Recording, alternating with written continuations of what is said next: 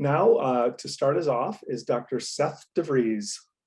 He'll be presenting on optimizing epilepsy management for school success.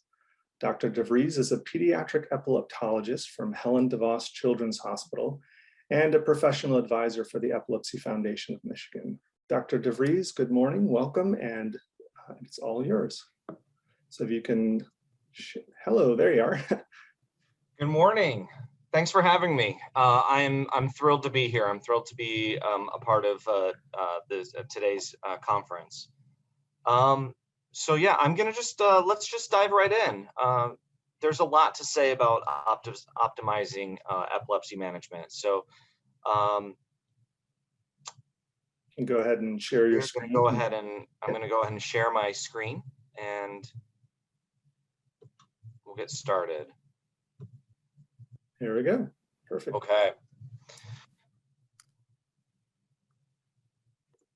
So when it comes to optimizing medications for epilepsy, this involves quite a bit of information. Overall, it's important that we talk about, what is epilepsy and how does that work? What does epilepsy do, and why do we need to investigate, or why do we need to intervene? And then I'm going to talk a little bit more about just what are the different ways that we can treat epilepsy, and how do we get that worked up? How does that affect our school, and what can our schools do for us to support us and advocate for us, both as children with epilepsy, youth with epilepsy, or parents of children with epilepsy? So let's start by talking about what is a seizure.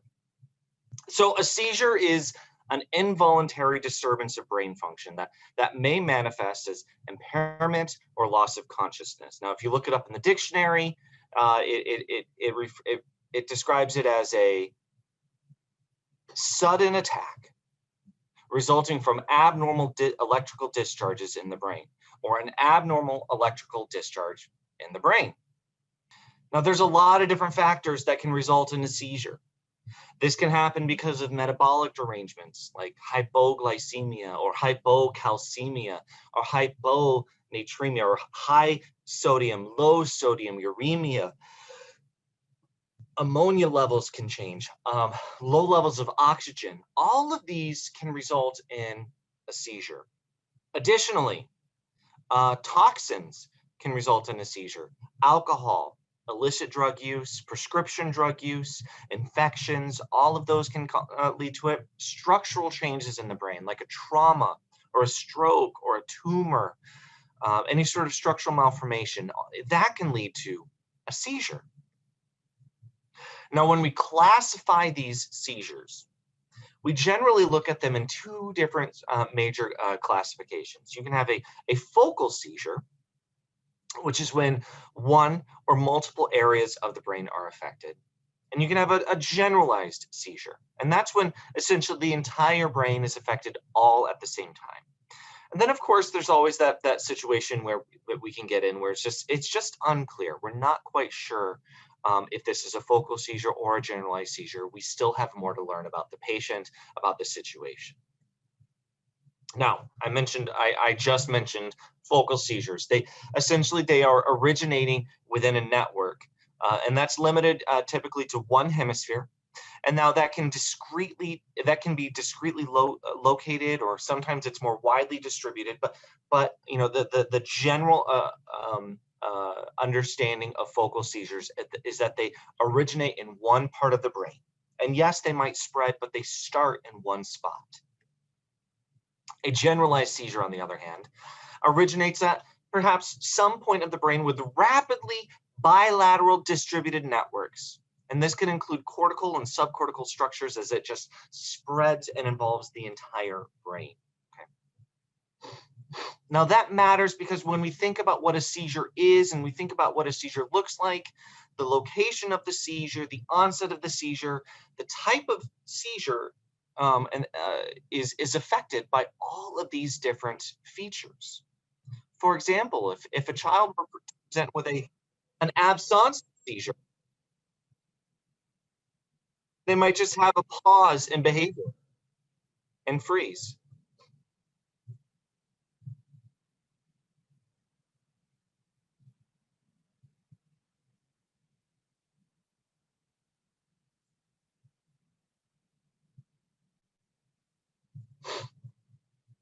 Or if a child has a different type of seizure, like a myoclonic seizure or a myoclonic tonic seizure. You watch this big jump, big jump. That's not the kind of seizure that we oftentimes think about when we think about seizures, but yeah, that's a seizure.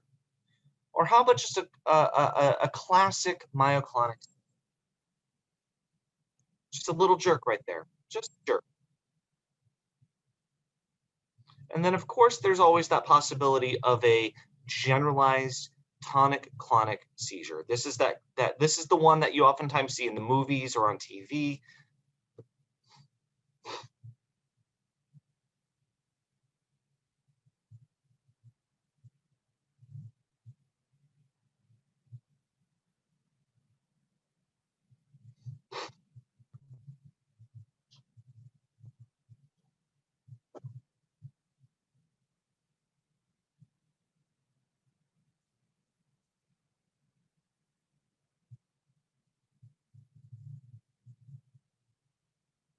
So it can be a little bit uncomfortable to watch, knowing what's going on. I definitely want to make sure that everyone is aware all of this is happening in the hospital in a safe place.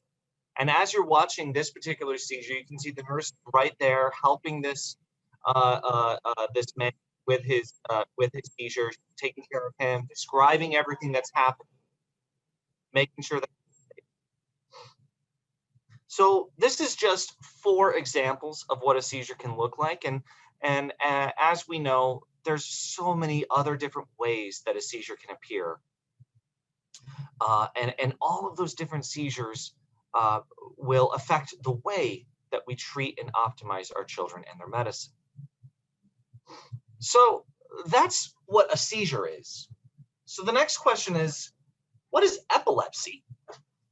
So epilepsy is defined as recurrent unprovoked seizures. Now, the definition of epilepsy is 2 or more unprovoked seizures, or a single unprovoked seizure with an EEG or an MRI that indicates a continued risk for seizures.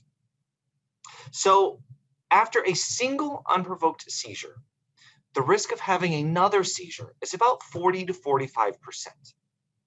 That means that there is a 60% chance that you will never have another seizure, right, after that first seizure. Now, on the other hand, if a person were to have a second seizure, now the risk of having a third seizure or another seizure goes to about 65 to 75%. So it's at that point that we start talking about epilepsy management, seizure management. We start talking about what medicines can we provide for our patients to ensure that that we can reduce the risk of having any more seizures. Right? Epilepsy is important. It's important for us to understand 1 in 26 people in the United States will develop epilepsy at some point in their lifetime. Right? That's a lot of people, right?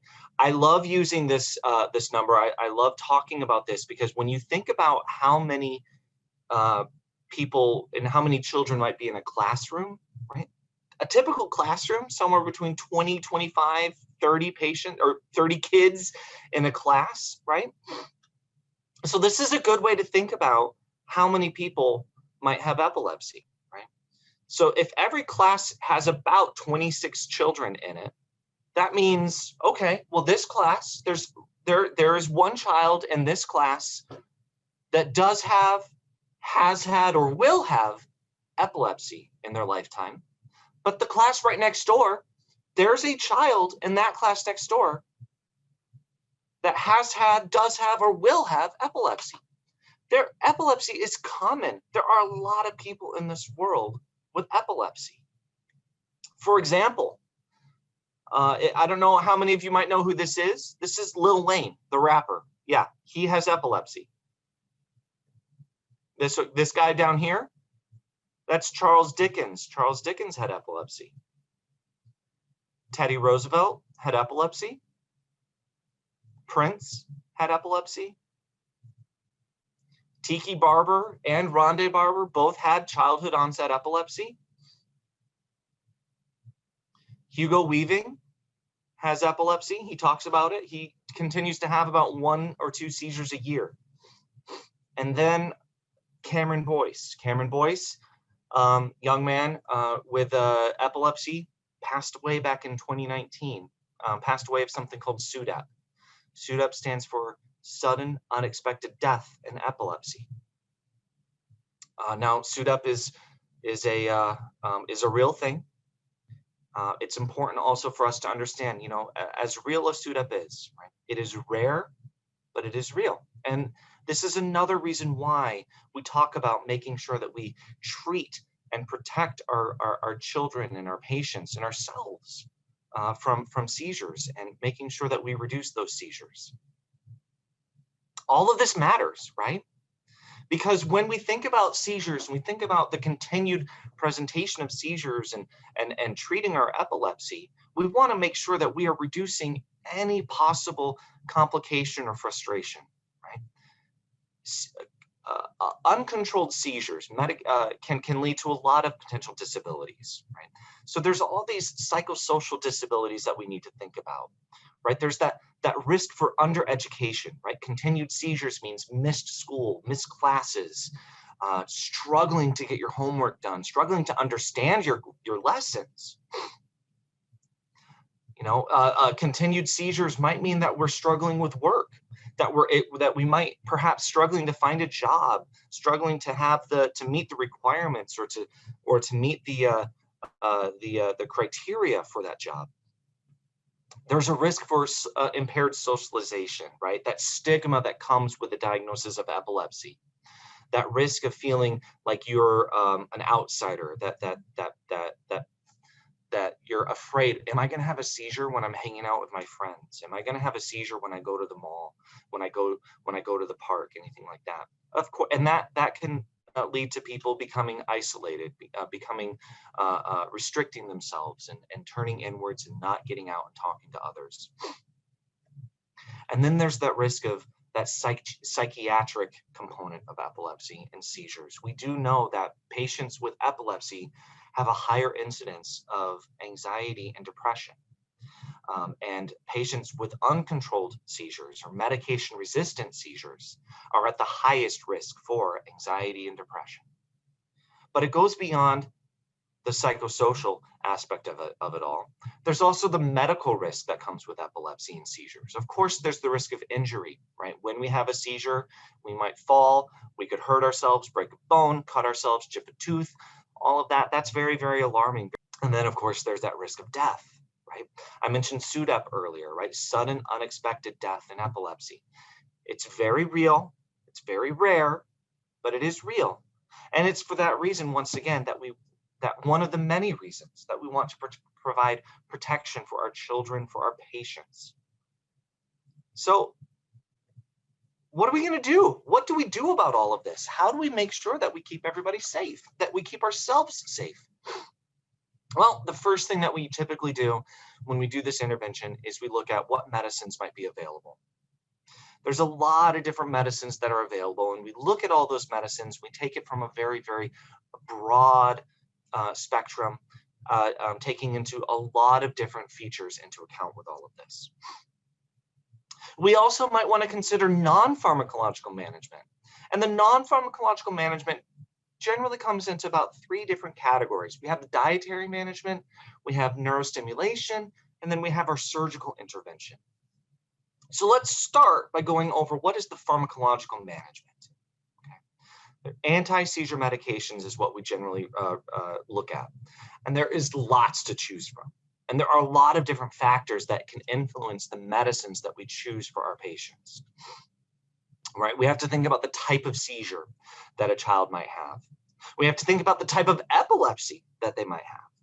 We have to think about the mechanism of action. How does the medicine work? And you can see over on the right side of your screen a nice cartoon of a neural synapse there. I'm not here to, I'm not going to go over everything, but I think that this is a nice way for us to see all the different types of medicines that are available for epilepsy and all the different ways that they interact with our neurons and both presynaptic and postsynaptic interactions. We need to think about the side effects of certain medications, right? Some medications can cause a lack of appetite. Some medications might cause us to gain weight. Some medications might cause us to have increased irritability. Some medications might cause us to have thinning hair. You know what? These are things that really matter, right? We also need to think about additional benefits, right? Perhaps for some people, a medicine that causes us to gain weight might be worthwhile, right? If we're underweight, perhaps a medicine that causes us to lose a little bit of weight might be something to think about. Maybe that's a benefit for us. Perhaps a medicine that has an added use as a mood stabilizer could be helpful if we're struggling with mood and irritability. So there are some potential additional benefits for our anti-seizure medications. And then I think it's important for us to consider and discuss the fact that accessibility and affordability has to be considered. I wish it wasn't. I wish we didn't have to talk about affordability and accessibility for our anti-seizure medications or for any medicine for that matter, but you know, with the world that we are in, with the world that we live in, it is important for us to think about how much is this medicine going to cost? And we have to think about, is this medicine going to break the bank, right? There are some medicines out there that might cost $700 a month to pick up. Is that something that people are really going to be able to use, right? If it's going to cost $700 a month, you know, maybe I should think about a different medicine to prescribe for my patients. Now, if that first medicine fails, okay, let's try a different medicine. Let's see if I can find a different medicine out there that can provide some benefit. But if that medicine fails, all right, well, now what do? Do I try a third medicine? Do I try a fourth medicine? When do I stop trying medicine? And when do I start looking at what else might be out there? After 2 medicines have failed our patient, we need to think about that possibility of what we call medication-resistant epilepsy. So drug-resistant epilepsy may be defined as a failure of adequate trials of 2 tolerated and appropriately chosen and used anti-epilepsy drug schedules. Okay, so that means whether it's in one at a time or whether we're in combination, it doesn't matter. But after 2 or more medicines have failed, then we start thinking about medication-resistant epilepsy. Now, this is just something that I really want to bring up to the rest of the group, especially to the parents and to the patients who might be here. Whenever we talk about failed medicines, it's very, very important for you to understand that it is the medicine that has failed, right? Sometimes you might hear the phrase, the patient failed a medicine, and I want to make it very, very clear that you have not failed the medicine. The medicine has failed you. So if a medicine has failed you, let's try a different medicine, okay? Now, after one medicine has failed, there's roughly, excuse me, let me try that again. When we start an anti-seizure medication, the first medicine has about a 50 to 66% chance of being effective. So we have about somewhere between half of our patients to 2/3 of our patients will respond to the very first medicine that we start them on.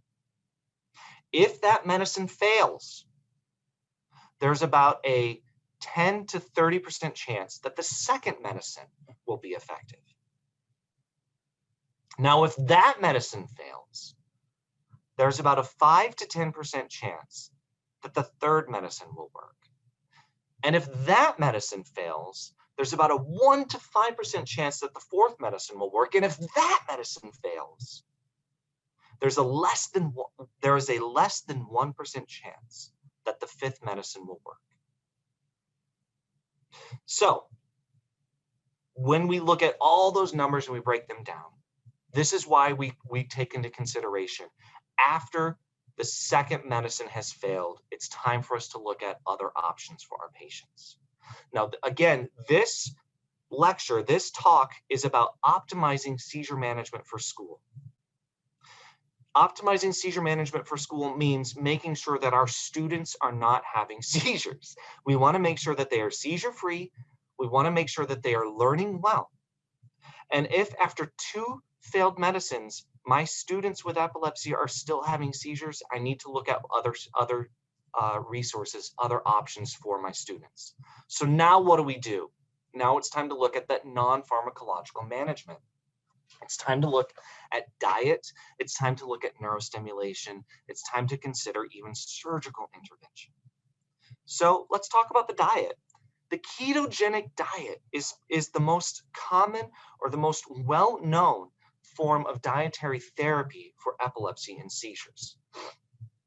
Now, the history of ketogenic diet therapy goes well into the last century. The early 1900s, even before that, right? There's even mention of biblical times when people with epilepsy would go out into the wilderness and fast, and as they did so, their seizures, right, or their fits, as they were called, would disappear, and then they would return to the town, and their symptoms might return. So back in the early 1900s, providers would fast their seizure patients. And through that fasting, the patients would move into, their bodies would move into a process called ketosis. And now ketosis involves using fat instead of carbohydrates for energy. And that produces these ketone bodies, right? And our body and our brain can use that for energy. Okay. In order to do that, we have to have a diet that's high in fat, with an adequate amount of protein, but very low in carbohydrates. That will mimic that fasting process that was used in the early 1900s. Right? When we do that, we produce enough ketones that the body shifts into that ketosis that I'm talking about. And once we go into ketosis, there is a level of protection that is provided for our patients against seizures. Now, there's 3 main types of ketogenic diet therapy, right? There's the classical, and then there's the modified ketogenic diet. There's also something called the modified Atkins diet. And then there's a form of diet called the low glycemic index therapy diet. Now, when we think about this, the classic keto diet is probably, is the one that we would consider is probably the most gung-ho version of it. That's the one that we're really gonna, we're gonna be the most limited with our options, with our resources. It's the form of therapy that is extremely low in carbohydrates and sugars. Modified Atkins diet is not as low, and the low glycemic index is the least amount of change to the classic diet that a person might have. Now, of course, just like any sort of medicine, there are risks, there are benefits, there are potential side effects. So some short-term side effects to the ketogenic diet, we can have some slowed weight gain. We can even have weight loss. And this is due to the body switching metabolic pathways for energy from glucose to the ketone bodies. Patients can sometimes have nausea or vomiting, right? And typically this is seen during the induction as the body changes its metabolic pathways from using that glucose to the ketone bodies. We can also see if the patient is acidotic due to those reasons that I'm stating above.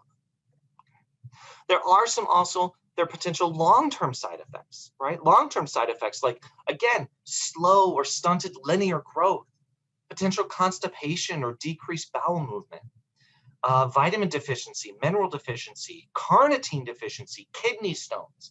I want to make this very, very important to understand because, quite frankly, the ketogenic diet is treated just like any other medical intervention. It is these potential side effects are things that we need to think about. So it's not something that we just jump into without consideration. We follow these labs, we follow the work very, very closely, working with the dietitian to make sure that our patients are tolerating that ketogenic diet in a safe and effective manner. And when it's done safely and effectively, it is extremely, extremely effective. It's extremely good outcomes. Another form of intervention that we can provide for our patients is neurostimulation. Now, neurostimulation is a method where the central nervous system receives an electrical stimulus. Right? Now, that stimulus is intended to disrupt a seizure and reduce the frequency and severity of our seizures. Now, there's 3 different types of neurostimulation that we can utilize. There's the vagus nerve stimulation, and this is when a device, a generator device, is placed in the left upper portion of the chest with a wire and a stimulant that goes to the vagus nerve and sends a stimulus up that nerve and into the brain every 5 minutes. There's the responsive neurostimulation, which is when an electrode is actually placed directly onto the part of the brain that is causing or having seizures. It's measuring that electrical activity, and within milliseconds of the onset of a seizure, it will give an electrical stimulation to disrupt the seizure, to stop the seizure before it has a chance to really build up and cause any sort of clinical change.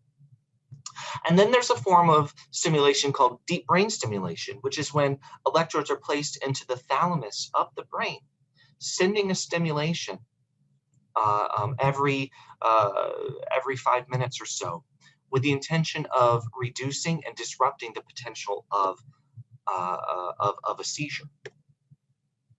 Now, all of that has to be done through pre-surgical evaluation. We have to consider all of this, especially when we are thinking about potential surgical intervention. Okay. Now, this is important for our students because this pre-surgical intervention has a big impact on what's going to happen with their school. If you think about all of the tests and all of the data that has to be collected and analyzed for our patients with epilepsy, one of the major concerns that we have is how much school is going to be impacted, how much of an education is going to be impacted for our students. Right?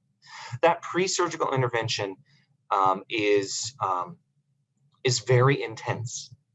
And through that pre-surgical intervention, it has the potential to go on for weeks or even months at a time.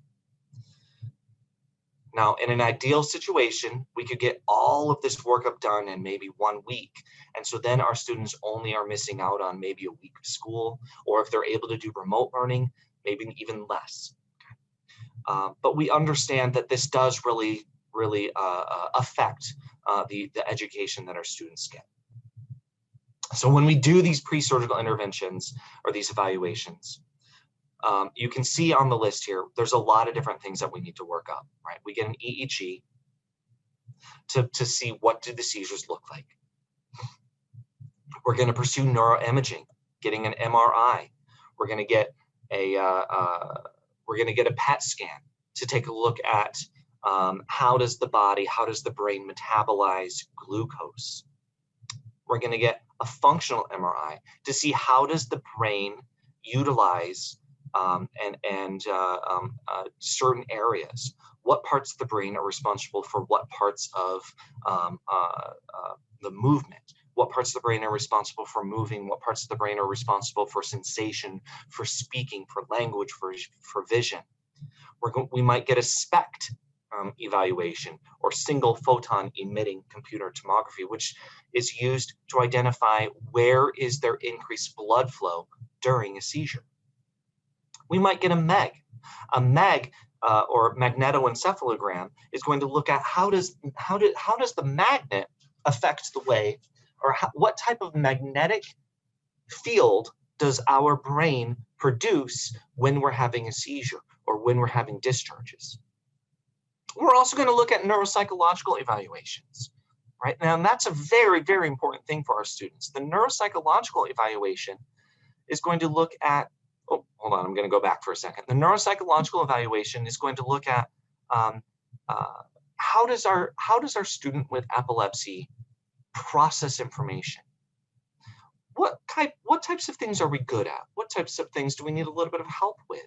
How does that affect the way we learn? What's the best way for us to learn? And that's going to be important also because we want to be able to compare what happened before the surgery to after the surgery. In many cases, our students with epilepsy have improvement in their neuropsychological performance after surgery because they're no longer having seizures. And the part of the brain that was causing the seizures is no longer causing any more problems. Or if it's been resected or been removed, well, hey, the part of the brain that was causing the problems just isn't there anymore. Now, again, let's just go break down those different tests one more time. An electroencephalogram is a test that detects the electrical activity in the brain. Small electrodes measure the electrical signal, and those differences in those electrical signals allow us to analyze, interpret, potentially to diagnose the epilepsy. You can see the EEG right here. This is just what it looks like, a lot of squiggly lines. I'm not going to ask anybody here to interpret what that means, just understanding that what that is. And my guess is that if anyone in this conference has a history of epilepsy or has a loved one with a history of epilepsy, you have seen this and you're very familiar with what this looks like.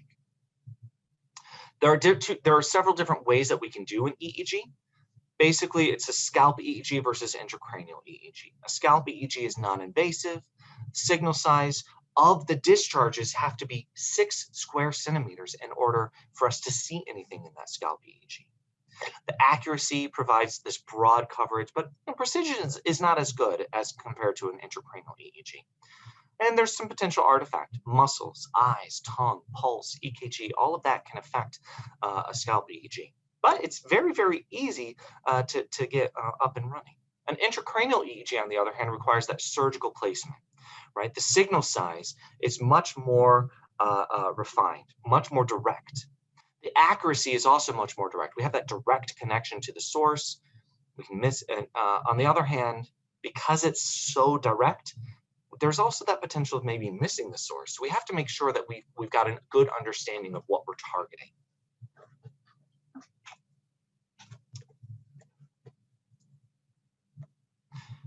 Now that PET scan, as I was mentioning, is going to measure the metabolism of oxygen and glucose, right? And that interictal PET oftentimes will display this low metabolism over the region that is causing the epilepsy or the seizures. If somebody were to actually have a seizure during this particular test, then we actually see hypermetabolism because now the area with the seizure is having increased activity. Here's an example of what a PET might look like. And you can see over on the right side, all that blue area is that hypometabolism. And that hypometabolism is where things are not being, is the source, the source of the seizure. As I had mentioned also, the functional MRI is the area where we can determine what parts of the brain are responsible for what parts of critical functions like language or movement, sensation, or vision. And I think this is really cool to see because you can identify with this key over here, this legend, all the different areas of the brain and what they do. The blue area over there is the hand. The yellow area is language. The brown is vision. The purple is auditory. The teal is the face. It's super cool to take a look at, and we can actually see where the brain is sending signals. Here's just another example of what a functional MRI might look like. And then we have the SPECT. The SPECT is the part of the study that looks at how does blood flow affect how is blood flow affected during a seizure. And here's an example in the imaging. When a person's having a seizure, they have increased blood flow to the part of the brain that's having the seizure. And you can see this big dark spot or this big red spot in the part of the brain where the seizure is located. And then we have this, this last study that's called the magnetoencephalogram. And this is used to identify the different magnetic fields, right? It reads the magnetic field component of an electrical discharge.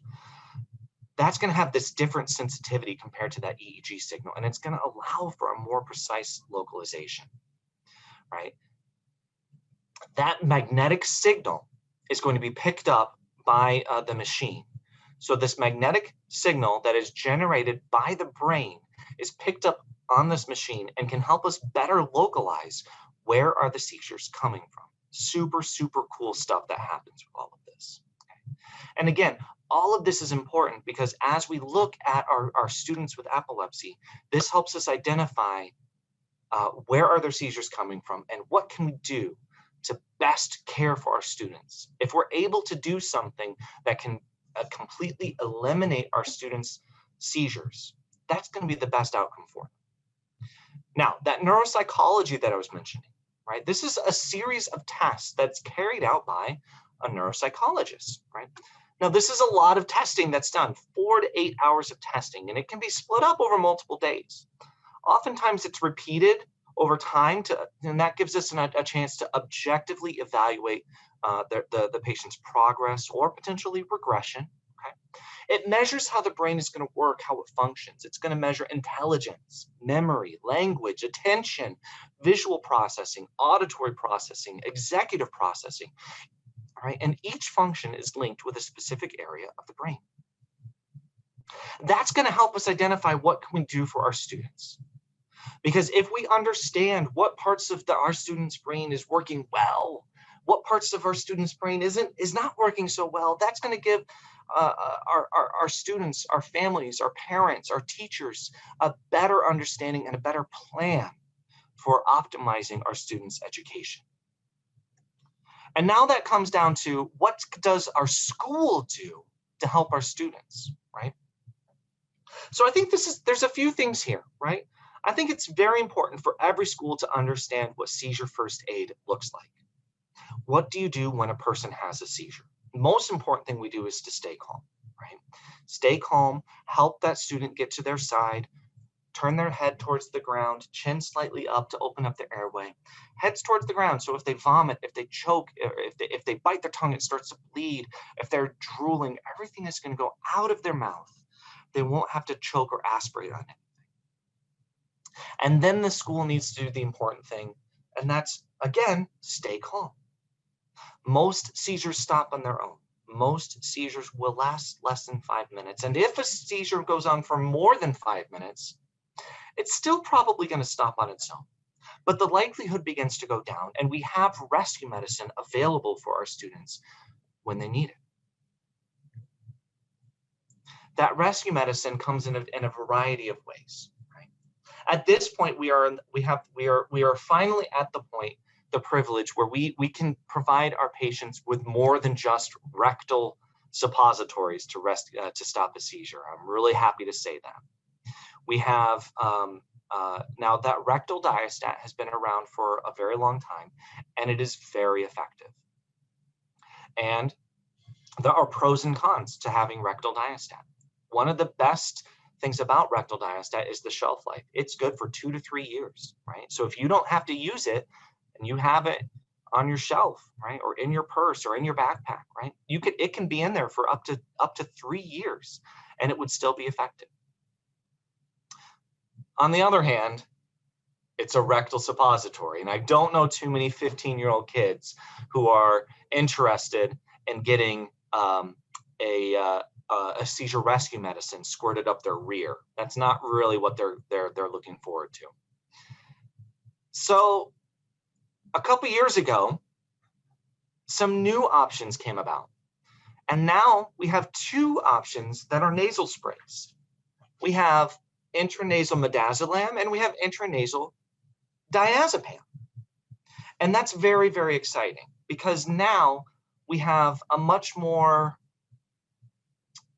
comfortable way, if you will, to provide seizure rescue plans to our patients. A form of intervention that people will be a lot more, well, comfortable in providing. Right? So either way, these medicines are dosed based on weight and age. And so it's important to have a conversation with your neurologist when you are getting a rescue plan, when you're building that rescue plan, to make sure that you know how many sprays of rescue medicine are going to go up your nostrils if that's what's required. Okay. For some patients, it's 1 spray. For some patients, it's 2 sprays. But all of that, again, it all depends on the patient's age and their size. Now, I had mentioned this earlier. Most seizures do stop on their own. Most seizures last less than 5 minutes, right? And if you need that rescue medicine, by all means, go ahead and do so, okay? It's very common that if a child is going to require a dose of rescue medicines at a school, more than likely, the school is going to require that child to go to the emergency room or urgent care or some sort of observation for safety. And I completely understand that. What I would encourage all of my parents of children with epilepsy to do is to build a plan with the school so that you understand what is the school's policy, what is the school's understanding of seizures, what is the school's understanding of intervention. Because that is going to provide your child with the safest plan as you build it together. The other thing that the schools need to be aware of is seizure safety, right? And seizure safety is oftentimes dependent on the child, right? But not all children require the same restrictions. There are a few things that we talk about with every single one of our kids, right? Seizure safety, no taking a bath by yourself, right? Now that's not going to happen at a school, but hey, some schools have swimming pools. No swimming by yourself. If a child with epilepsy is going to be in a swimming pool, there needs to be a responsible adult who has their eyes on that person at all times. Right? We want to avoid heights, no climbing ladders, no climbing trees, no playing football on the roof, nothing like that. Because if a child with epilepsy were to have a seizure at the top of a ladder, they could fall, they could hurt themselves very, very badly. On the other hand, they are allowed to play any sport that they want to play, right? You saw earlier, I gave the examples of patients with epilepsy, and you saw those 2 professional football players with a history of epilepsy. There's a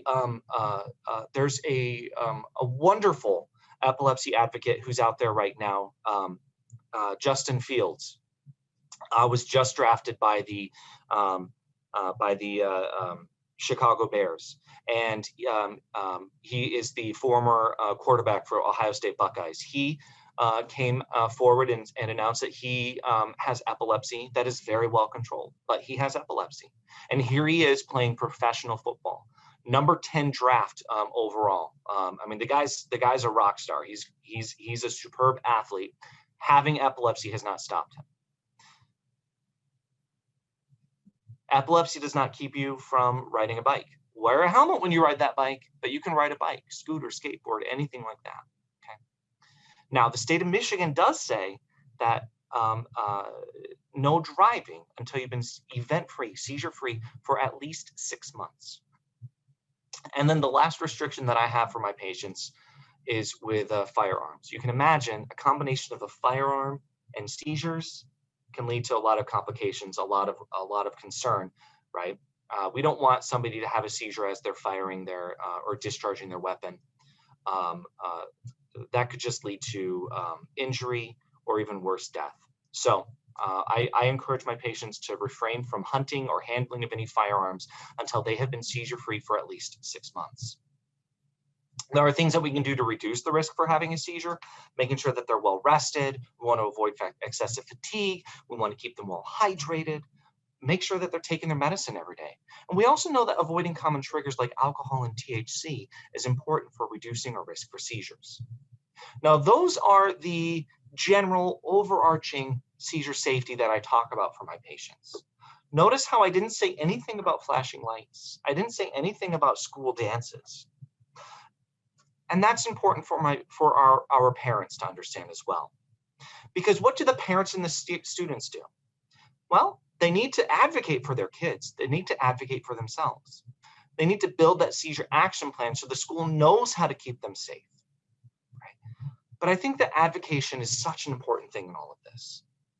I can't tell you how many times I've heard the heartbreaking story of children being told, or parents telling me that their child has been told that they're not allowed to go to the homecoming dance or the prom because, well, it's going to have flashing lights and we know that you have seizures, so we can't let you go. And it doesn't matter the fact that only 5 to 15% of children with epilepsy are sensitive to flashing lights. And it doesn't matter that this particular kid's epilepsy syndrome is not sensitive to flashing lights. The school decided that, well, because the person has epilepsy, they're not allowed to go to a dance. They're not allowed to socialize with the other kids. So that's something that I really want to, when we talk about optimizing seizure care for our children, it's more than just taking care of their seizures. It's taking care of the whole child, the whole student. And part of the way that I want to optimize for my students with epilepsy is to advocate for them, to make them, to help them understand, and to make sure that the school understands that, hey, they are a 14-year-old, 15-year-old kid, and they should be treated like every other 14, 15, 16-year-old kid, right? They can go to school dances. They can play sports. They can go to the pep rally. They can go to the field trips. They can participate in extracurricular activities, right? They deserve to do those things. And a diagnosis of epilepsy should not restrict that. I refuse to let this diagnosis, and I want all of my students with epilepsy refuse to let this diagnosis control their lives.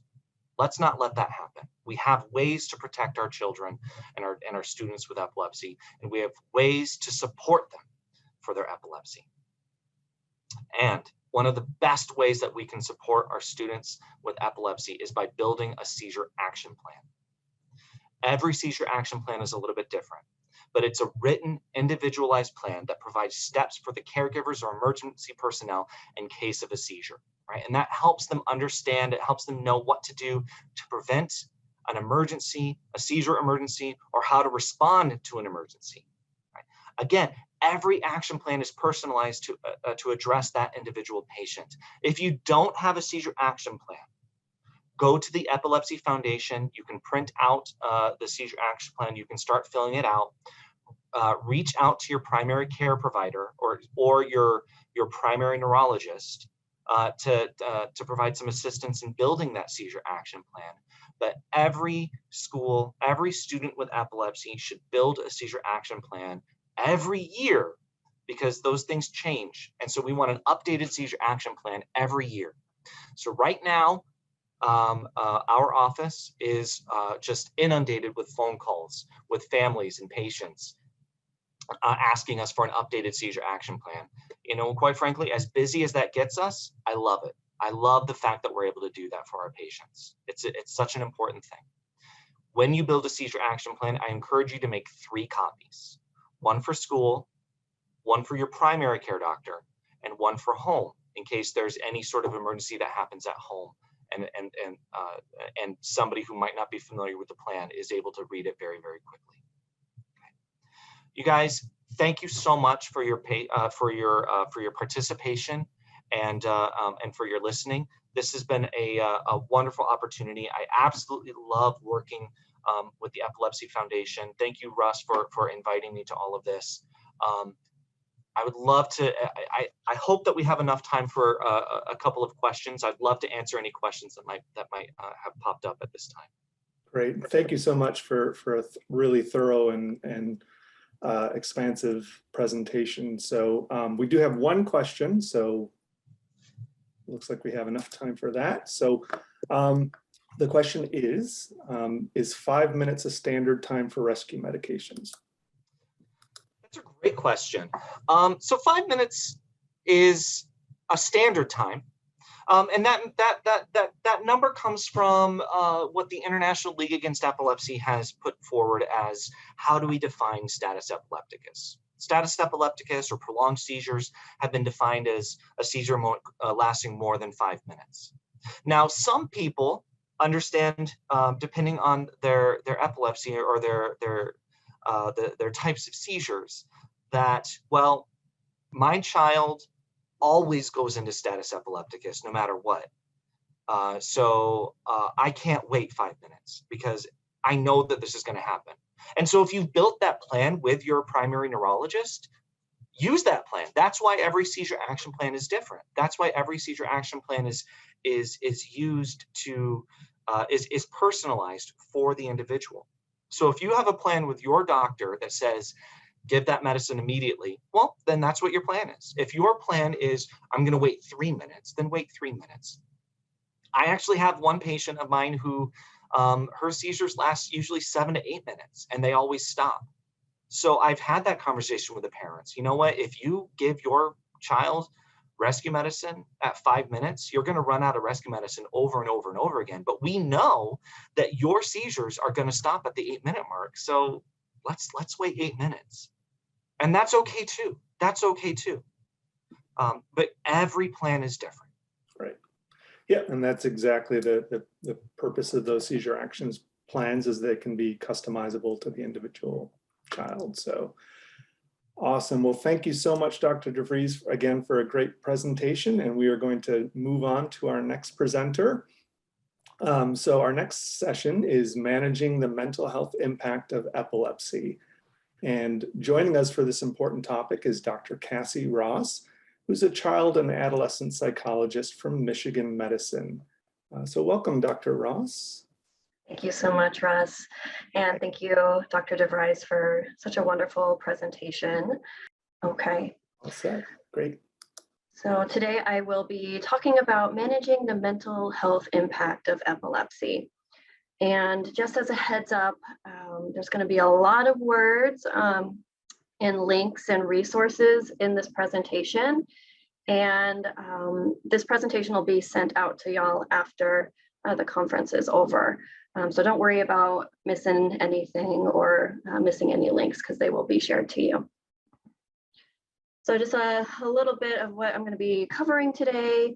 I'll be discussing mental health and epilepsy, common diagnoses, risk and protective factors, how we can help our kids who may be having some mental health concerns, then talking about going back to school, and some additional resources for caregivers. Mental health is so important. People with epilepsy are 3 to 5 times more likely to have mental health concerns, at risk for lower health-related quality of life, and having both a medical condition and mental health concerns increases lifetime morbidity and mortality. And so getting support for any mental health concerns can really decrease that long-term risk. So one of the main diagnoses that people with epilepsy are more likely to experience is depression. So the prevalence of depression in people with epilepsy is about 14%. And that's about 5 times more than the general population.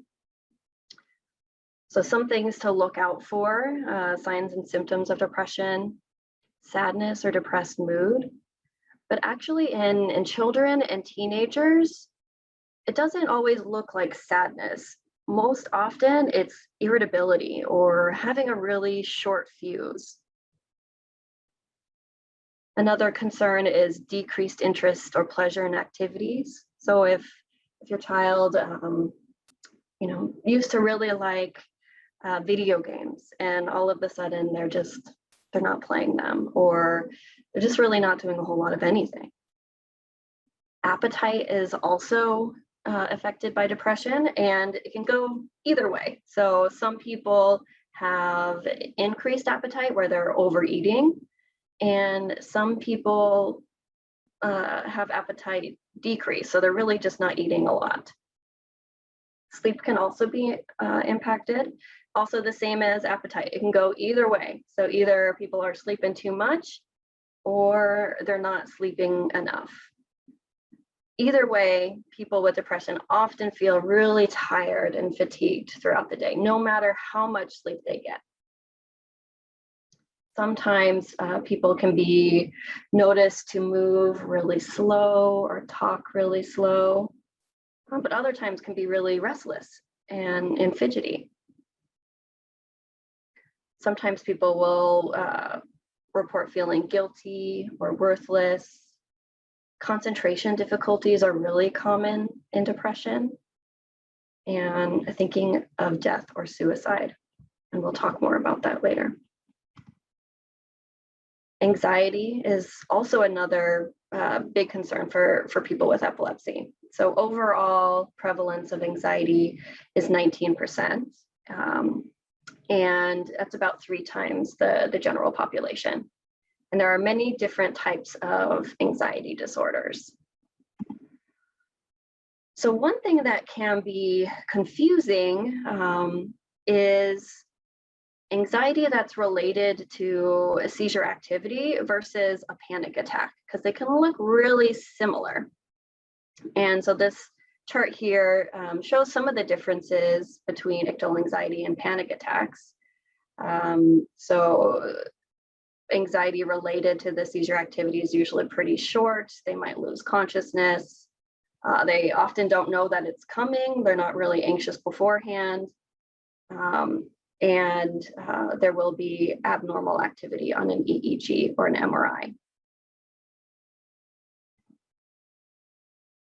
Generalized anxiety disorder affects about 9% of people with epilepsy, and it's associated with excessive worry about a variety of things.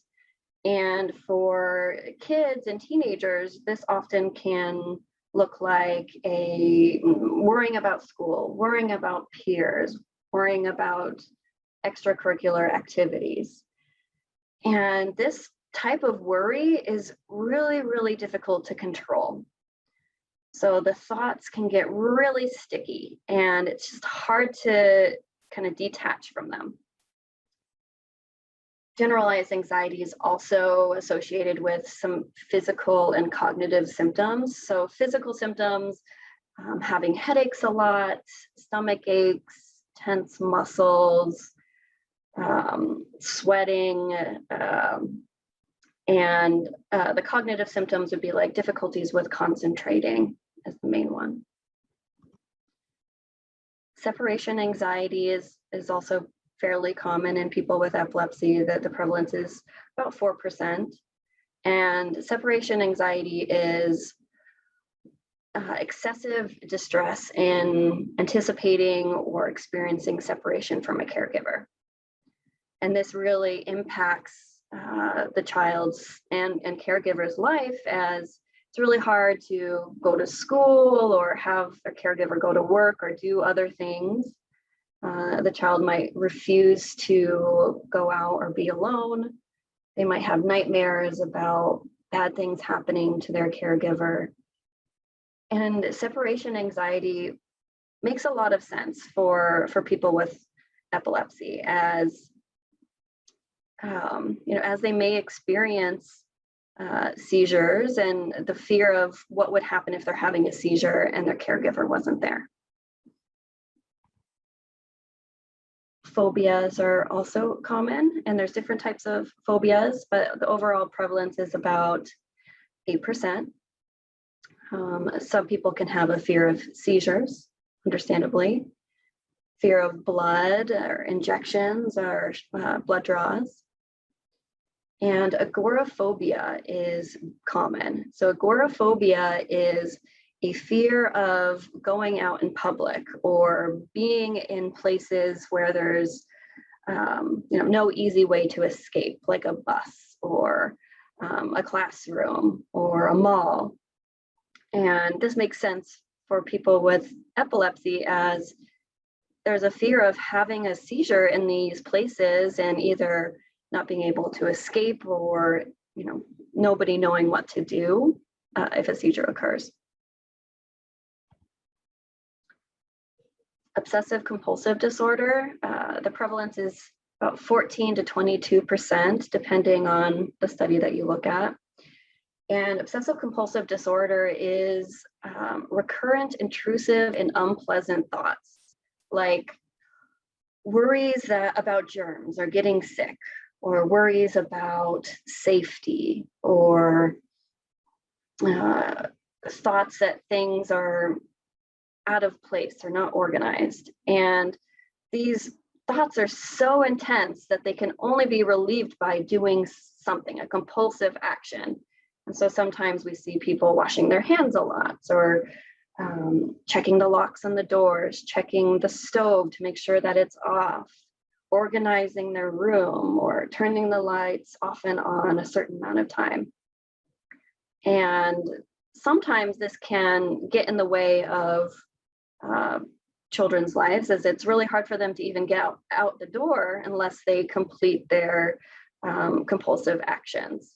And so oftentimes people will be really late, or they have to start over until they feel like the actions have been completed in a way that those intrusive thoughts or worries can be relieved.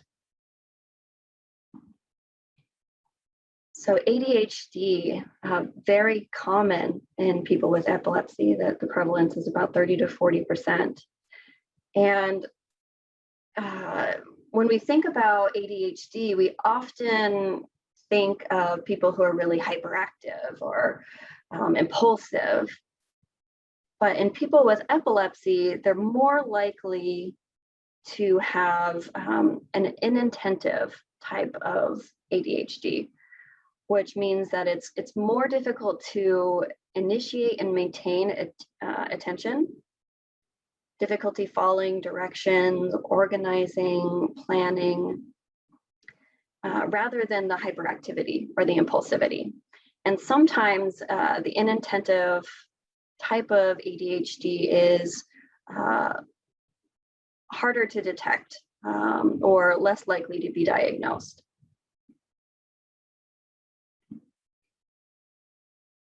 Another very common concern for kids and teens with epilepsy is psychogenic non-epileptic seizures. And you can see the prevalence here is extremely wide, from 4 to 58%, depending on the study. And psychogenic non-epileptic seizures really look like seizures, but they do not have the change in electrical activity in the brain that an epileptic seizure would have. And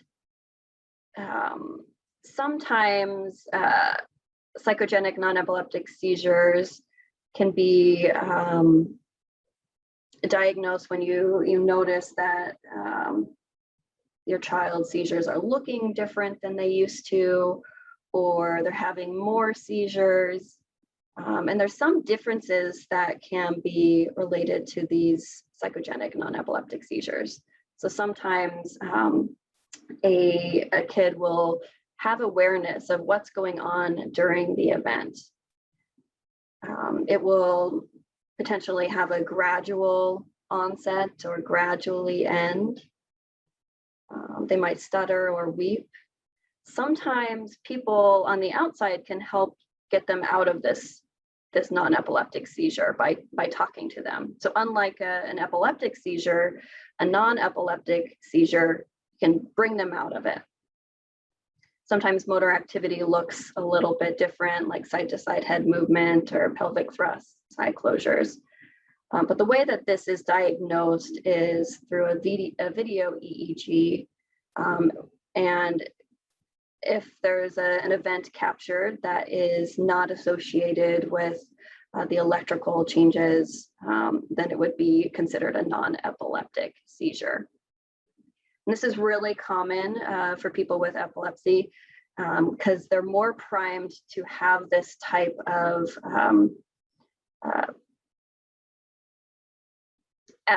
I'm going to go back a little bit. So people with epilepsy are more likely to have non-epileptic events because their body is already primed to have these type of movements or experiences. And sometimes stresses or difficulties in life can really build up in the brain and body, and they're expressed in physical ways. And this is how psychogenic non-epileptic seizures are expressed. And if your child is diagnosed with psychogenic non-epileptic seizures, psychologists and neurologists have ways to help and reduce the frequency of these events, as well as how to help others respond to the events, because it would be different than an epileptic event. Psychosis is also somewhat common for people with epilepsy. The prevalence is, again, a pretty big range, 6 to 20%.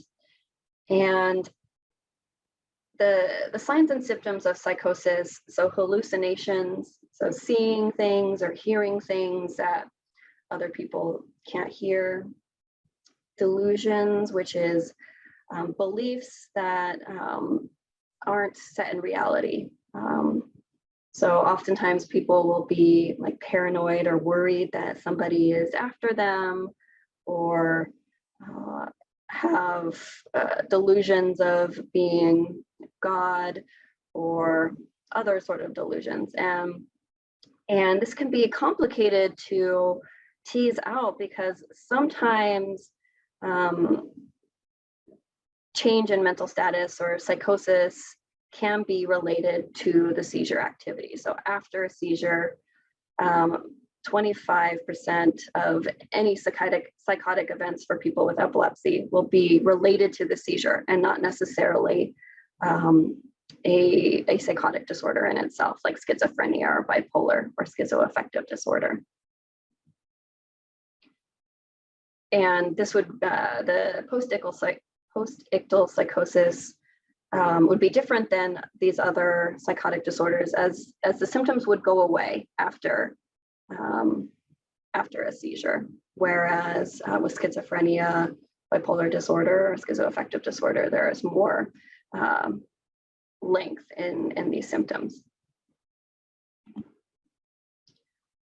Suicidality is an extremely important topic for all teenagers and kids, and especially for kids with epilepsy. So the prevalence is 3 to 14%. And some warning signs to look out for, especially if you have concerns that your child is depressed or having other mental health concerns, talking about wanting to die. And sometimes this will be like posts on social media, or talking about it with their friends, other family. Guilt and shame is often expressed, feeling like a burden or hopeless, making a plan of how they might harm or kill themselves, or researching ways to do that. Withdrawing, saying goodbye, giving away items are all signs that somebody is at risk for suicide. An increase in risky behavior, like driving really quickly, or doing things that they wouldn't typically do, or using more substances like alcohol or other drugs. So there's a lot of resources if you do have concerns about suicidal ideation or the safety of your child. Calling 911 or taking your kid to the emergency room. There's also a text line. So you can, your child, or you can text hello to 741-741. There's also a national suicide prevention hotline, which can call at any time. And there's an app that can be helpful. So it's called My3. And when you open it up, it has, you can put the contact information of 3 really important people in this person's life. It also has all of the phone numbers for the National Suicide Prevention Hotline. You can call 911 directly from this app. And there's also a place to make a safety plan. So ways in which the person can know that they're at risk for having these thoughts and ways that they can make themselves feel better, but who they can reach out to and what safety lines they have in place to help them. And again, this presentation will be sent out after the conference, and so all of this information will be available to you. So COVID and mental health. COVID has really been a time of extreme loss for everyone, but especially for families and children with medical conditions, additional needs. So a lot of kids have lost a lot of their structure and their supports from COVID. So when schools had to go virtual, it was like a pretty quick cut, and all of that structure and support was lost. Loss of friendships, sometimes loss of family members' lives, loss of mental health support. And this has really led to a global mental health crisis. Everyone is really struggling right now, and so you're not alone. And there are lots of ways to seek support for any mental health concerns that you, your family, or your child may be experiencing.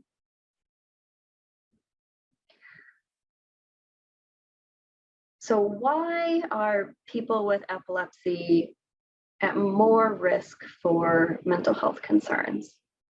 And when we're thinking about overall health or mental health, we often think about how different parts of a person's life come together and impact overall health. So we look at biological factors, which may increase predisposition or vulnerability to mental health concerns or health concerns.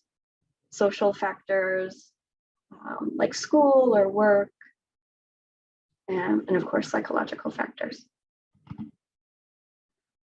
So for people with epilepsy, there's a lot of biological risk factors that increase vulnerability to mental health concerns. So different types of epilepsy are more vulnerable to mental health concerns, especially people with frontal or temporal epilepsy. So frontal is the front part of your brain, and that's responsible for planning, judgment,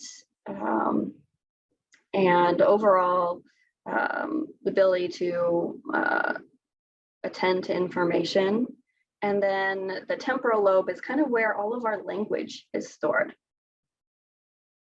As Dr. DeVries mentioned, the frequency or intractability of seizures is a risk factor. So having more seizures or seizures that are not well controlled. And the chemical and electrical brain changes due to seizures. So as we talked about before, because of all of the things that are happening in the brain during a seizure, that can cause a lot of emotional changes. People with cognitive deficits are also at more risk for mental health concerns. Interestingly, another risk is later age of epilepsy onset. So somebody who develops epilepsy when they're an adult will have a harder time than somebody who developed it when they're a kid. And we can think about that as if you're having epilepsy when you're young, you can adapt your life to it more easily than if it came on as an adult and it's really changed everything. Kids are so resilient and adaptable that it's a protective factor. Another risk factor is if somebody had mental health concerns before the onset of epilepsy, so depression or anxiety or other mental health concerns before diagnosis. family history of mental health concerns. And sleep is a huge one, especially for our teenagers. And during COVID, it seems like every teenager their sleep has gone all over the place.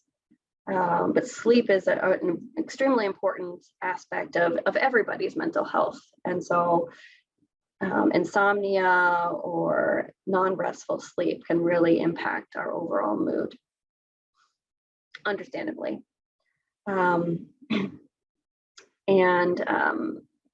Different medications for seizure management can impact mood. And this can be both positive and negative. So sometimes a medication can really help any mental health concerns, but sometimes it can make it a little worse. And that's why really having close contact with your neurologist about the medications that are being used to treat the seizures is really important. Substance abuse and use is really important. So alcohol use, so alcohol is a depressant and can really impact a lot of things, including sleep, but overall can impact mood, especially if used consistently or in abundance. So some social risk factors for mental health concerns, financial distress, poor academic achievement, low expectations from parents and school, unemployment, inability to drive, relationship challenges with family or with friends, experiencing stigma and either towards epilepsy or mental health concerns or both, and being isolated.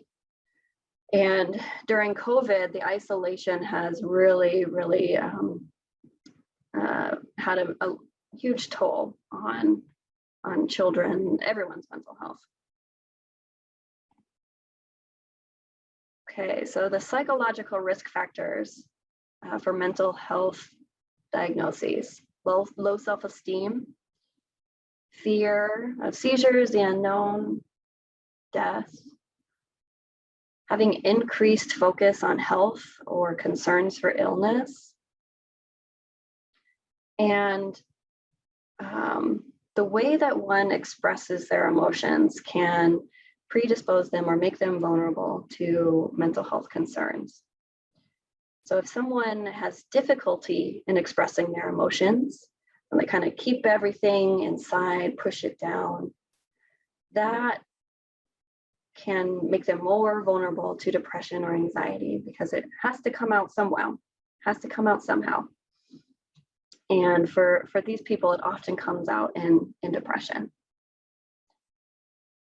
Some people have difficulties in verbally expressing their emotions appropriately, and sometimes they come out in behaviors like aggression or destruction of property or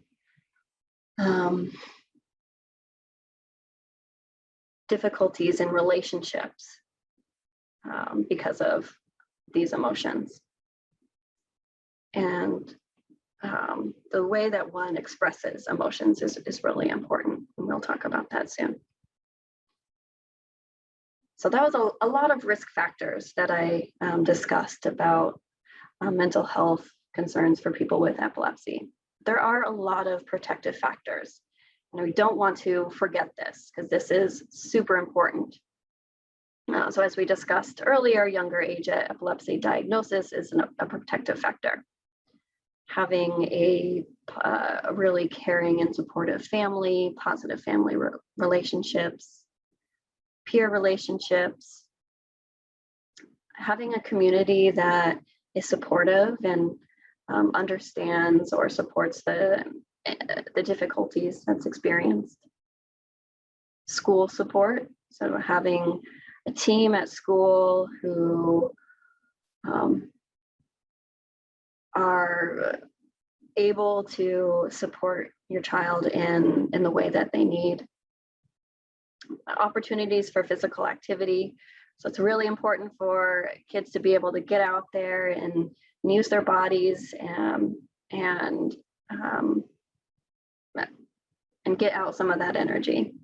Nutrition is also really important, as well as opportunities to pursue hobbies and interests. It's so important to remember that kids are so resilient. So even if they're having a hard time and having some mental health concerns, kids are so resilient that they can really get through it. They might need some extra support, but they can get through it. So how do you get a diagnosis of a mental health condition? It's really important to seek an evaluation from a certified mental health professional. So a psychologist, a psychiatrist, a social worker, and that person will evaluate for symptoms, history, risk, and protective factors. Sometimes these providers will do psychological testing to best understand the diagnosis, and then come up with a treatment plan and recommendations about how to best support your child. So one form of treatment is therapy. And therapy has been found to improve emotional well-being, reduce fatigue, and overall quality of life for people with epilepsy. And there's lots of different types of therapy. The most common and researched type of therapy is called cognitive behavioral therapy. And this type of therapy really helps kids learn how to express their emotions, as well as identify any unhelpful ways of thinking and problem solve difficulties in life. Another type of therapy is called acceptance and commitment therapy. And this type of therapy is really based in mindfulness and accepting their diagnosis of epilepsy and learning how to live within this diagnosis and thrive. Motivational interviewing is a type of therapy that can be helpful if you have concerns that your kid is having a really hard time with their medical regimen. Like they're really not wanting to take their medicines, or they're really not wanting to stick to their diet, or whatever it is. This type of therapy can help increase that motivation and problem solve any barriers to doing the things that they need to do to best care for themselves. Biofeedback is a type of therapy that can be helpful for the psychogenic non-epileptic seizures or pain. And this type of therapy uses a computer to help the person regulate the way that their body is responding. So oftentimes when we're anxious, our brain and our nerves are all up on guard, and biofeedback can help us calm our nerves down. Another type of therapy is called cognitive rehabilitation, and this type of therapy can help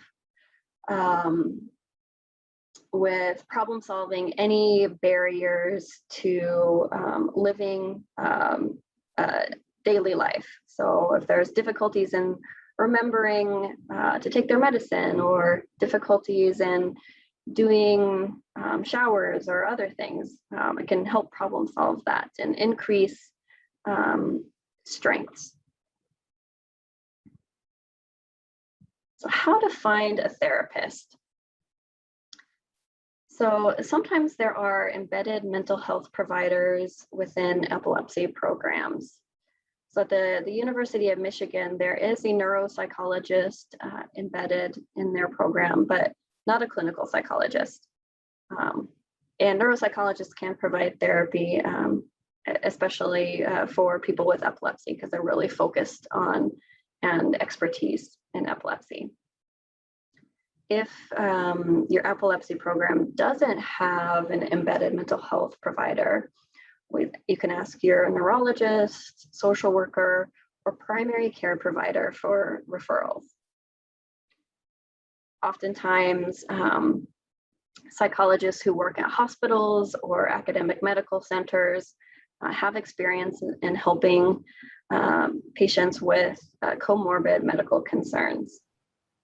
So at the University of Michigan, the Department of Pediatric Psychology has psychologists who have expertise in treating a variety of medical concerns, and can always seek care there if that's something that you'd be interested in. Insurance can always be a big barrier for all sorts of things, but mental health is definitely included there. And if you're really running into a lot of barriers with providers not accepting insurance, calling your insurance company directly and getting referrals from them. So what are some other things that can be helpful? As Dr. DeVries was mentioning, optimizing seizure management. There is a type of department called the Developmental and Behavioral Pediatrics, and that can really meld together both medicine and mental health care and support additional treatment. Social workers are always an amazing resource for referrals or additional resources. A nutritionist is very important. Family therapy can be really helpful, especially if either epilepsy is really taking a toll or there's been a lot of difficulties in communication within the family. And I won't go into neuropsychological assessment too much, as Dr. DeVries already did that, but that's a very important aspect of treatment. So through this type of assessment, we can better understand your child's strengths, but also places that might be a little bit harder. And within that, really doing interventions that focus on strengths and can help with anything that's a bit more challenging. So psychotropic medications, I'm not a psychiatrist, but medications, these types of medications can be helpful. And the research has showed that if you combine therapy and these type of medications, those really typically have the best outcomes for patients. So types of medications would vary. Oftentimes for depression, there's a medication called a selective serotonin reuptake inhibitor, different anxiety medications, antipsychotics if there's some concerns for psychosis, mood stabilizers, and other types of medications. And if you are interested in seeking out these psychotropic medications, psychiatrists can be the go-to, but neurologists also have a lot of expertise in managing these medications. Okay. What are some things that you can do at home? As Dr. DeVries mentioned, having a seizure action plan is really important. So everybody is on the same page. It's important for all of the important people in your lives to understand the action plan, what to do in case of a seizure. Kids and teens really, really do benefit from structure. And structure had really kind of fallen apart after COVID. And so some people can really benefit from just like having a daily schedule, like at 9 o'clock, I wake up and then I take a shower, I eat breakfast, I do these things, and having knowing what is going to happen during the day is really important. Having clear expectations. So if your child needs to do some chores, or if your child needs to do other things during the day, really having open communication about those expectations.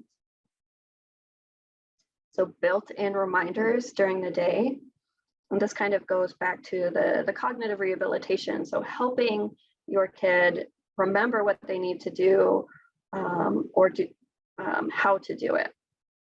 So sometimes having visual reminders or visual schedules, or notifications on your phone, or whatever it is, like having some way to help with reminders or help know how to do certain things. Open communication and talking about emotions. One thing that's really important to understand is that it's okay to not be okay. What is most important is being able to talk about it and find ways to help with not being okay. And with anyone, attention towards success is really important. Sleep hygiene is something that we always like to suggest, and it can be quite difficult, especially for teenagers. So sleep hygiene is having a set time where you go to bed and set time you wake up in the morning, really trying to avoid screens like an hour before bedtime. I think that's the hardest thing for teenagers. And also just having a routine of things that you do before bedtime, and including some calming things if you can. So drinking some tea, brushing your teeth, taking a shower, reading a book, doing some coloring, whatever it is, kind of trying to do the same thing as much as possible. That really can get your body ready for bed. If sleep is really a challenge, there are some medications that can help with that. Always reach out to your primary care physician or neurologist about those. And keeping active, using your body, doing things that are fun and pleasurable, hobbies, those all help with mood and self-esteem. And so we'll talk just briefly about some relaxation techniques. And I'll ask that y'all do this first one with me, and I'll teach you how to do it. So it's called diaphragmatic breathing. And this type of breathing can be super helpful for all sorts of things. So if we're anxious or scared, or we're in pain or having nausea, this type of breathing can really reduce all of those symptoms. And so what happens when we're in those states is our breathing kind of gets like messed up, and we might hold our breath or breathe really shallow and quickly. And when we do that, that signals to our body like something's wrong, something's going on, we got to do something about it. And so that can increase the experience of anxiety or fear or pain or nausea. And if we're able to pace and slow down our breathing, we can kind of reset our nervous system, or we can kind of trick our body to being okay again. And so we'll do it very quickly. So I'd like everybody to put their hand on their belly and breathe in through your nose. And as you breathe in, expand your belly like you're filling up a balloon. And then breathe out through your mouth and let that balloon deflate. So in through your nose, out through your mouth.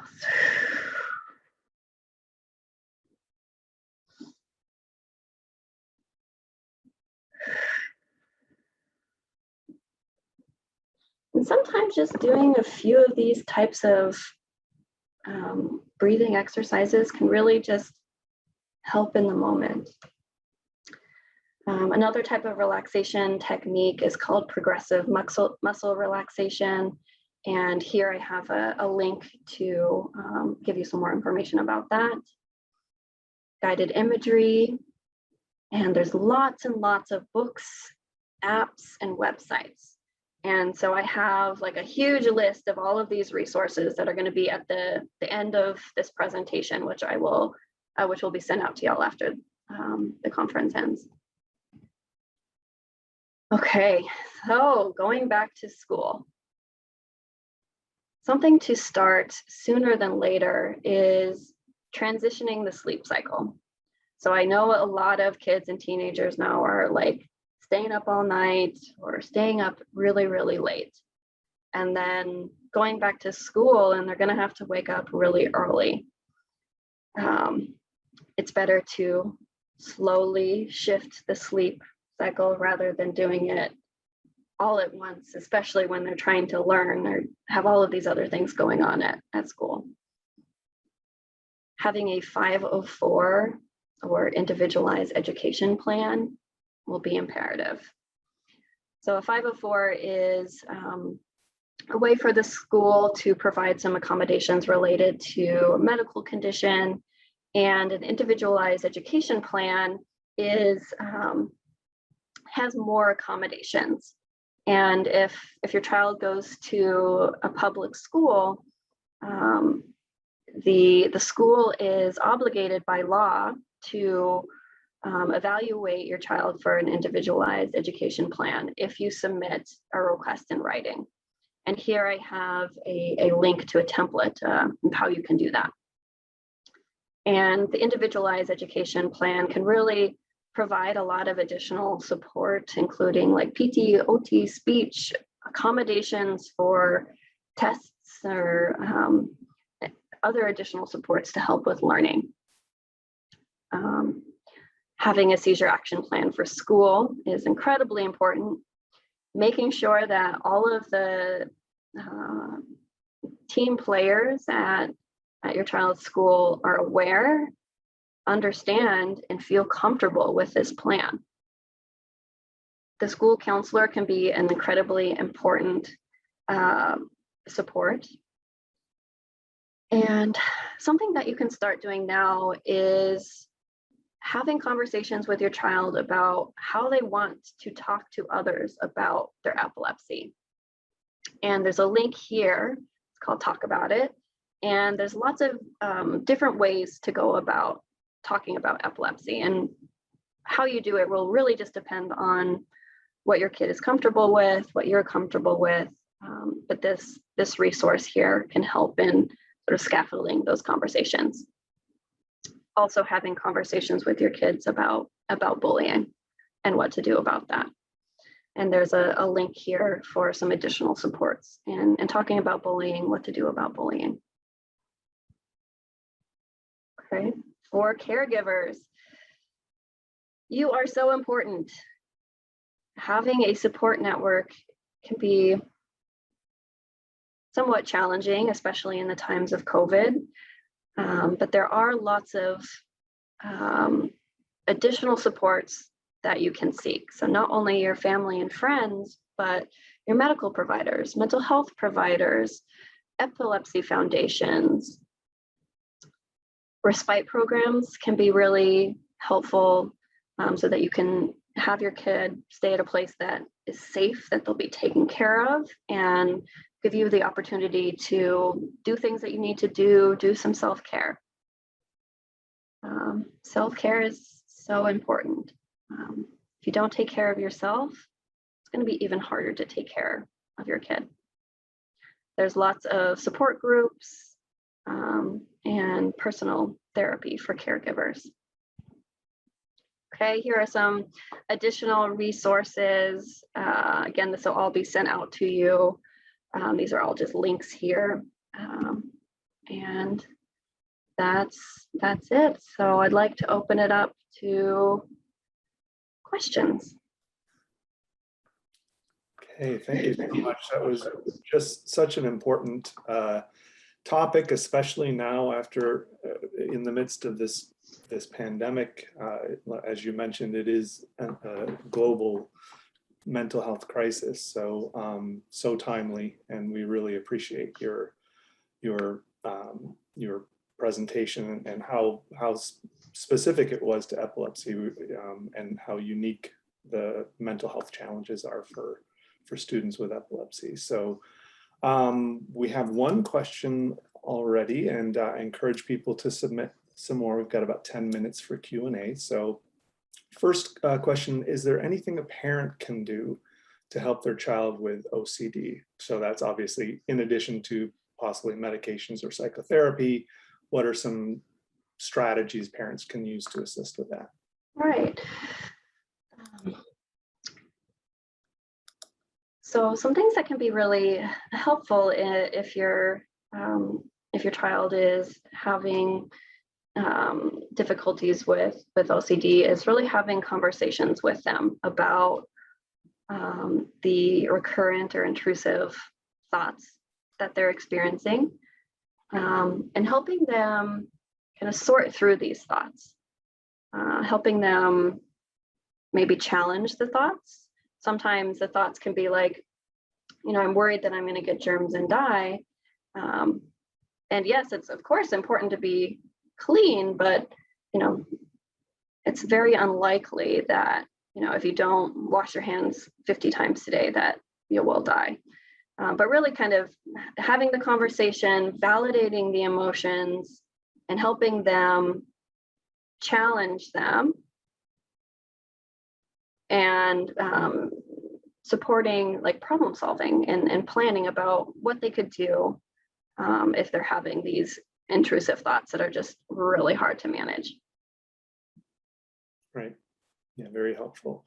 Another question that someone had typed in earlier in the chat feature was about insurance coverage for mental health services.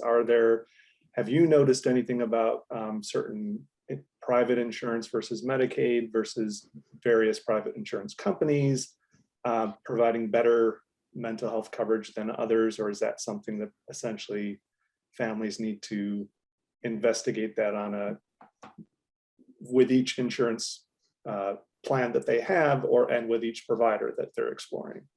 Yes, insurance is extremely complicated and frustrating, especially for mental health care.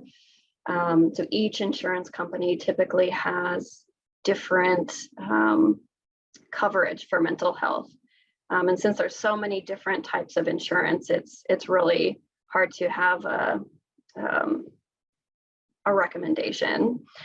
Typically, though, like academic medical centers and hospitals accept most insurances.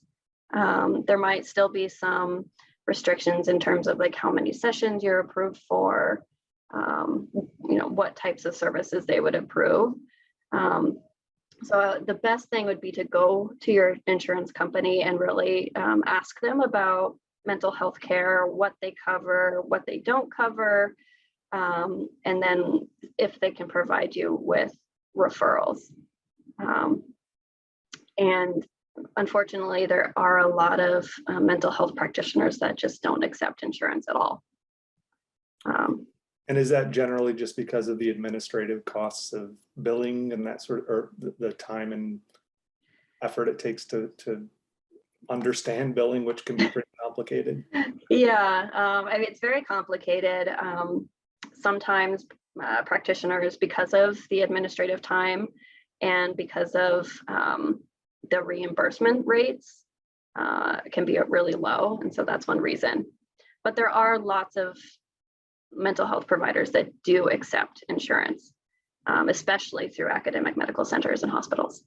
Right, right. And I know if people are looking for a mental health provider, the Michigan Psychological Association and Psychology Today both have pretty advanced search criteria, so you can look at what populations are served, what areas of specializations there are, what modalities they might use, and whether they accept insurance and what insurances they accept. So that can be really helpful if, in addition to getting referrals from from family and friends or other or from other healthcare providers. So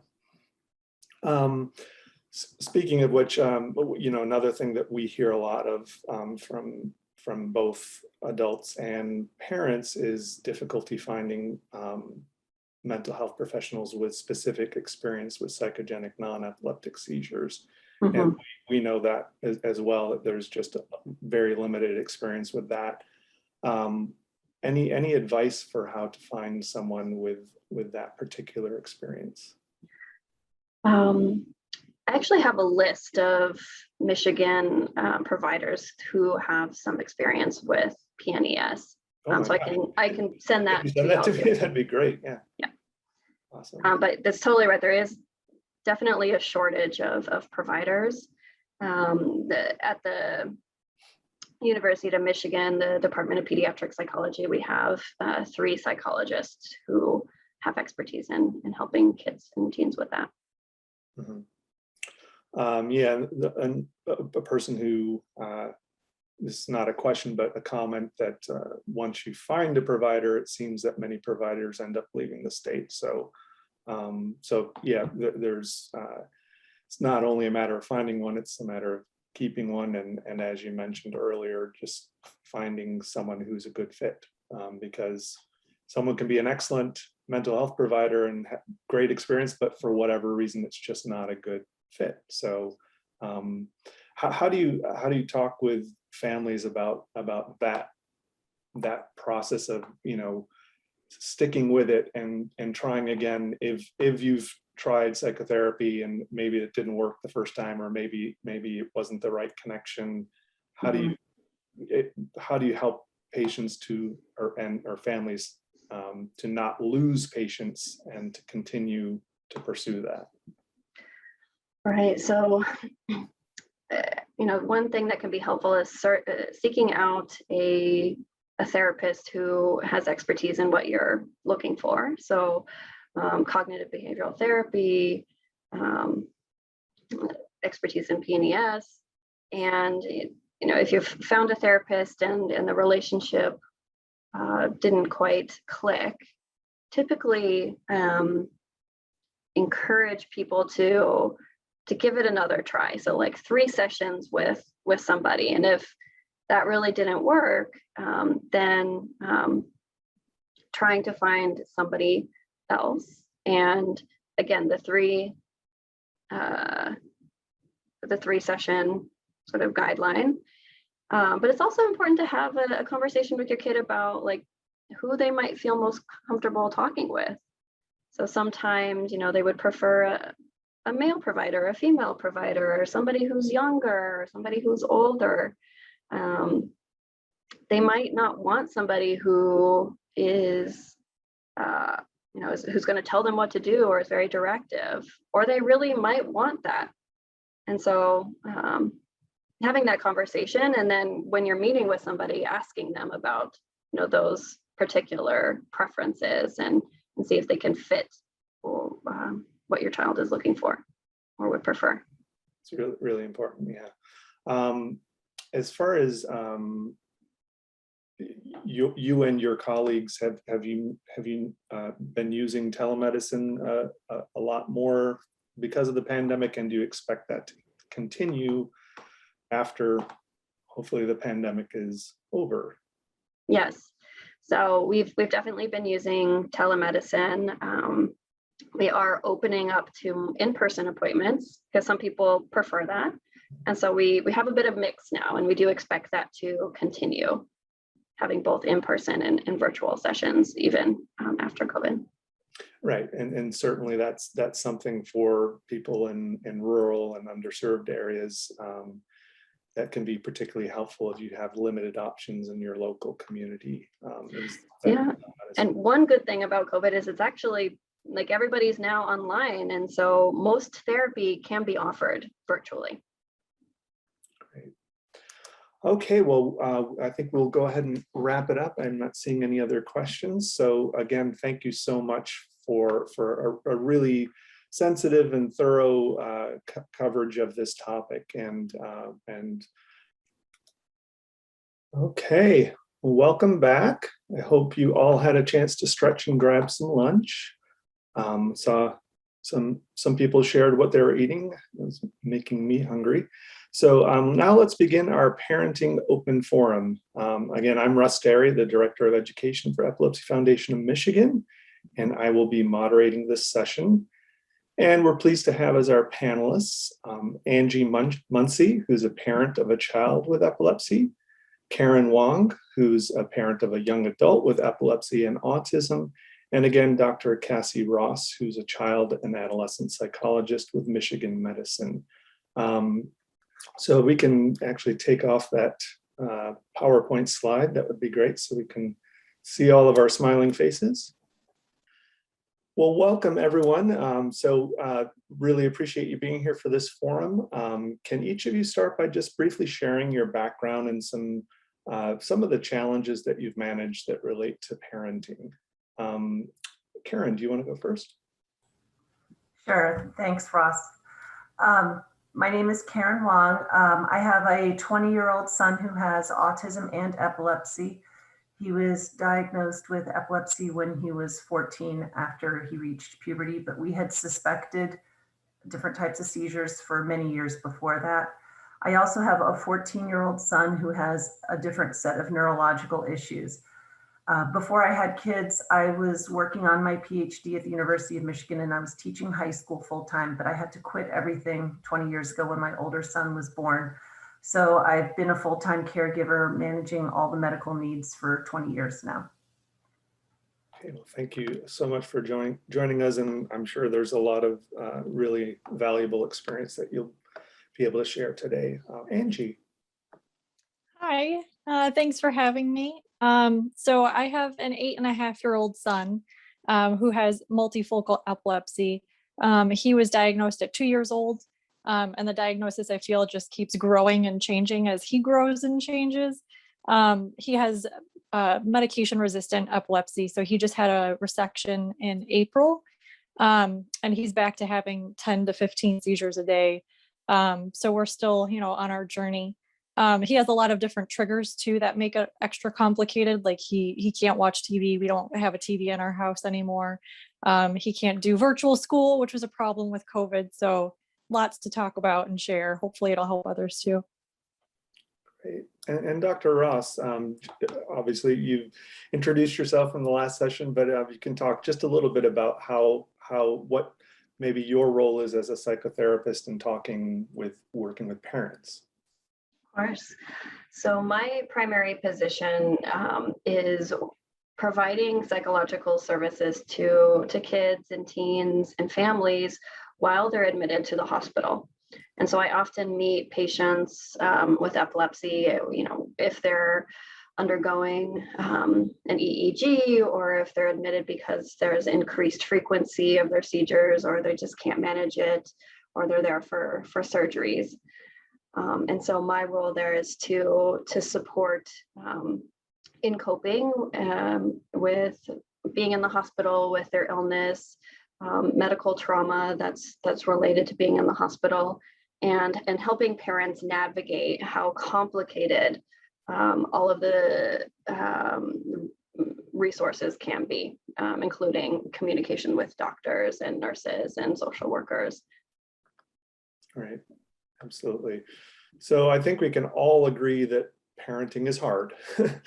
When you add a complex chronic health condition like epilepsy into the mix, it can become significantly more difficult. And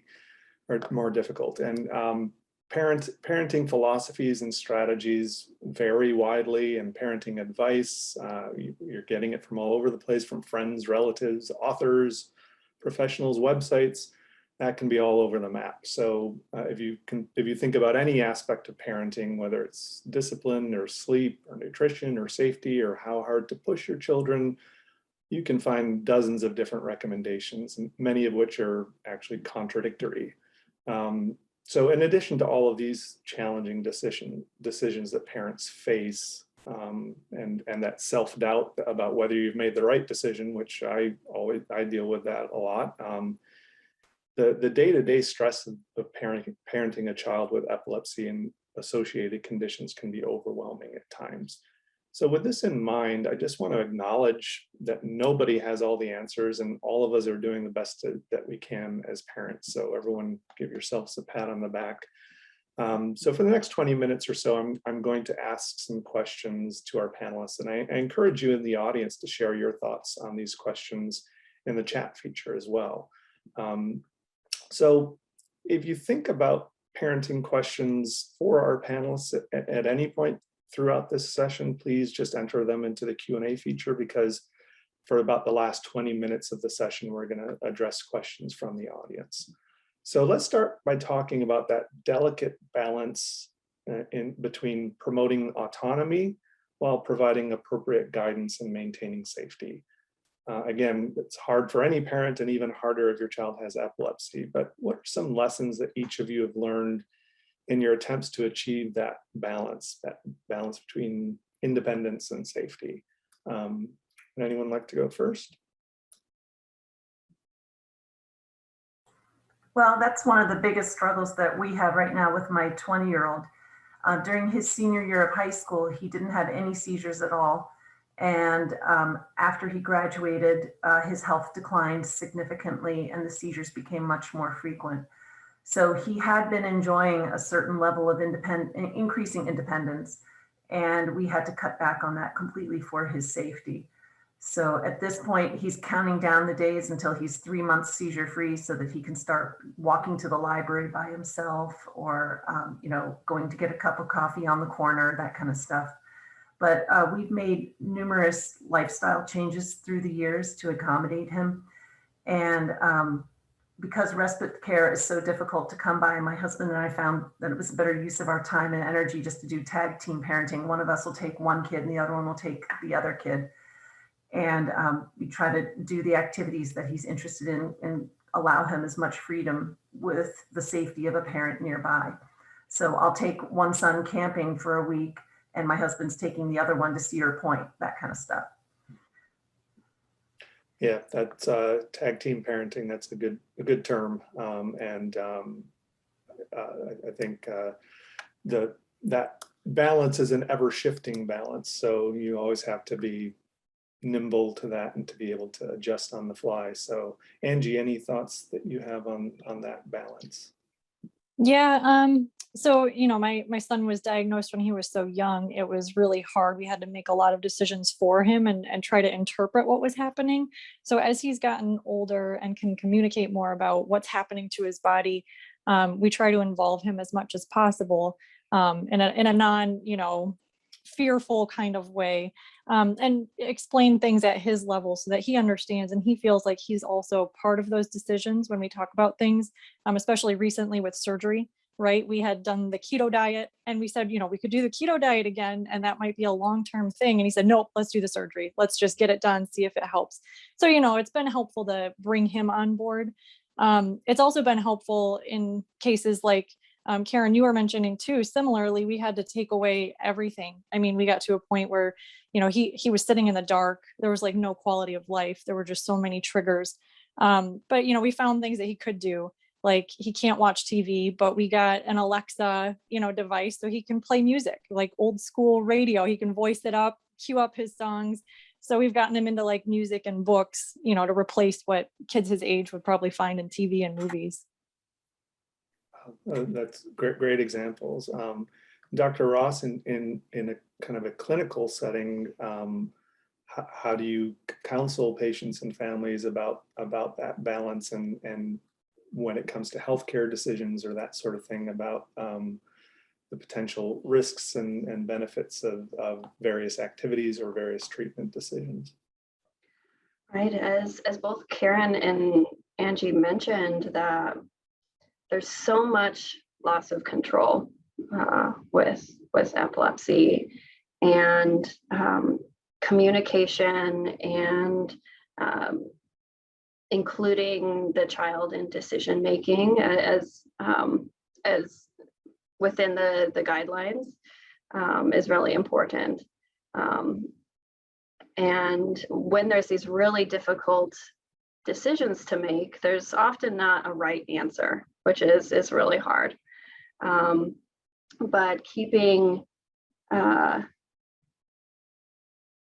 important like providers and family members all in those decision-making roles can help with navigating some of that. Right. And one thing that can help too, just again with that balance, is our Camp Discovery program in partnership with North Star Reach. When we get back to being in person, hopefully next year, that provides that balance. It allows kids to try new things that maybe they might not otherwise be able to do, but in a safe and supportive environment. So, and I think parents, Karen and Angie, you both kind of have done that yourselves to try and allow opportunities to explore and to try new things and be independent and take risks, but doing so within with some precautions in place. So another balancing act in parenting a child with epilepsy is maintaining high expectations for behavior and schoolwork while also accounting for the impact of your child's epilepsy and related conditions, and continuing to provide that unconditional love and support.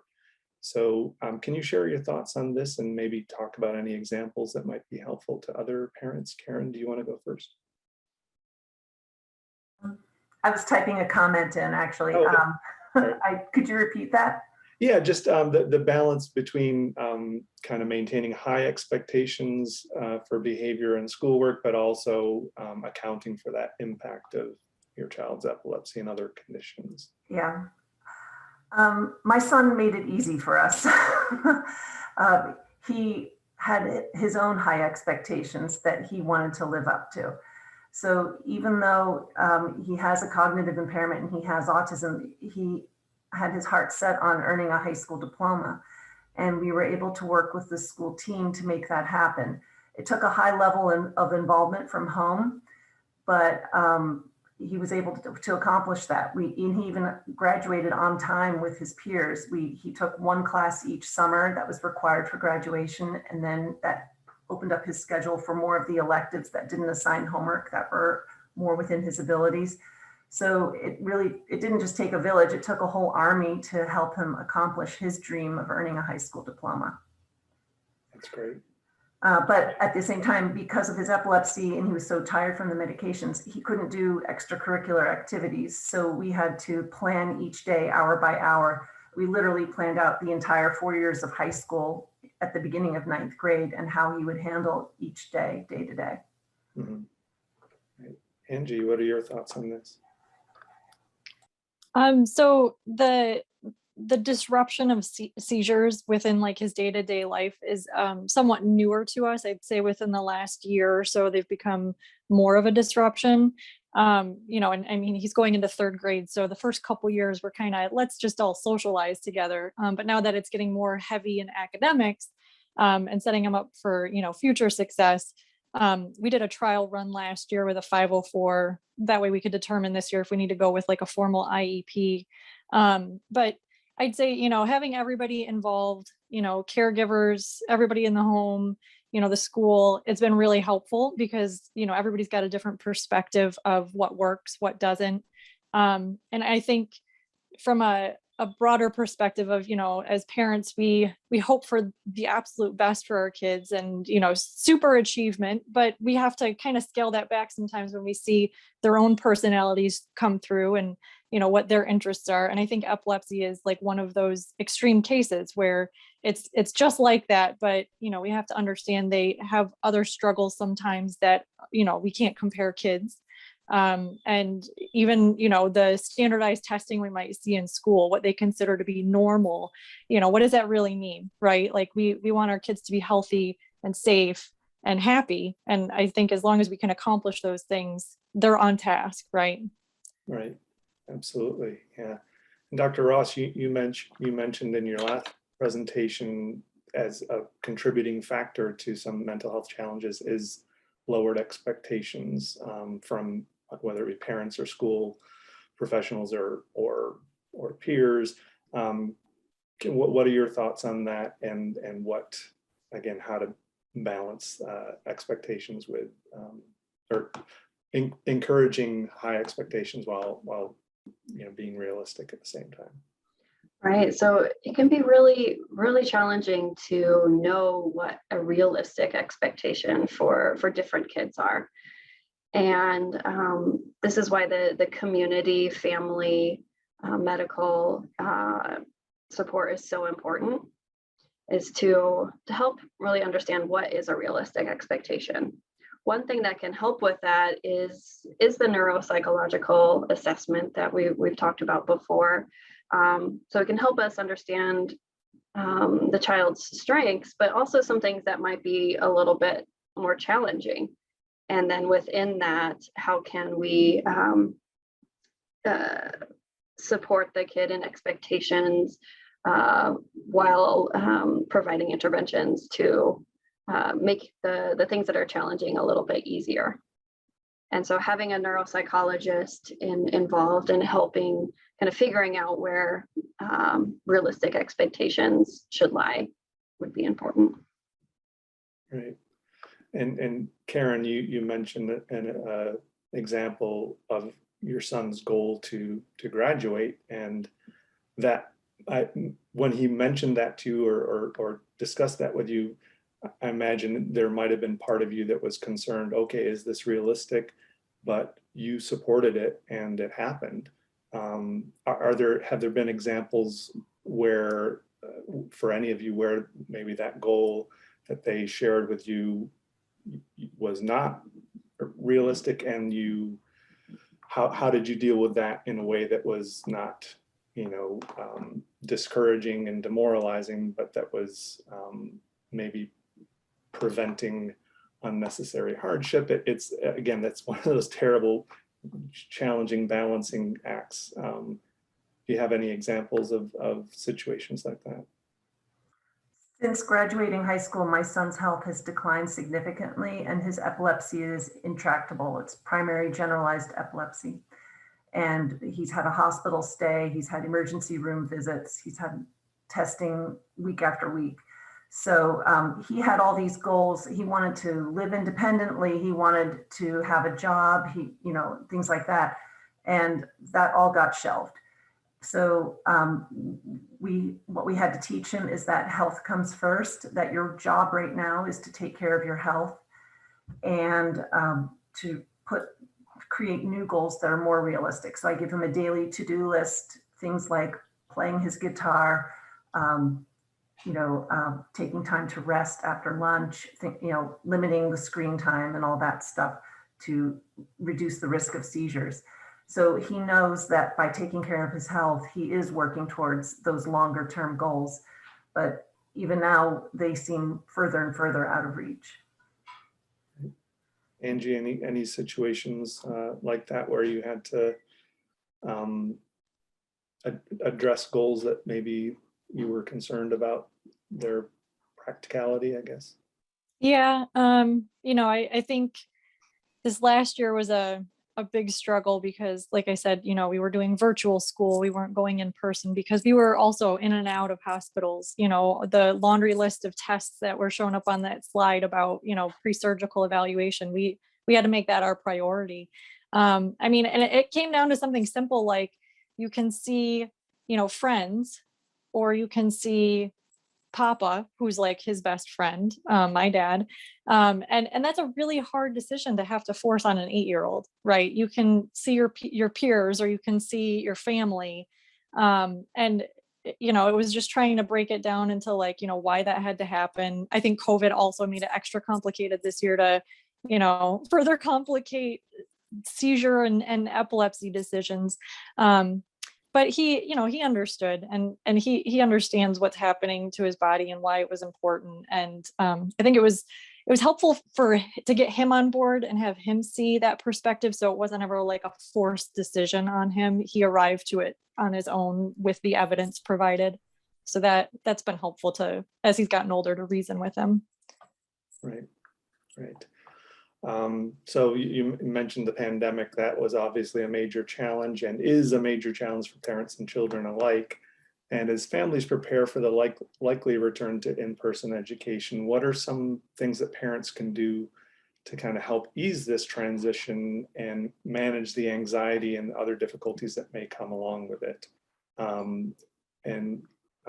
Angie, do you want to talk about this since you have a school-age child? Yeah, sure. So we're going back to school, and I think the most complicated part of it all is really for my husband and I, because we feel like there won't be eyes on him, right? We sit there, oftentimes it feels like he's under a microscope. We ask, was that a seizure? How long did it feel different? Because he's aware when he has his seizures. And so to help him feel more independent, we've been trying ourselves to release some of that and prepare, neighbors or friends or family, give them the info. And they're kind of like a practice run in a way for when we go to tell his educators and the folks in the building there with him that, okay, we've done what we can, we've laid the groundwork, and it's just not, something that's possible to just sit there with him all day, every day and see if seizures are happening. We have to let trust happen and know that we made the best judgment calls we can to, have that backup system there for him. So it's been, I think, more on ourselves that we're preparing for school.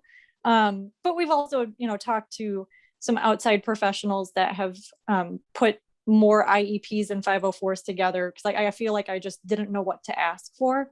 And that was helpful to get some outside perspective about, well, maybe we don't put him in full time right away. Maybe we gradually ease into and have shorter days, because going back to school always brought on more seizures.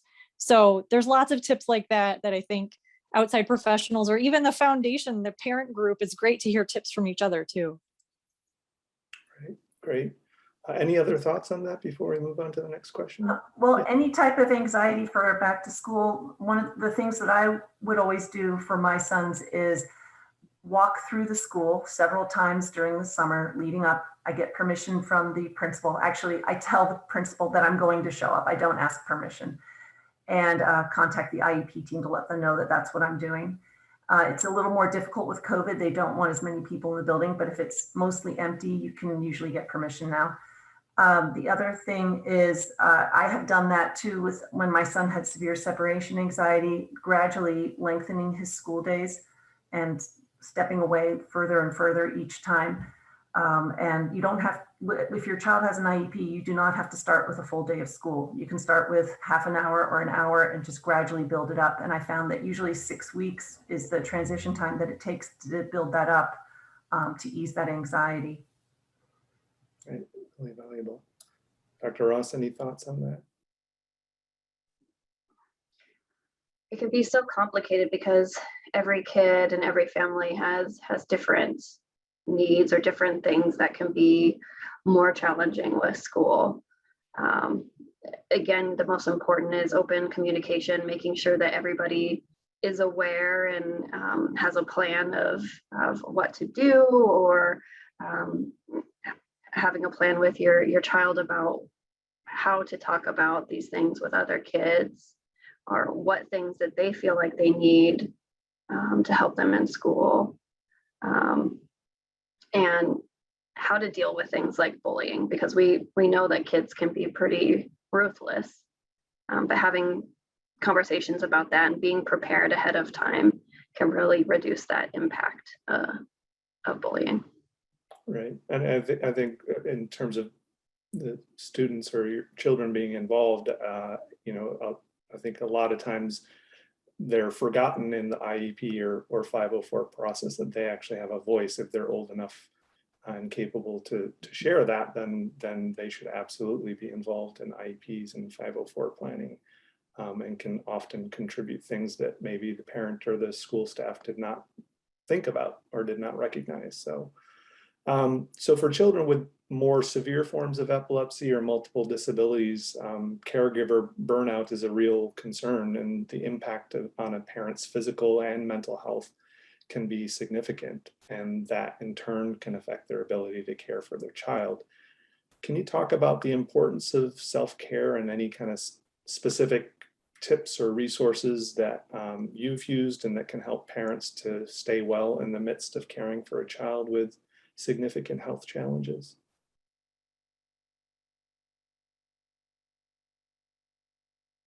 Karen, do you want to go? Oh, Angie, go ahead. Yeah, sure. Either way. So I kind of label myself as like a very analytical person. Everything about, my job and my life plans have been, I thought, methodically, planned out, or I have a backup plan, or, I have some guidepost to tell me where to go next. And that's just not the case with epilepsy and neuroscience in general. I feel is like, there's no answers. There's no right answers. There's a lot of gray areas. And so I had a really hard time with that as, his seizures started getting worse and we were on like med number 5 and it's still not working.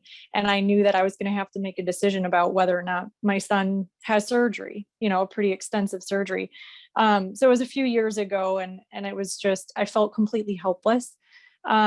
And so the way I approached it was to go to my local bookstore and find, guidance for complete uncertainty, feeling totally helpless. And I found myself in like the mindfulness area because it aligned a lot with, I can't control the external factors happening to me, but I can control the way that I react to them.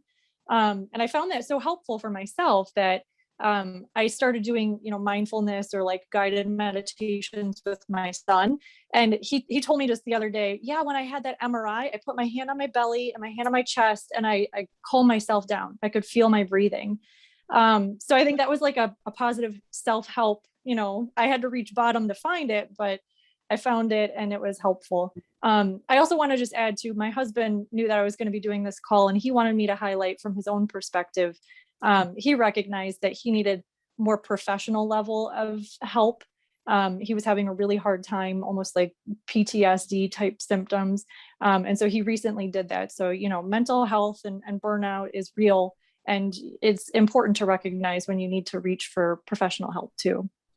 Absolutely. And as you mentioned, trauma. I mean, that's seizures can be traumatic. Epilepsy, the journey can be one trauma after another sometimes. So it is very important to seek that professional help when necessary.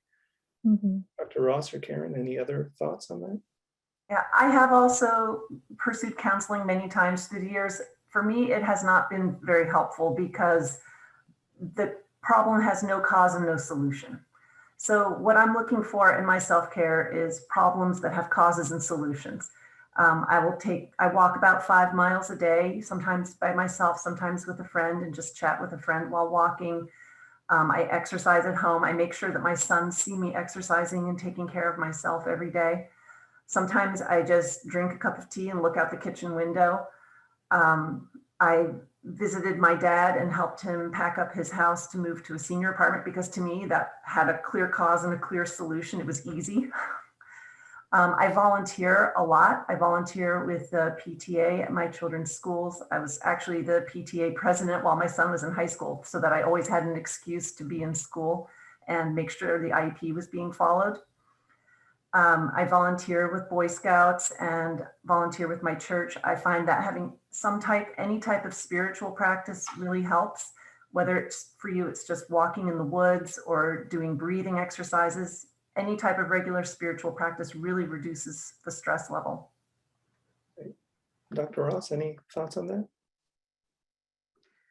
As both Angie and Karen mentioned, taking care of your mind, body, and soul is so important.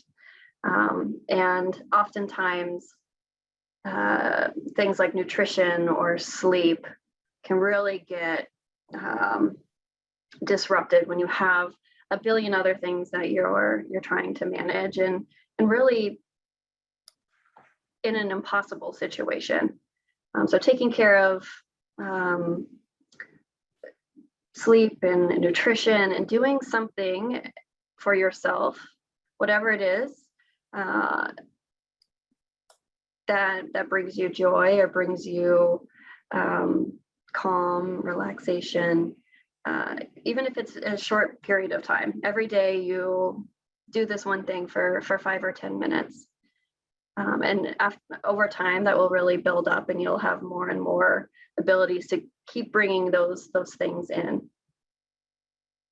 self-care is so important and so hard to do when you have a million other things on your mind. Right. And it just made me think about, like my kind of decompression time myself is evenings, when my kids were younger, it was the evenings, the kids are in bed. Now I can just have some me time. But for a lot of parents with epilepsy, even nighttime is not a respite because of nocturnal seizures. So, finding that time wherever and whenever it is so important, even if it is just 5 minutes here, 5 minutes there. So, looking at the time, and we do have a few questions from the audience, so I want to be sure to leave enough time to answer those. So, first question is, what is your advice for someone pursuing education as a single parent and who has a child with medical needs while dealing with anxiety themselves? Any thoughts on not having that additional person in the family necessarily who can help do that tag team parenting like you mentioned, and especially when you're dealing with anxiety yourself?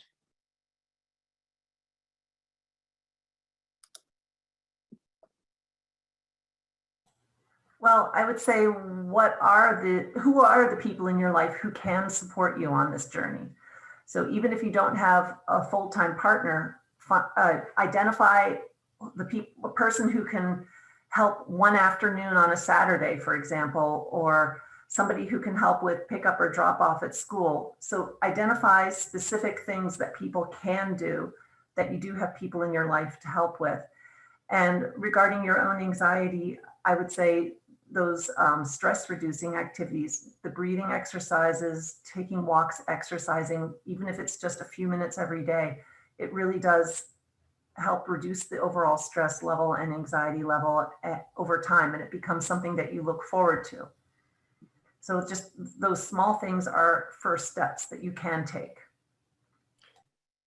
And one of the things with anxiety too is that when you have a lot of responsibilities with anxiety, sometimes that can just be overwhelming. Even 3 things that you have to do can seem overwhelming, and with epilepsy, that it may be 20 things that you have to do. So, what, Dr. Ross or anyone else, any suggestions on how you can use kind of prioritization and that sort of thing, and organization and planning to try and make things more manageable and so you don't feel overwhelmed? I guess I'd say I've had to apply this in a lot of aspects. I work full time and manage my child's healthcare and everything, coordinating all of that. And sometimes it really comes down to are the things on your to-do list like life or death, right? Like literally, right? You need an income, but your child's also important. And if the lawn is knee high, who cares, right? It might be unsightly for a period of time, or, it really has to come down to what's true priority. And sometimes your mental health's on that list too. That needs to be something you need to address right now. Right. Okay. Yep. Go ahead, Dr. Ross. So one thing that I've often heard from parents is feeling guilty or not giving themselves permission to have that time, even if it's short, to take care of themselves. Because if they spend that time, then something else has to fall. And it can be really hard to give yourself permission to do that. But it's so important, because if you give yourself that time, your self-care and your mental health will help take care of your child and get all of those other things done. Right. Any additional advice one could give in pursuing adequate respite care hours? This is something that I've seen come up in the chat feature a few times. This is a common challenge. So anyone found respite care or found a successful way to access respite care and get over some of those the limitations in availability or the barriers to using respite care. Karen? I have a lot to say on this subject. I do not have any respite care. My son is eligible for it. He's been approved for it. We still do not have respite care. First of all, the labor shortage right now is preventing the companies that organize respite care from hiring anybody. One company I talked to said they only had 2 applicants in the last 3 months, and they have hundreds of clients. So there's an inadequate labor supply for this particular job.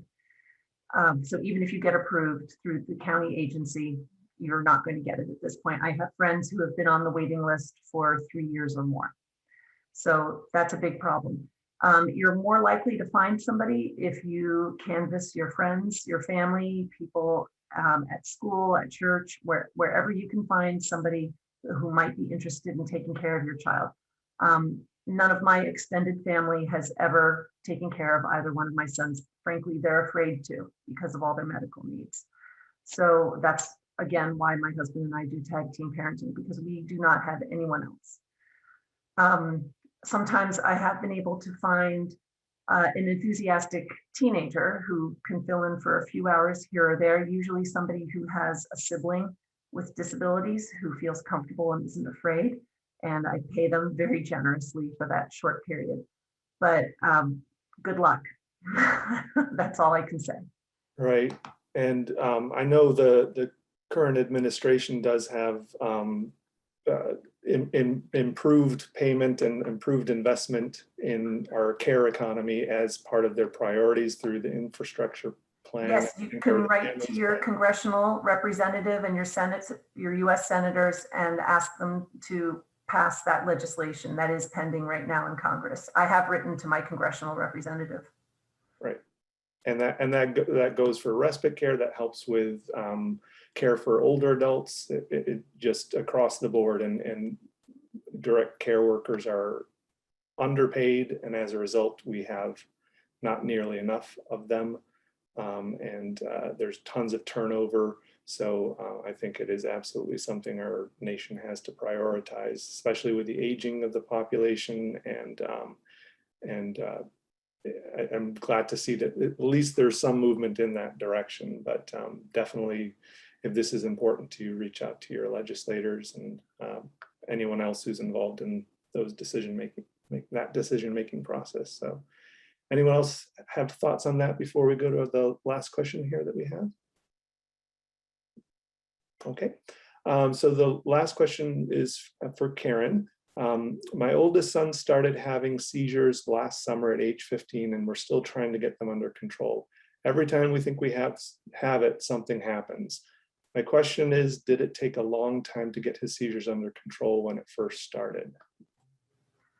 I have a good friend who refers to this as the epilepsy medication roller coaster.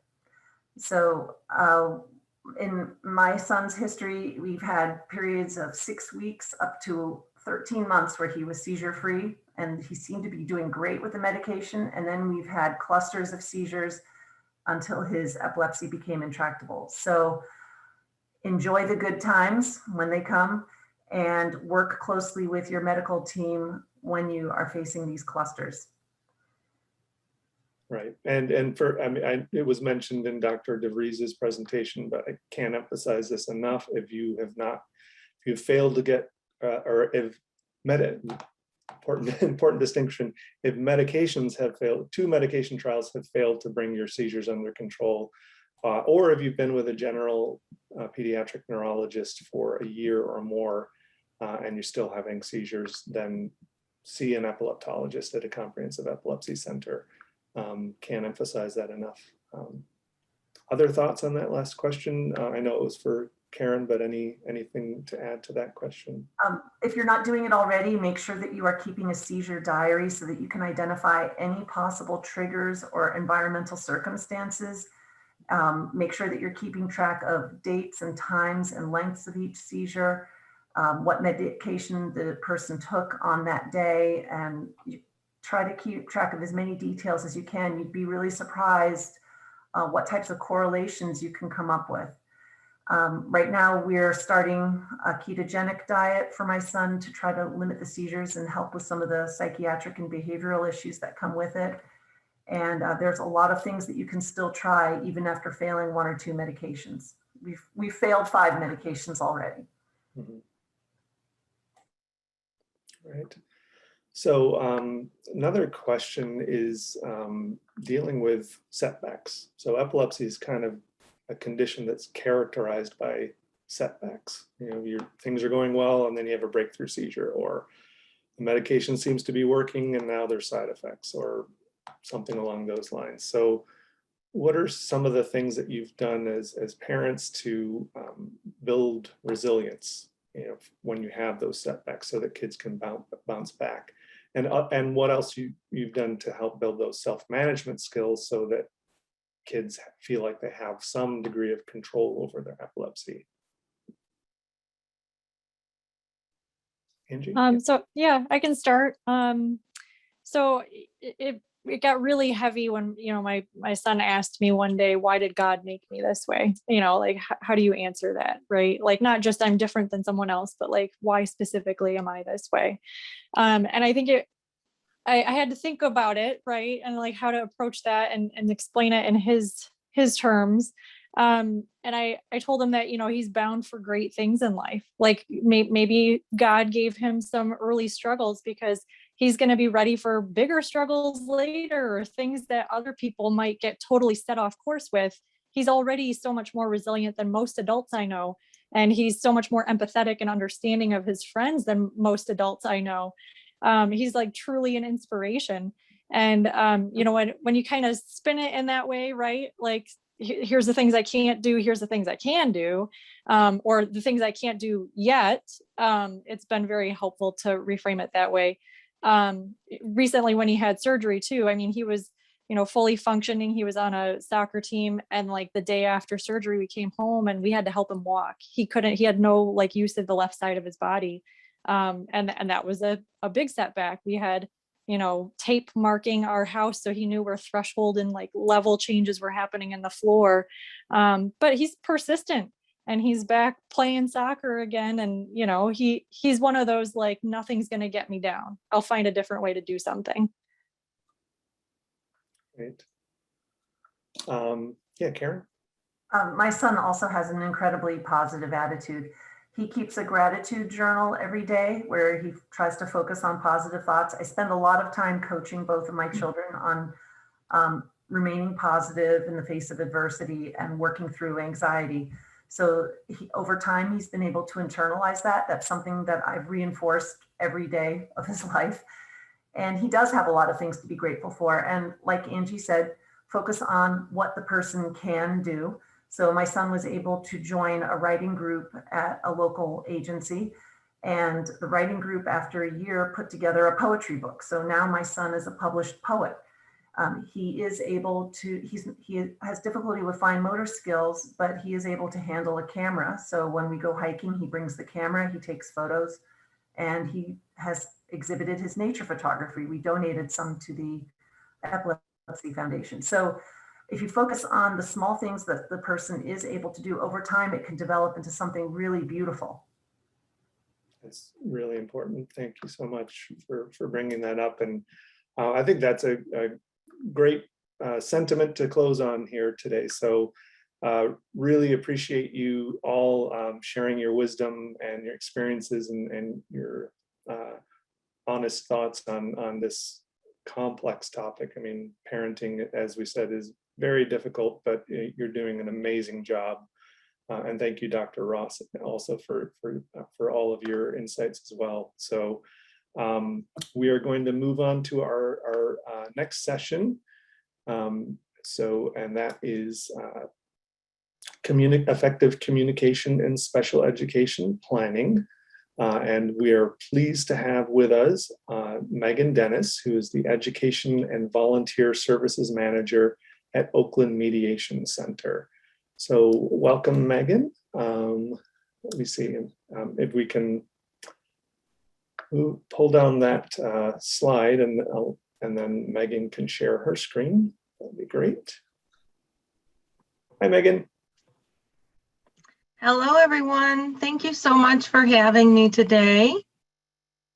So thank you so much for having me. I am, as Russ said, Megan Dennis with the Oakland Mediation Center, and I will share with you a little bit about who we are and the programs available. Today, we wanted to talk about effective communication in special education planning and to give some tips and strategies for folks that are going to be participating in any kind of a planning meeting or a conference, or even in mediation services for some disputes that might arise. So I have been with the Oakland Mediation Center on staff for 10 years. I actually started as a volunteer with our Wang and our Oakland centers in 2009. And then when a staffing position became available, I was happy to jump on board and happy to say that I have been there now. This is year 10. So I've been a part of the State of Michigan Special Education Mediation Program for the last 8 years and helping to facilitate and mediate disputes that might arise. And our business and mediation is really all about communication. So that's what I'm hoping to impart today, is some opportunities to offer communication skills, active listening, and opportunities to resolve disagreements or disputes as they come up. So a little bit about the Oakland Mediation Center. We have been around since 1989 at the recommendation of the Oakland County Bar Association. We are a volunteer-based nonprofit organization. We do provide mediation, facilitation, and education services and a number of programs. So you may have heard of divorce mediation or landlord-tenant court. We do help folks resolve disputes at any stage in any area of their life. And one of the programs that I do oversee for Oakland County is our special education services. So we are one of 17 centers across the state of Michigan, each serving different communities, different counties. Due to the population and the need in Oakland County, our office only serves Oakland County. And we do work very closely with our neighboring communities, so with the Wayne Center and the Macomb Center and Genesee and Washtenaw as well. So about 40% of our funding does come from the Community Dispute Resolution Program grant from the state of Michigan. And the rest, we do have some service for fees for our complex contract disputes or our divorce cases, but everything related to education and special education is grant funded through the Department of Education grant funding. And on average, we mediate about 2,600 cases a year, although the last year was a bit higher, and this year we are set to hit over 4,000 cases by the end of this year. So some goals for our workshop and presentation today are to learn some techniques that will enhance conflict management and communication effectiveness, to recognize circumstances that can create barriers to successful communication, and to prevent or reduce the likelihood of conflict escalating into disputes by using a variety of conflict techniques and strategies. And there will be points in time throughout the presentation where I'll ask for some input. So if you could, and you'd like to, please feel free to use that chat feature to offer some responses, and we'll interact through the chat. I just want to say that you are all rock stars, wearing your parent hats, wearing your professional hats. I want to thank you sincerely for all that you do and all that you do well every single day.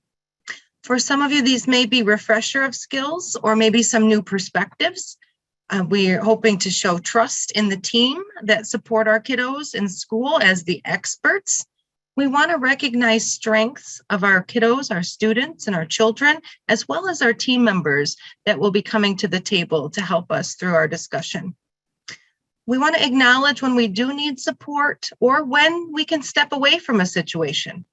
And in mediation, we see conflict as an opportunity for change. So I'm hoping to share that perspective with you today. I'm going to see if I can pull the chat up while we're going here as well. Oh, thank you for putting our website in the chat as well. So I know there, the terms 504 plan or IEP may be familiar to some of you. Some of you, it may be very familiar, or for some of you, it may be new. language. So I just wanted to take a moment and talk about the differences of a 504 plan versus an IEP, which is an individualized education program. If your child has a physical or mental disability, they may be eligible for a 504 plan. This is Section 504 of the Rehabilitation Act of 1973. It is a civil rights law that prevents or prohibits discrimination on the basis of disability and guarantees individuals with disabilities equal access to an education. In addition to Section 504 plans, disability rights violations are covered under Section 504 and are investigated by the Federal Office of Civil Rights. You may also hear that referred to as the OCR. So what is a 504 plan? A plan that lists the accommodations a school will provide, such as audiobooks, note-taking aids, extended time to complete tests, are just a few of the accommodations that may be available to our students. And this is so that a student with a disability has equal access to the general education curriculum. And one of our sister organizations, also a nonprofit, the Michigan Alliance for Families, which is our parent information and training center from Michigan, does have a beautiful webinar available for folks that can click and listen to. They're kind of on-demand webinars. So you get a lot of information that you're able to read, as well as the video versions to talk about the differences between a 504 or an IEP. So I have included their website here at the bottom. It is www.michiganallianceforfamilies.org. And it's a wealth of information available there to parents and professionals for not only the planning versus the IEP, but also individual disabilities or links to other organizations for support.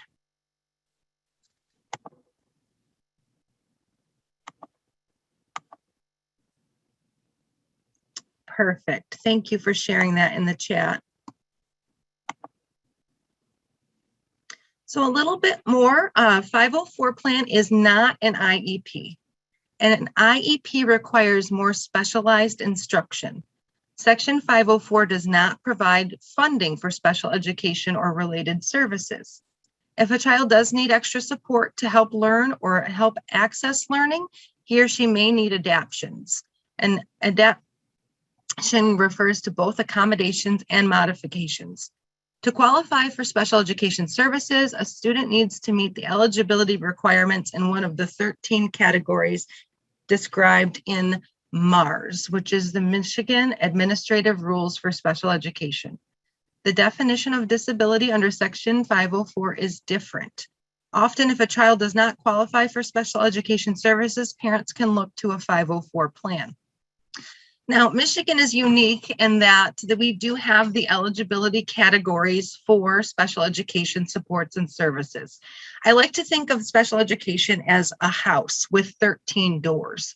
If your child is eligible under any of the 13 categories to have an IEP for special education supports and services, then they are not limited to any type of support or service. Once they are found eligible, they are offered supports and services that meet their specific needs. So if you have one diagnosis, that does not mean you have eligibility or services related to that one diagnosis. They really do look at what all of the needs are based on where our kiddos' current levels and present levels are. And we want to offer supports and services to help them be more successful, whatever those might look like.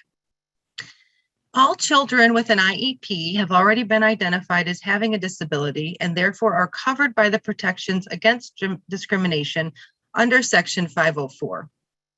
So usually a separate 504 plan is not written for a student who's already eligible for an IEP.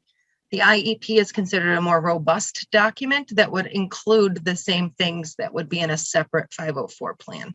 So thinking of it as the 504 accommodations are also already written into the IEP document. And something that's wonderful to think about is if our kiddos do have a 504 plan or an IEP, I like to think of these documents as living, breathing documents, because as our children grow and age and their needs change, we can update those plans or those documents to reflect what their current needs are.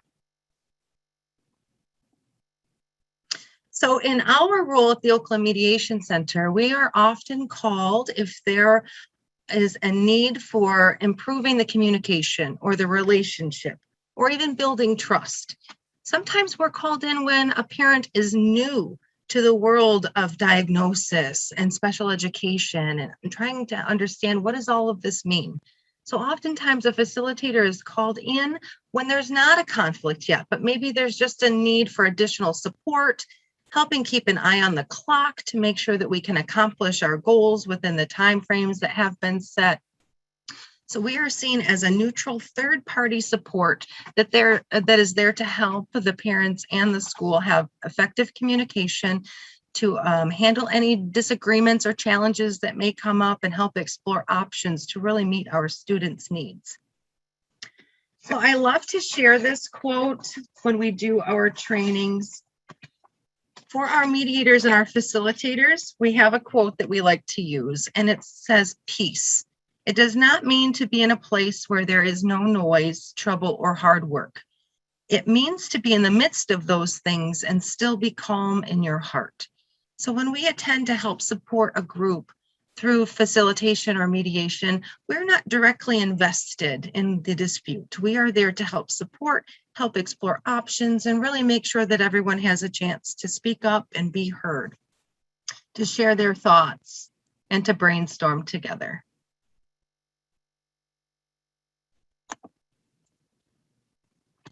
We know that conflict is a normal part of life. It's how we respond to the conflict that is important. So through this presentation, I'm hoping to share conflict as an opportunity and not something that is always negative. So this on a screen is our conflict cycle. When our needs are not met, or if someone is blocking us from having our needs met, conflict can develop and escalate. When in conflict, people have needs in the following 3 areas: content, process, and psychological.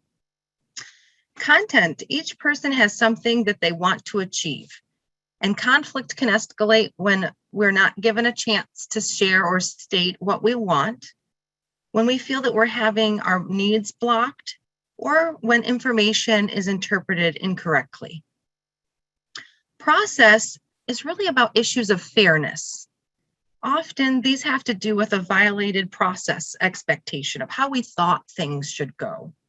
Conflict may escalate in response to a poorly run meeting, if people are inadequately prepared, if there's a sense of information being withheld, if the decision makers are not present, or if we feel that decisions are being forced and not discussed. Then we also have our psychological needs. We all have the basic needs for respect and recognition. We want to feel listened to and valued.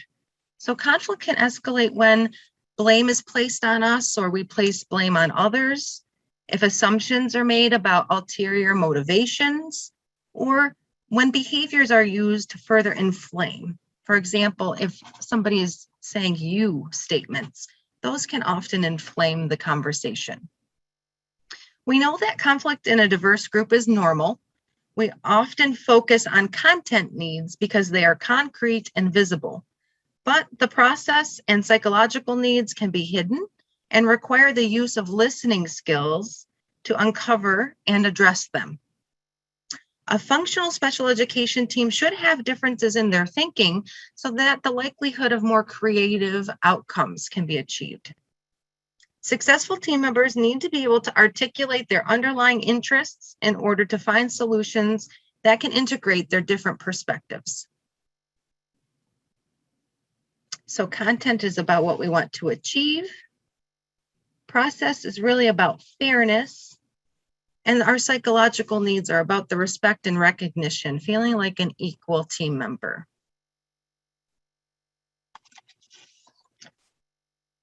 Some of you may have seen this before. I like to think of it as our iceberg.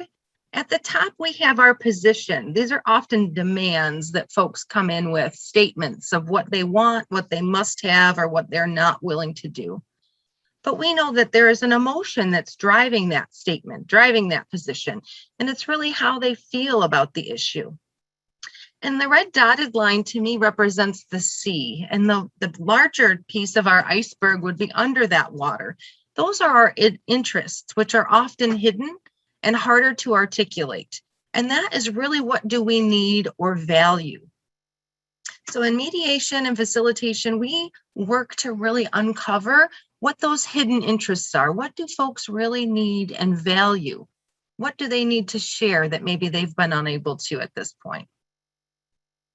So when we're in conflict, it's often easier to state our demand or our position when we want to present solutions to the problem. But in order to move forward with a collaborative problem solving, it's important to know how to discover the interests that may lie behind those positions. So I'd like to take a moment, and feel free to use the chat. If anyone would like to share with me an example of a demand or a position that maybe you have heard from a parent or another IEP team member, and we're going to talk about how we can try to uncover. Yes, the you statements versus I statements. I feel, I think, I need, I want. Those are all great ways to use effective communication.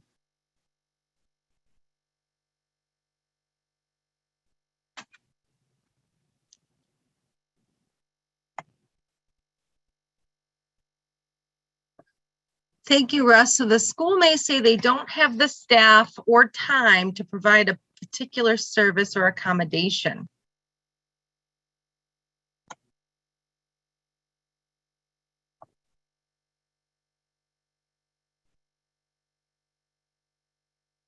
So if the school shares that they're unable to provide what's being asked for, their position is, we have to say no.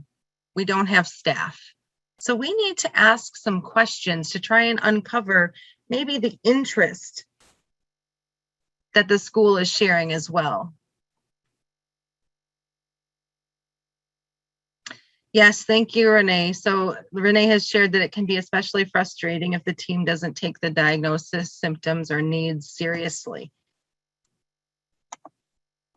So I want to share some kind of open-ended questions that can be helpful when we're trying to move away from those initial demands or statements to uncovering the needs and interests. So if a school staff or our administrators said no to the request that we have as a parent, or even from another team member who's offering a suggestion, then we need to try to understand why that is not an option. So maybe they can offer a second solution or another option to explore. So we know there is a shortage, and it's not just in Oakland County. We're noticing this across the state and beyond, of teaching staff, of trained support staff and auxiliary staff, of therapists and other support providers. So trying to uncover the interest. If we know what our student or our child's needs are, we could ask other questions, open-ended questions. What impact might the other solution have? What would that look like? What do you need from the other team members? What are the most important things to you? What would happen if we decided to try a co-taught classroom? Or what would happen if we tried to do a peer-to-peer support? So thinking about some other options that might meet our individual child's needs. If the answer is no to our first suggestion, let's talk about some other options. What ideas can we come up with together? Can we begin to design a plan? Let's give us more details about that.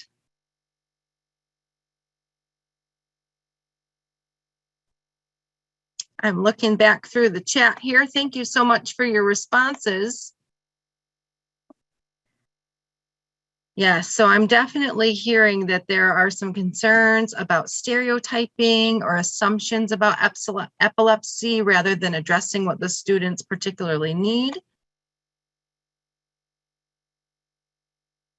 Feeling that epilepsy is a behavior It's difficult when an IEP team or school administrator underreacts, such as don't take it seriously, think that the child or family is exaggerating the needs, or overreacts.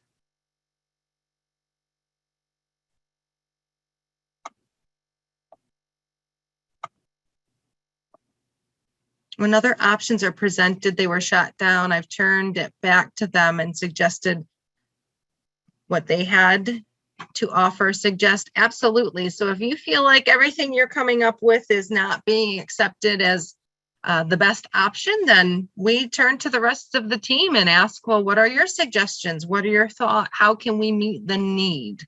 So moving away from positions to interests are often by using open-ended questions.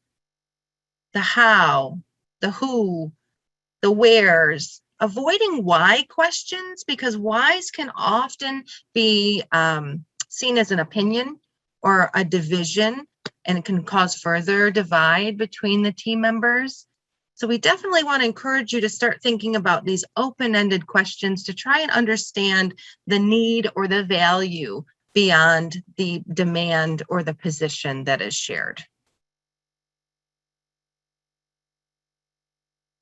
You guys are offering great advice and suggestions in the chat. Thank you so much.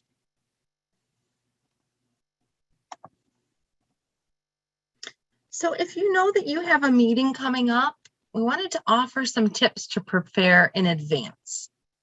We want to have a purpose and a goal in mind. What are we going to meet about? Set realistic time frames to accomplish those goals. Write down questions or concerns in advance, and if possible, send it to another team member. Because we as parents are team members. We are IEP team members. We have a voice, we have a say in what we would like to see happen and suggestions for meeting the needs. And if ever possible, write down your questions or concerns in advance so that we can be prepared to have that discussion during the meeting. Make sure everyone is invited that needs to be there. You can communicate in advance and start establishing a rapport with your teachers, with the administrators, with other staff. Thank you. Yes, so the why questions can also often be perceived as questions of judgment or accusation, even if they are not intended that way. Great. We want to be open to listen and to hear from others, the same as we would hope to be heard. We want to go in with a positive mindset, even if we've had some challenges in the past, trying to be positive about this as an opportunity for change, opportunity to see success and to put new things in place that will help support our children. You can also use ground rules and set expectations. And we're going to look at that a little more in depth in just a moment.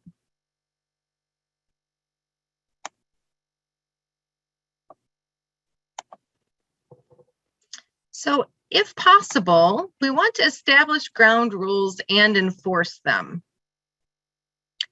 We use these in mediations a lot, but I often use them in facilitations as well, especially as we've moved to the virtual platforms and having online meetings. I know it's very, very difficult to hear across Zoom or Teams or any of the other virtual platforms when more than one person are trying to talk at a time. So we do ask that one person speak at a time, that we're listening and asking for clarification, and that we're focusing on the needs of the child. If you do use ground rules, I'd encourage you to pop them in the chat, or maybe if you're meeting in person, put them out on the table for everyone to see. You can also ask if any of the other team members have ground rules that they would need in order to have a successful meeting and to have a positive discussion. As mediators and facilitators, we often reinforce the ground rules by reminding the team what they have agreed to earlier, managing those interruptions by asking folks to jot their thoughts down and assuring them that they will have a chance to speak in just a moment when it's their turn. If we do continue to have escalation or interruptions, Then we will ask questions like, is the behavior productive? And is it going to help us reach our goal within the time frame that we have?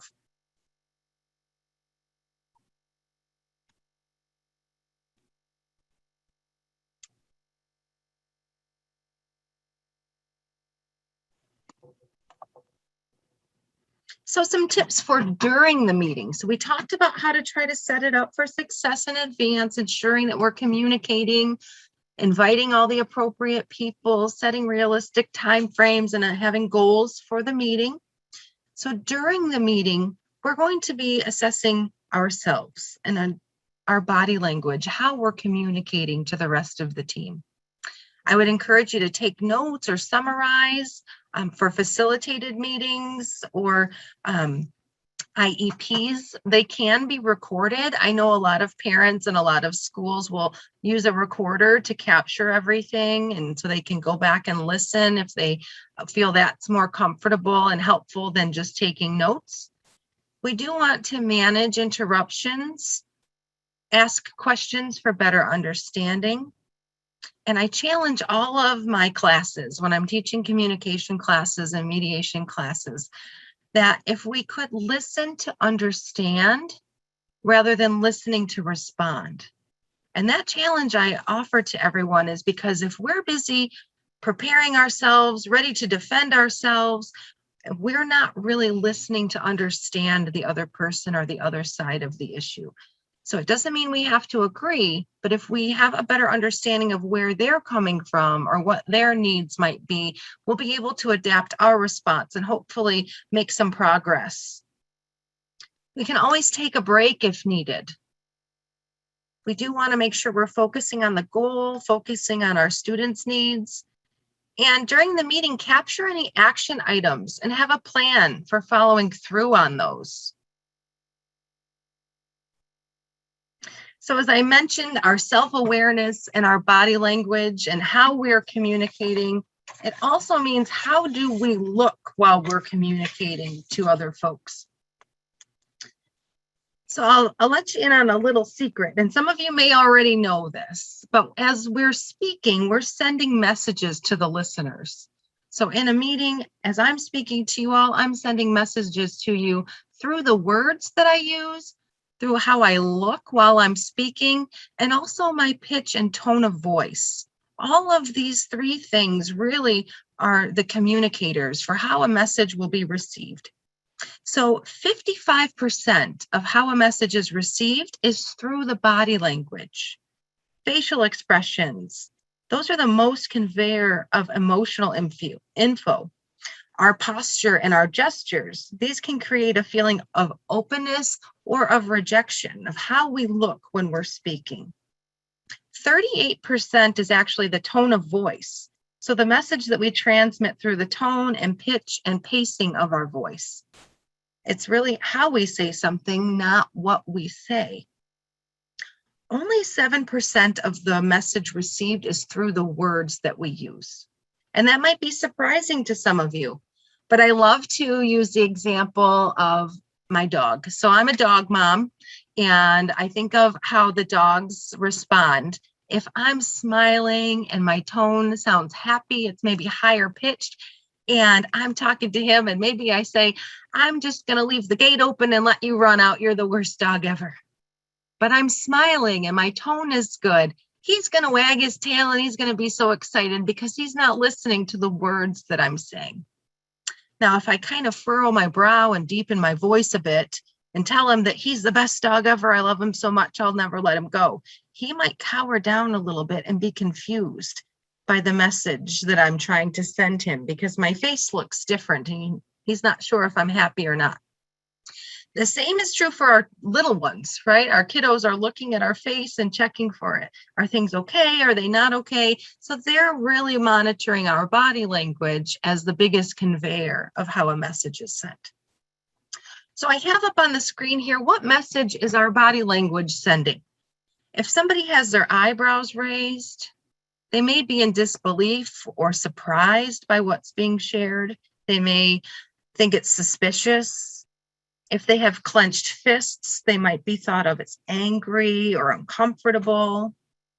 If they have their arms crossed, a lot of folks see this as a sign of being closed off and unwilling to hear or uncomfortable. It may be that it's just really cold and they tuck in because it helps their body warm. And maybe they're comfortable sitting like this.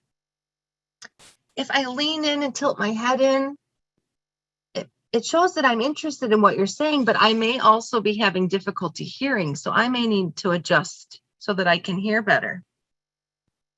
If I'm looking out the window and laid back here, I might seem disinterested, but I might be processing what's being shared.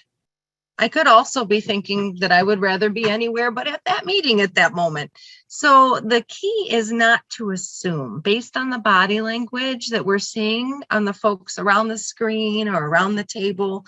We really do want to check in and make sure that we're receiving the message that they mean to send.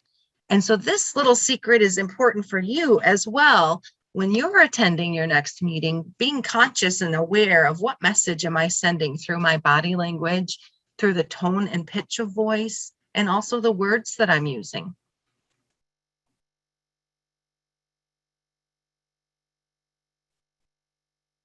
Yeah, it is surprising. A lot of folks haven't heard those statistics about how messages are conveyed before. So 55%, more than half of the message that is being received is through the body language, how we present and how we look. And only 7% is through the words that are being used.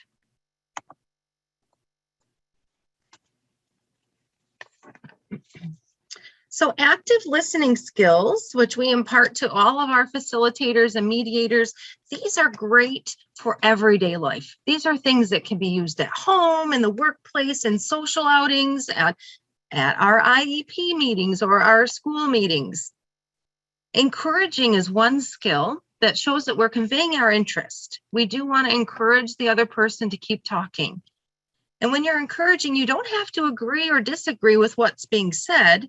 We want to use neutral words and watch our body language and tone. An example, can you tell me more? In reflecting, we want to share what we're hearing as the speaker's emotions and the content of their message. We can focus on the emotion and select words that are non-inflammatory. For example, I hear that this has been frustrating for you. When we're asking questions, we do this to help clarify what's being said, to get more information, and to help the speaker see other points of view. Again, we're going to use the who, what, when, where, avoiding the why question, as we talked about a few minutes ago. And we want to restate the interpretation and have the speaker explain further. What has your relationship been like? What happened just before? What did you observe that led you to that conclusion? So we're asking open-ended questions to gather more information. Now, reframing and neutralizing are two of the toughest skills because they take a lot of practice, but they are very effective. So we want to use these to make the content of the message more easily heard by the other party. It helps to eliminate and diffuse accusations, blaming, threats, or insulting. To do this, we're restating basic facts and ideas and feelings. For example, you'd like to spend more time with the children, but your schedule is preventing you from that. And in summarizing, we're reviewing progress, pulling together key ideas, focusing on any common ground. We want to restate the major ideas, key ideas that have been shared. And for example, you can say these seem to be the key ideas that you have shared so far. Or if we're exploring options, we can summarize the options that have been shared so far, just helping to keep everybody on track. And any of the team members can do that. It doesn't have to be a facilitator or a mediator. Anyone on the team can summarize the progress so far.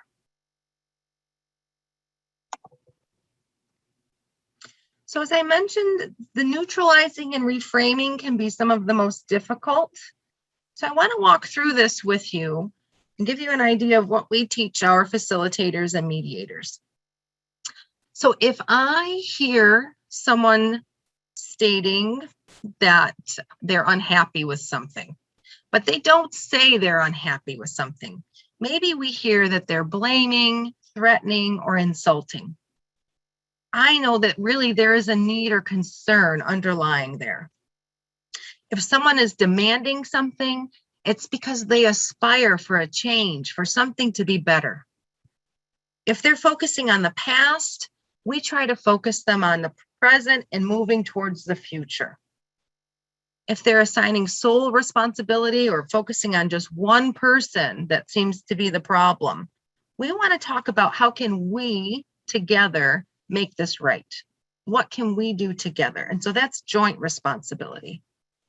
So first we want to identify the non-productive element, restate it or reframe it to find a constructive element, focusing on that constructive element and asking for clarification. Listen for confirmation from the speaker.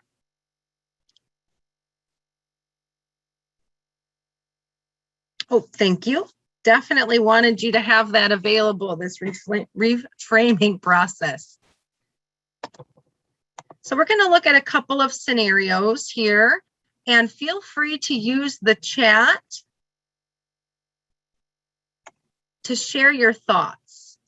So our first client statement, and I would like you to tell me if this is insulting, blaming, focusing on sole responsibility, or focusing on the past. So our first one says, I don't know what you're talking about. My team knows what they're doing. They have extensive training and expertise in this area. So do we feel like this is blaming, threatening, insulting, demanding? What comes to mind here? Insulting, yes. Blaming, threatening, denying and dismissing, yes. So if someone shared this with me, if somebody said this to me, I would know that there is a need or concern there, and also that they do aspire for something, right? They're hoping for something positive, something different. So if they're insulting or demanding, I know there's a need or concern, and they have an aspiration. So I might try to rephrase or reframe what I'm hearing them say. You know, it sounds like you have concerns maybe about our team's expertise or training in this area. Is that right? So I'm trying to uncover more information by reframing and rephrasing what was being said. And then I can follow up with, what would you like to see, or what would you like to offer to the team to help us have a better outcome? So then we can invite that person, the client, into the solution.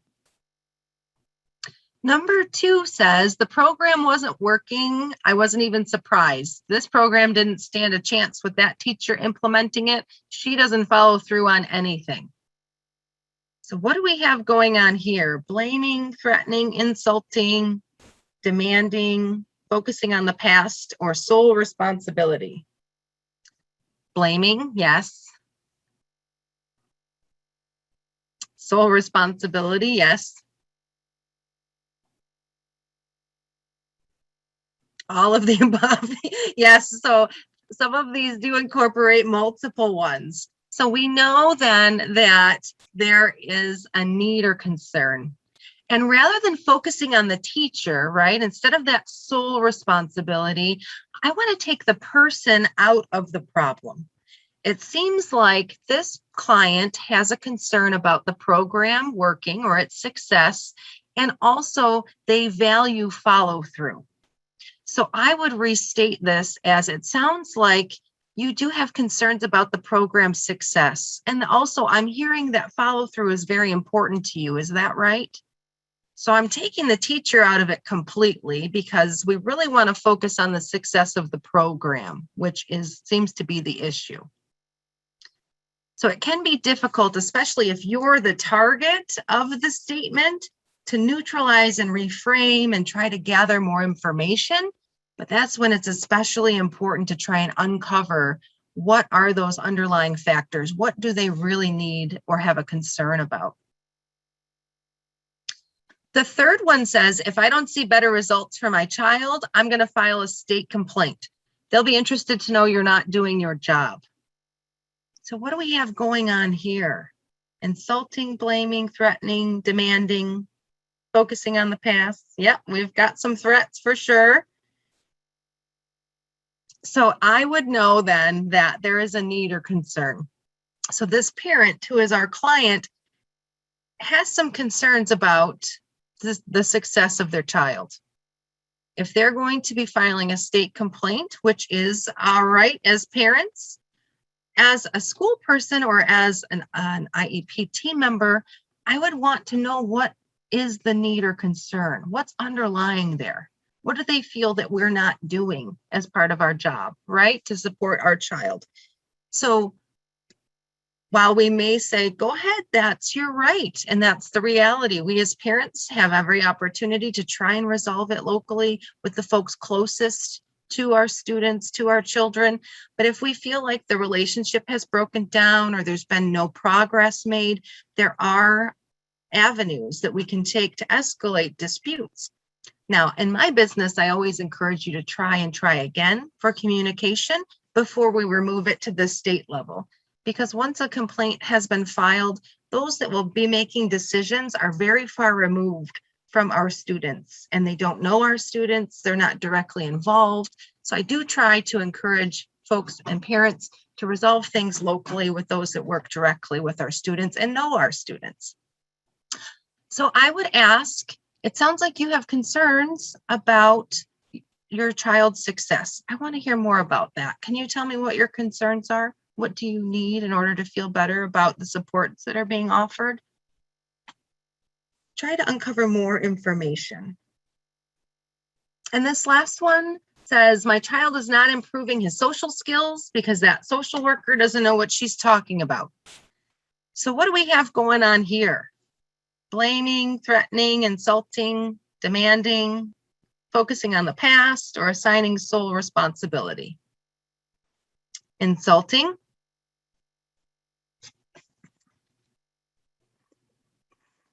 Blaming, yes. Yes. So there is some insulting, blaming, and sole responsibility, I would say. This social worker is the highlight of the concern here. So what I'm understanding is that there's a need or concern, but there is also an opportunity to talk about joint responsibility, including our parents in the solutions for success. So how we might rephrase this? First, I would want to have a better understanding of what does social skills look like to this parent, because that's a large umbrella. So we'll definitely want to make sure we understand the need or concern. Cindy, I see your comment there in the chat. We're going to get to that in just a moment. So what I would ask this parent is, can you tell me a little more about your concerns? What does social skills look like? Where do you think your child could use more support? So we want to find out what's going on and what their thoughts are, where the student might need more support to be successful. So again, I know this is not easy to do in the heat of the moment, but we really do want to encourage you to ask questions to have a better understanding, using neutral language, and separating a person from the problem. So for example, the last one is not necessarily the social worker, but it's the student or child's ability to be successful in social skills. So we really want to separate the social worker for a moment to identify what are the needs or concerns about social skills. Then we can have a conversation about adjusting or adapting the supports and services to meet those specific needs. So some tips after the meeting. We can debrief or talk about how did it go? Are we happy with how it went? Do we have concerns or more questions after the meeting? So take a moment and talk about how we think what things went. Provide a meeting summary, especially if a staff person or a parent or a support person had to leave early. It's important to share what happened, especially if there were action items that another team member is expected to follow through on. And that leads right into having a plan for those follow-up action items and a time frame.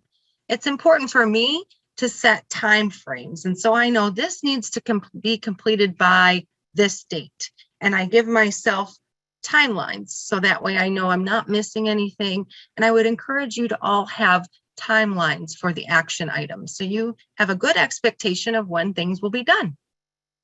And then if we do need to have a second meeting, begin planning when that will happen and who needs to be invited for a follow-up or a second session. So when would you use a third-party neutral? You can use facilitation for IFSPs, which are for our before school age children, for our littles. We can have family-centered planning. For IEP meetings, resolution sessions are one option. If relationships are strained, if there's been a lack of trust, if participants lack focus, if there's been a history of unproductive meetings, if there are difficult or dominant personalities, or if participants are just uneasy about a meeting. For example, our families that are just new to this world, we've got a new diagnosis or a new eligibility that we need to discuss. If you're just not comfortable going without a support, you can always call a facilitator. When would you use mediation? So for any dispute, whether it's eligibility for programs or services, maybe evaluation interpretations, if folks are interpreting that data, those evaluation results differently. If we need to talk about transition services, we can talk about service delivery and effectiveness. Resolution sessions, again, can be turned into a mediation, which is a more formal process. And then if there are communication or relationship issues. So nowhere in the plan for a 504 or the IEP document does it have a specific space for how to communicate. How should a parent communicate with the school? How should the school communicate for the parent? And oftentimes we find that the communication is one of the biggest issues. So we can use mediation as an opportunity to address the communication and relationship issues. So facilitation is less formal. It can be recorded. We're attending the meeting as a guest when we are the facilitators. We are not a decision maker. We are not a team member, but we will help establish ground rules on how parties work together. We will keep the meeting on track and on time. We will help clarify information when necessary. We can problem solve as issues arise, ensure that everyone participates. We do stay neutral. We're not in the advocate role. We cannot provide legal advice, although some of our mediators and facilitators are attorneys. They're not wearing that hat when they're coming to your meetings, so they cannot give advice. But we will help establish processes on how the content will be discussed and how we move through the agenda items. Now, mediation, which is often used interchangeably with facilitation, it's the same process. We are a neutral third party, but it is a private and confidential process, which means there are no recordings allowed in mediation. We cannot submit transcripts of anything that was shared during mediation. The process is protected by confidentiality. So it is a private and confidential process where individuals have the opportunity to be heard, to share different points of view, to brainstorm and evaluate options, to work together to make your own decisions, and you retain control over the decision making. So the power is in your hands in mediation. I'm going to pop a message in here for anyone outside of mediation, outside of Oakland County. And even those of you that are in Oakland County, the state of Michigan's special education mediation program, we do have our central office in Lansing. So I'm going to share their website with you, which is also a great resource to request services, to find other supports. So they do house our intake staff. So if you do have a request for a facilitator or a mediator, you'll need to connect with our central office to do an intake. And what happens is if a parent requests services, we also call the school to let the school know that there has been a request. Now, we have a great working relationship with our schools in Oakland County. They know that we're not coming in as an outsider trying to make decisions or place blame on the parents or the school, but really we're there to help support the team in the effectiveness and communication and relationship building. So I have not had a school tell me no, that we cannot send a facilitator. And in turn, if the school requests having a facilitator or a mediator, we would reach out to the parents as well to explain the process and the benefits of having a neutral third party there to help with the meeting. So I did pop in the chat, mikidsfirst.org is our central program office in Lansing where all of our intake happens. So about the SEMS program, it is federally funded through the Michigan Department of Education. We hope to encourage collaboration planning for individuals with special needs, to foster long-term cooperative and constructive relationships, and to reduce the use of adversarial processes. Again, keeping it closest, local with the folks that work closest with our students and our children. Again, this is a statewide program. I happen to just oversee the Oakland County portion, but available to anyone across the state. And in Michigan, we do cover through our program birth to age 26. So that's unique to Michigan as well. Our kiddos that graduate without a diploma that still receive supports and services post high school are eligible through this grant funded program for supports. So individuals or family members can call on us to help for free up to age 26. Now, if you do have a kiddo that's older than 26, you can still reach out to my office. We are still happy to help facilitate or mediate any issues that come up, and that's going to be at no charge. So definitely call on us if you do need assistance. And that is the end of my presentation. So I'm going to stop sharing, but I do have time for questions if anybody wants to chat. All right, thank you, Megan. That was such valuable advice, you know, not only for the school setting, but in life, period. Just those skills are so helpful in resolving any kind of conflict, and then also avoiding conflict in the first place by just using good communication. I appreciate that, Russ. It's helped me in my daily life with my children and at work and just in any situation. We really try to understand first. Okay, great. So I encourage people to type. We have about 5 minutes or so. We do have one question. Can the school deny a facilitator to attend an IEP? So they can, because it's a neutral service and support. We're there to help support both sides. So the school could say that they do not wish to have an outsider, a facilitator attend. That hasn't been my experience, but I guess it could happen. Okay. Just I guess a general question from your experience. What would you say? What percentage of cases where you provide mediation does the conflict actually end up getting resolved in a satisfactory way? I mean, I know it's hard to estimate, but just in general, is this generally a fairly successful approach? It really is. And even if we don't resolve 100% of the issues, you're able to find clarification and understanding on most of the issues. So in mediation, we do have partial agreements or full agreements. And we work in mediation, a lot of times we get referrals from the Department of Ed. If a due process or a state complaint has been filed, they'll offer the opportunity of mediation. So what we do have is a status report at the end of our time together. We don't share details about what happened during the mediation due to the confidentiality, but the state does want to know, was it a partial agreement, a full agreement, or no agreement? And if we are able to reach a full agreement, then the initiator of the complaint has the opportunity to withdraw their complaint, and that would end the investigation and end the process with the state. It's a very successful program. really folks need the chance to talk. They really need to be heard. They really need to feel valued. And that's something that mediation provides the space for.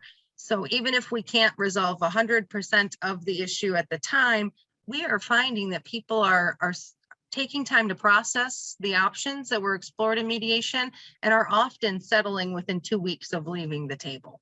So we find that in all of our programs as well, in our civil cases and our divorce cases, as well as the special education program.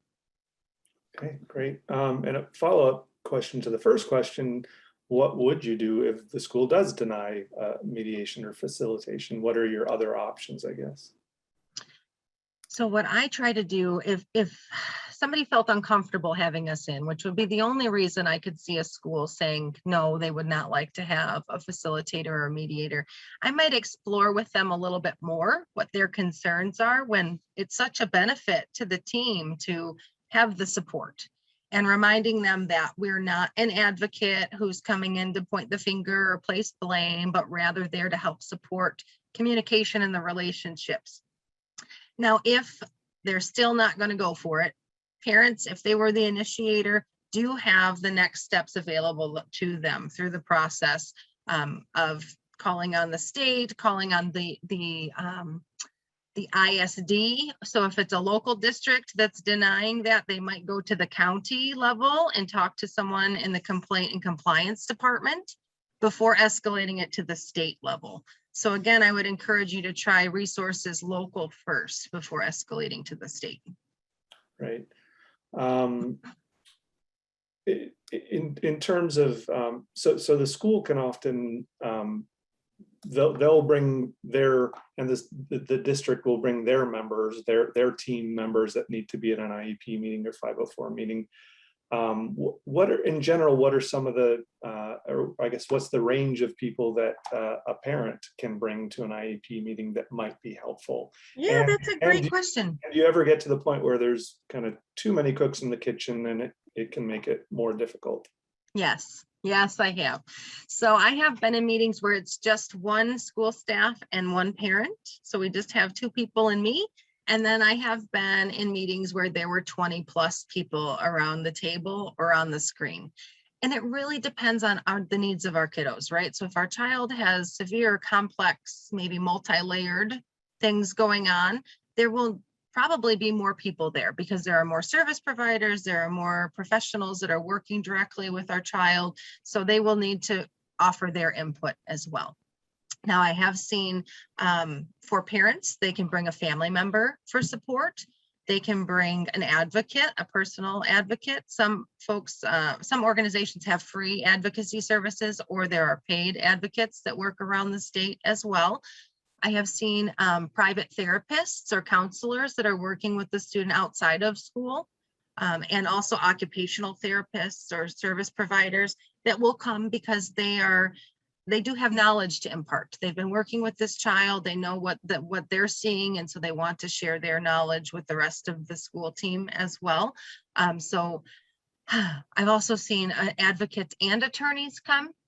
And for the 504 meetings and the IEP meetings, typically attorneys don't get involved unless there has been a history of state complaints or really legal questions that have come into play. So the attorneys are there to represent their clients' rights in regards to the law, but oftentimes they don't say a whole lot regarding the IEP plan because that's not their area of expertise. So I value and love these 504 planning meetings and IEPs because it gives us an opportunity to view our children as a whole, what we're seeing at home as strengths and weaknesses, where additional support might be needed, and what they're seeing in the school setting for strengths and where additional supports might be needed. And sometimes the behaviors look different at home and than they do at school. So it's really an opportunity to talk about what can we make that's consistent for this child? What supports can be offered at school that can also be offered at home and vice versa? Because we know our children need structure, they need consistency, they need support. And the more that we can do to cross over from home to school, the better I feel the child will be as far as success goes. Great. Okay. Well, it is 2 o'clock, and thank you so much, Megan, for a really informative session. And so I want to thank all of our speakers and participants for joining us and for taking time to learn together. Welcome back. And the floor is yours. Thanks, Russ. I guess should I introduce myself again? Sure. Okay. I'm Karen Wang. I'm the parent of a young adult with autism and epilepsy. He is 20 years old, and we've been through the full spectrum of special education and adult services in the last 20 years. So we've done early intervention, center-based special education programs, resource room, general education, and his special education experience culminated in his graduation from high school with a diploma, and he went on to a vocational school run in Michigan for people with disabilities, and he was able to get a certificate there in retail. And his epilepsy came back with a vengeance after that, and we've had a decline in overall health since then. So now we've been pursuing adult services for him. So what I've put together here is a timeline of the transition from special education to adult services with all the options that are available along the way. And it's based on my personal experience exploring all of these options available to us. Okay, great. So I'll let you share your screen and I will join you again when we get to questions. There we go. Okay, I'm sharing my screen now. There we go. I hope that's visible. Russ, I'd like to ask that if people are typing questions in the chat, let me know at the end of each slide. I think it's easier to answer questions at the end of each section rather than put everything off till the end. So I can't see the chat when I'm sharing my screen like this. So if you could read off the questions to me at the end of each slide, I'd really appreciate it. Sure, I'd be happy to do that. Okay, so here is my son with, let's see. How do I get to the next slide? There we go. So before age 14, there are lots of things that you can do to prepare for adulthood. One of the first things that you need to do is to get a state issued photo ID. Your child is not eligible for any adult services without a photo ID. So even if your child is not going to be able to drive like mine due to the epilepsy, you still need to get a state issued photo ID from the Secretary of State. And I learned the hard way that the way to do that is to schedule the appointment online and then call the Secretary of State central number in Lansing and explain that you need disability accommodations at your appointment. Otherwise, you might be left standing outside as they let people in one by one due to COVID protocol. So make sure that you have disability accommodations before the appointment.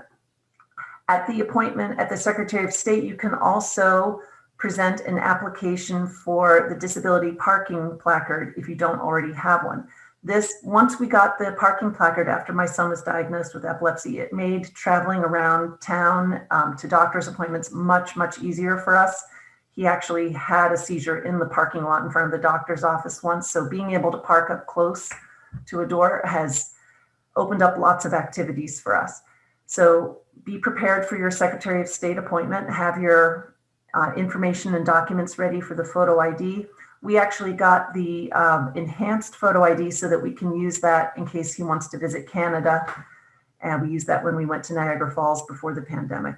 So there are lots of things you can do. The Secretary of State can support that transition to adulthood.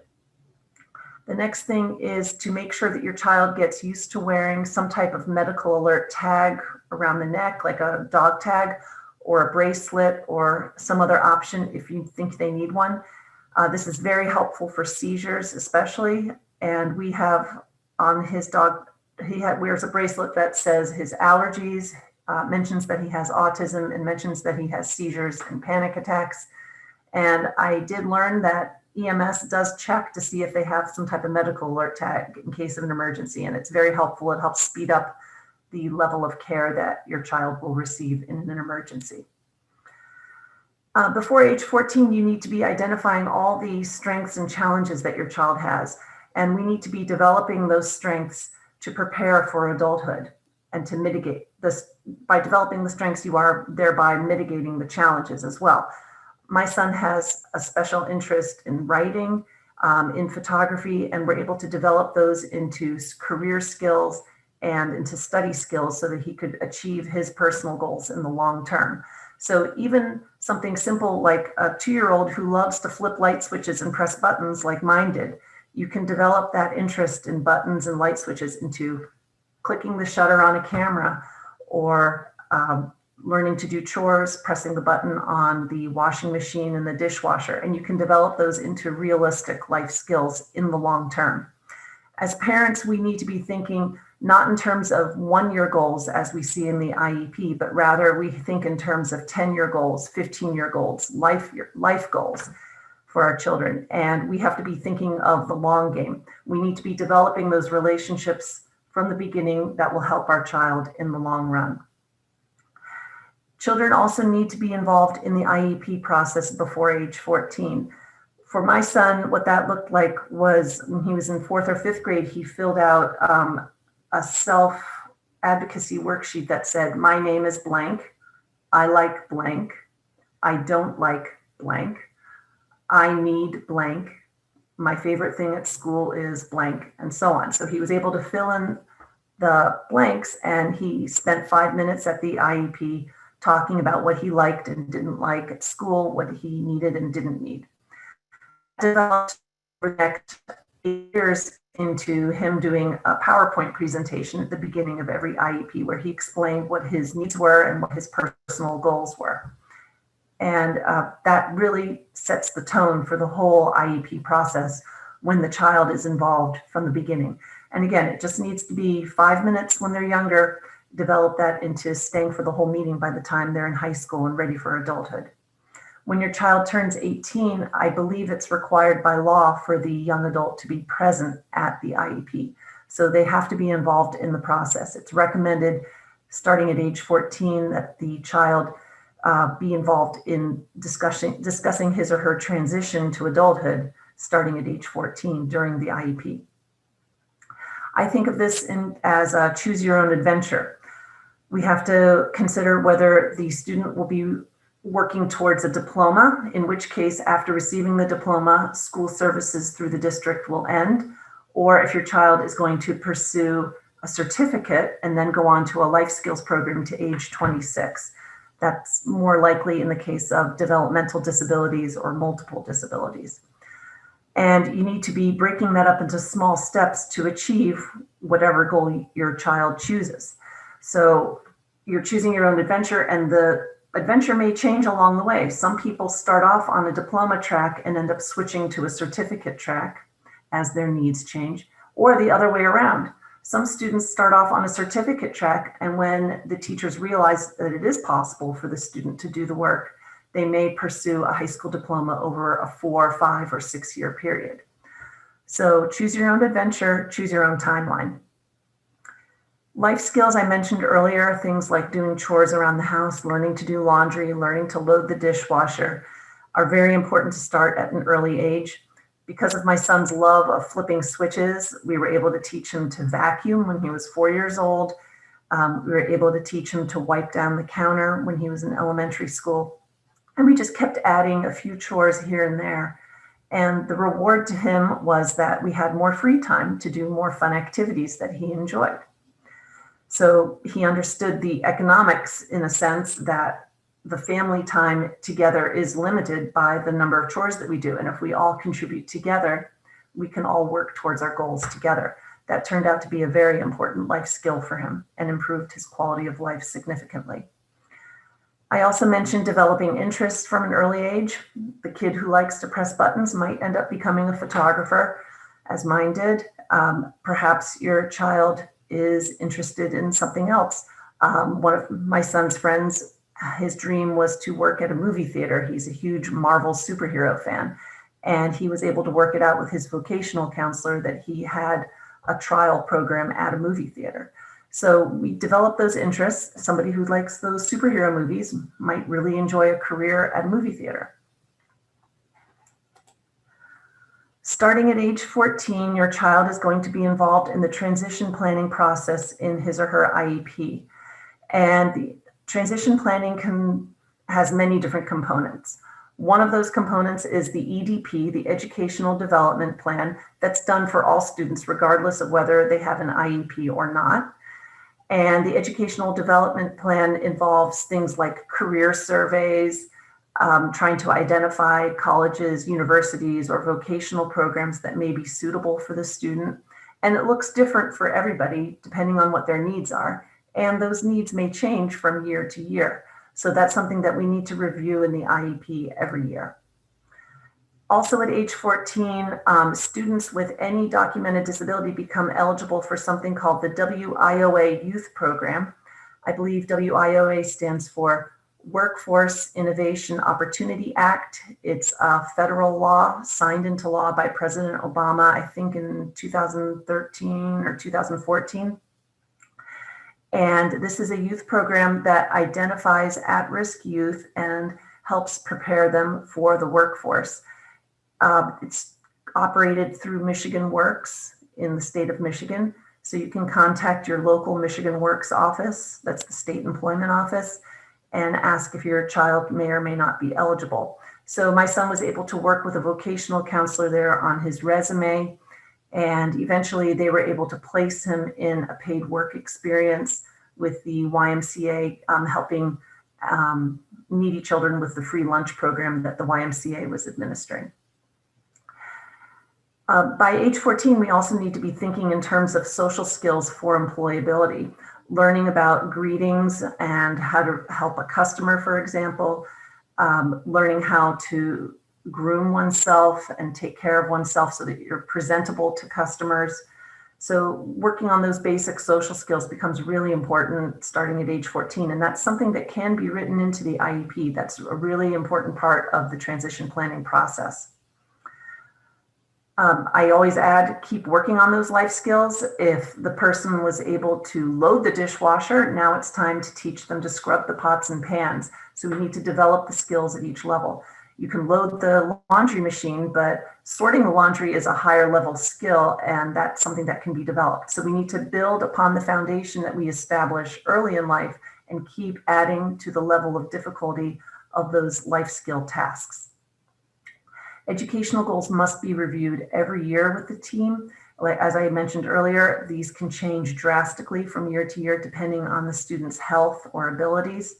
And it can go one direction or it could go another direction, or you might stay on a steady path the whole time. So keep thinking about that, keep an open mind to the changes that are possible. Starting at age 16, students with disabilities become eligible for vocational rehabilitation services by federal law. And in Michigan, this is through an agency called MRS, Michigan Rehabilitative Services. The name was very confusing to me at first because it doesn't sound like something that my son would be eligible for, but they are the state agency for disability employment services.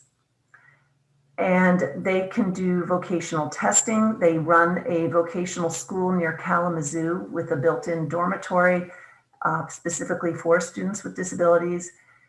And they can provide job coaching and many other types of vocational services. So they also organize what's something called pre-ETS in school. Pre-ETS stands for Pre-Employment Transition Services. So they actually sent a vocational counselor to the resource room at my son's high school, where they worked with students on things like interview skills, developing the resume, and social skills for employment. Eventually, the pre-ETS should lead to a paid work experience, PWE, and that's something that you can talk with your student's vocational counselor about. And starting at age 16, you can review state vocational programs with your IEP team and your vocational counselor. By the way, the vocational counselor should always be invited to the IEP each year when your child, after your child becomes eligible for these services. Some of the state vocational programs that you can look at are Job Corps, which specifically trains at-risk youth for trades. You can look at apprenticeships in various trades, such as woodworking, plumbing. and look at nonprofit agencies that can also offer services. So my son is also a client at the Living and Learning Enrichment Center in Northville that does offer some pre-employment classes and programming. And he's been able to work at their retail shop here in downtown Northville.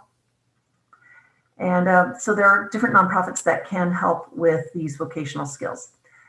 At age 16, you need to be thinking about taking the life skills to the next level, developing whatever chores or activities that the child can do independently, with keeping safety in mind first, of course, depending on the frequency of seizures. So for example, at age 16, my son was able to walk to the library.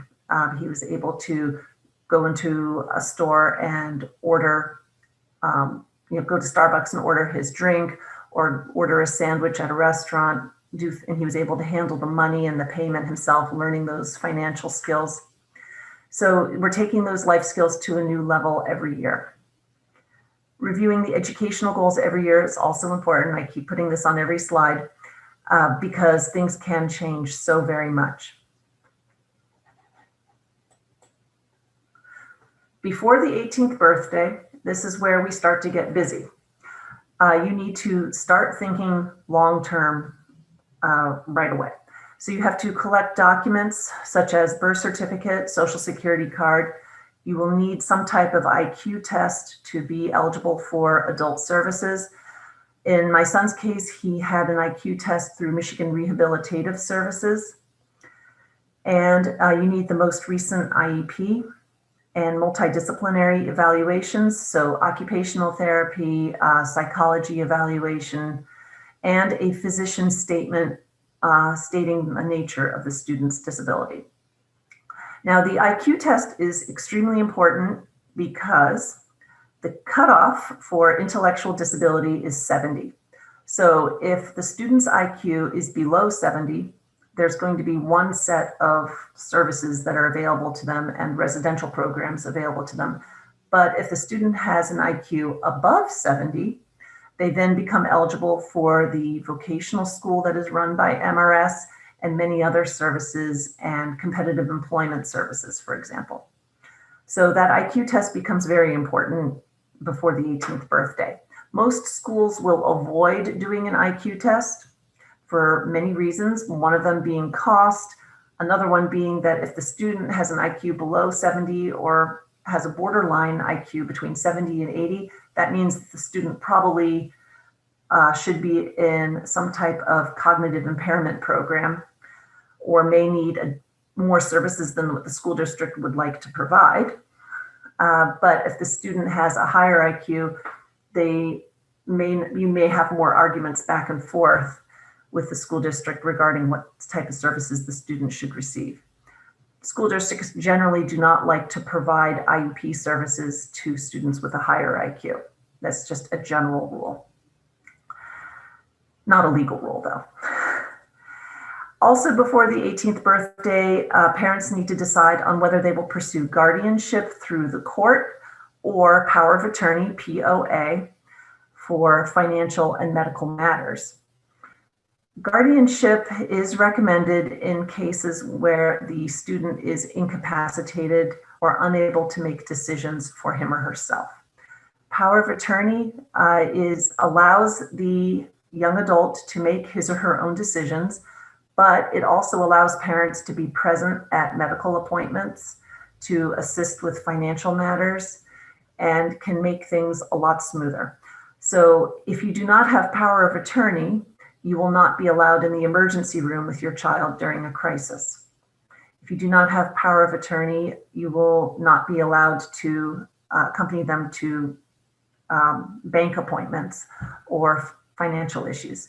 So it's really important to have one of these in place by the 18th birthday and to decide which one is appropriate in your child's case. And I recommend consulting with an attorney regarding that either way. Before the 18th birthday, you also need to review educational goals again.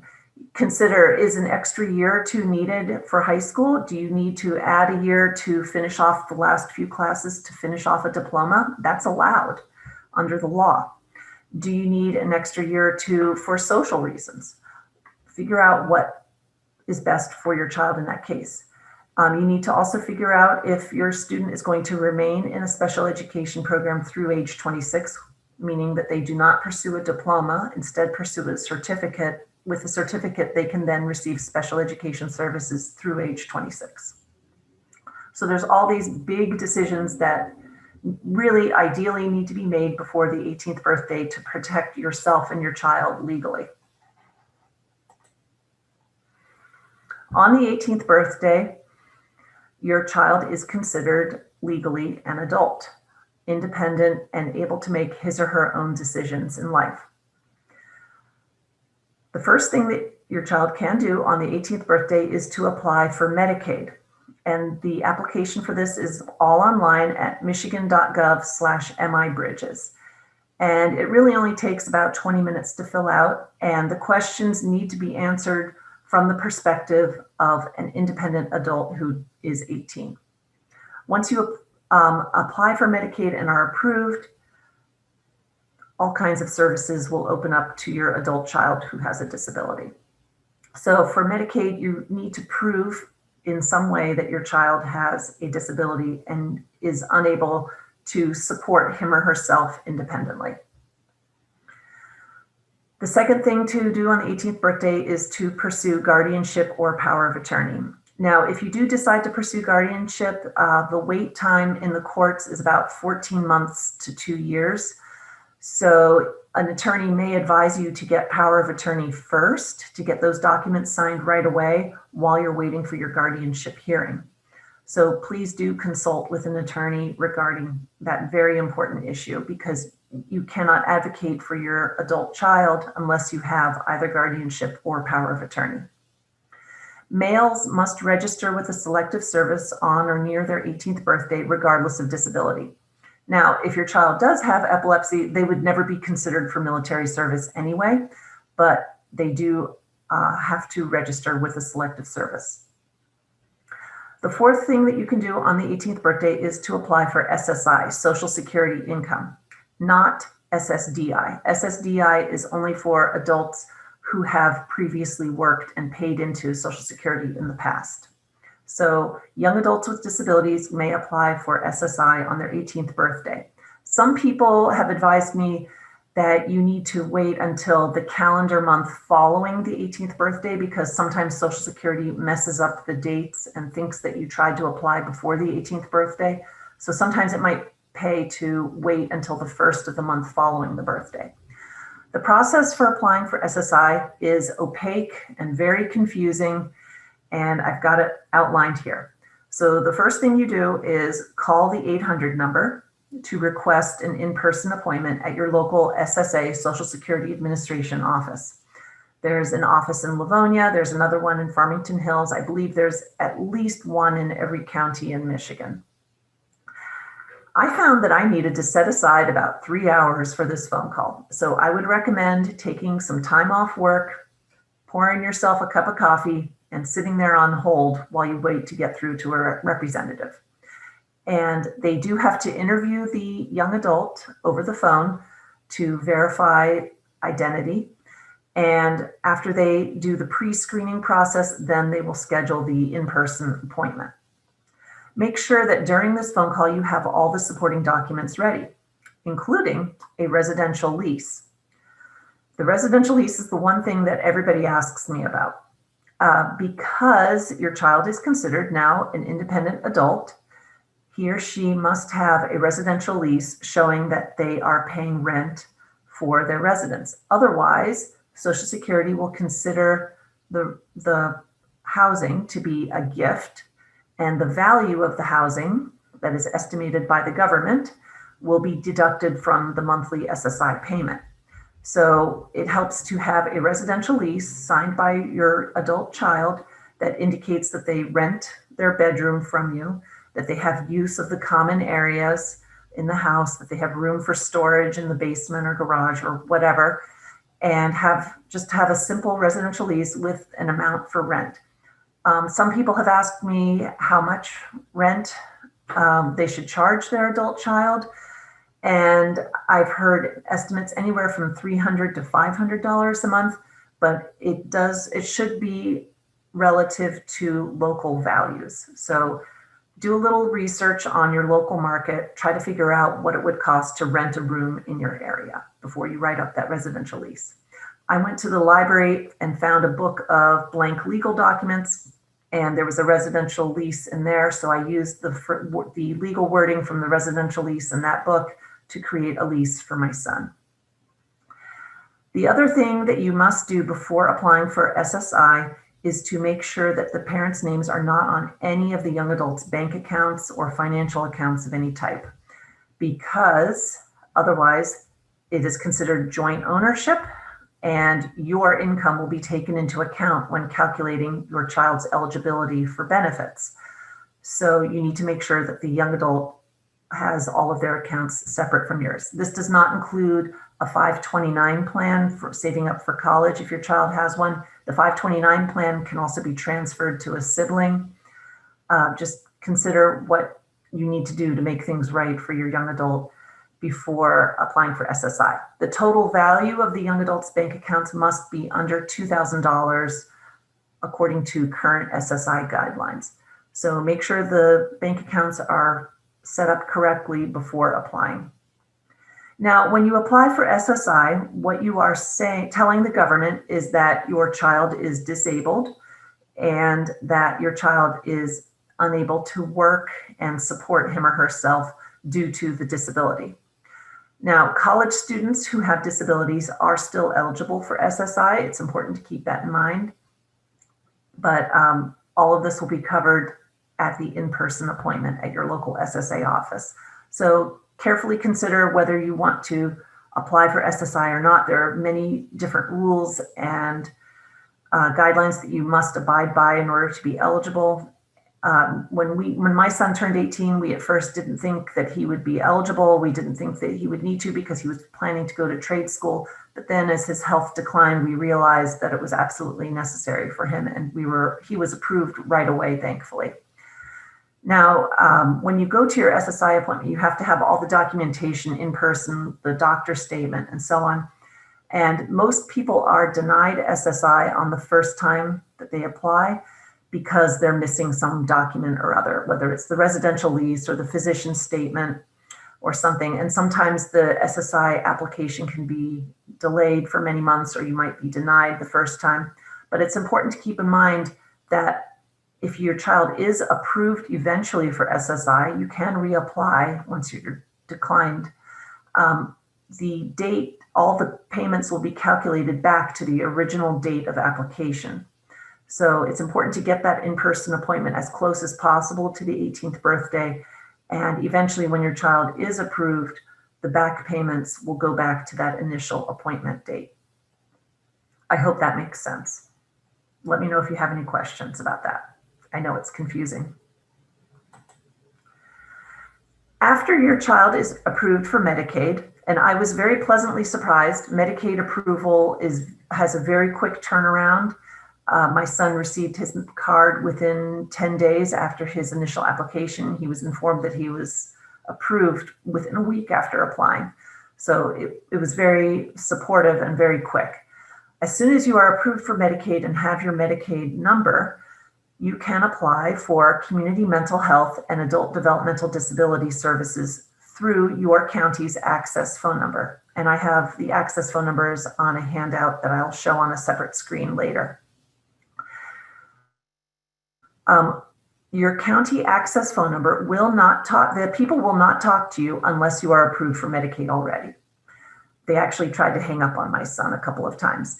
But you can also call the access phone number and request assistance from a social worker to help your child apply for Medicaid if that's what your child needs. So once you apply for community mental health or adult developmental disability services through your county, you then choose a sub-agency to be the supports coordinator. The supports coordinator is the social worker who coordinates all of the different therapies and services that your child is eligible for. I was also pleasantly surprised that after my son was approved for Medicaid, he was automatically sent applications for other programs, one of which is called MyCap, which I believe is the Michigan Combined Application Program, which is specifically for adults with developmental and intellectual disabilities. And it simplifies applications for multiple programs onto a one-page document. So he was able to apply for food benefits, register as a voter, and I think a few other programs on this single document that was simplified for individuals with intellectual disabilities. And because of MyCap, he was immediately approved for food benefits, and he now has his own debit card. He loves going grocery shopping. It's his favorite activity, and he has a certain amount of money that he can spend each month on his own groceries. Another program that you can apply for after Medicaid approval is called CHAMPS, and I'm not even sure what CHAMPS stands for, but the MPS is Medicaid Provider System. So parents can apply to become the home health care provider for their own child and get paid for it. I think the payment is only $9 or $10 an hour, but it's still something that can help parents who are also acting as caregivers. And the CHAMPS program is specifically for basically daily living activities. So if you have an adult son who needs help shaving every day, that's a daily living activity. If your child needs to be fed, if you need to cook and feed your child, if you need to help your child change clothes or get in and out of the shower, all of those daily living activities you can be paid for as the Medicaid provider at home. So all of these are things that you can discuss with your child's supports coordinator once they are approved for community mental health programs. Outside of community mental health, there are many regional agencies and nonprofits that are wonderfully helpful to young adults with epilepsy and other disabilities. One of which is called the Disability Network, and they have a really wide variety of programming. Some of it is vocational. They had food safety training, and they were training people to be restaurant workers. We went to the Disability Network to meet with a CVS executive who wanted to hire more people with disabilities, and they coached my son on filling out the job application for CVS and doing some mock interviews.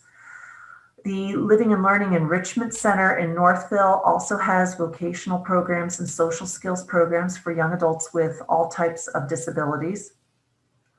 The ARC is the largest nonprofit for adults with intellectual and developmental disabilities in the United States. And I believe there's an ARC agency for every county in Michigan. So there's the ARC of Oakland County, there's the ARC of Western Wayne, the ARC of Detroit. I think there's an ARC for Downriver in Wayne County. And they can provide guidance regarding guardianship. There's an attorney who works through the ARC who provides some legal advice. They can send an advocate for free to your IEP meeting, all kinds of different programming. Each county ARC offers slightly different programming, so it pays to call one or more of them to find out what they can offer your family. I also learned about a wonderful nonprofit called Ken's Crew. It's basically the nonprofit arm of Home Depot, and Home Depot actively recruits and trains adults with intellectual and developmental disabilities to work at their stores. And they've actually branched out to placing clients at retailers other than Home Depot. So I think supermarkets, places like Bed Bath & Beyond.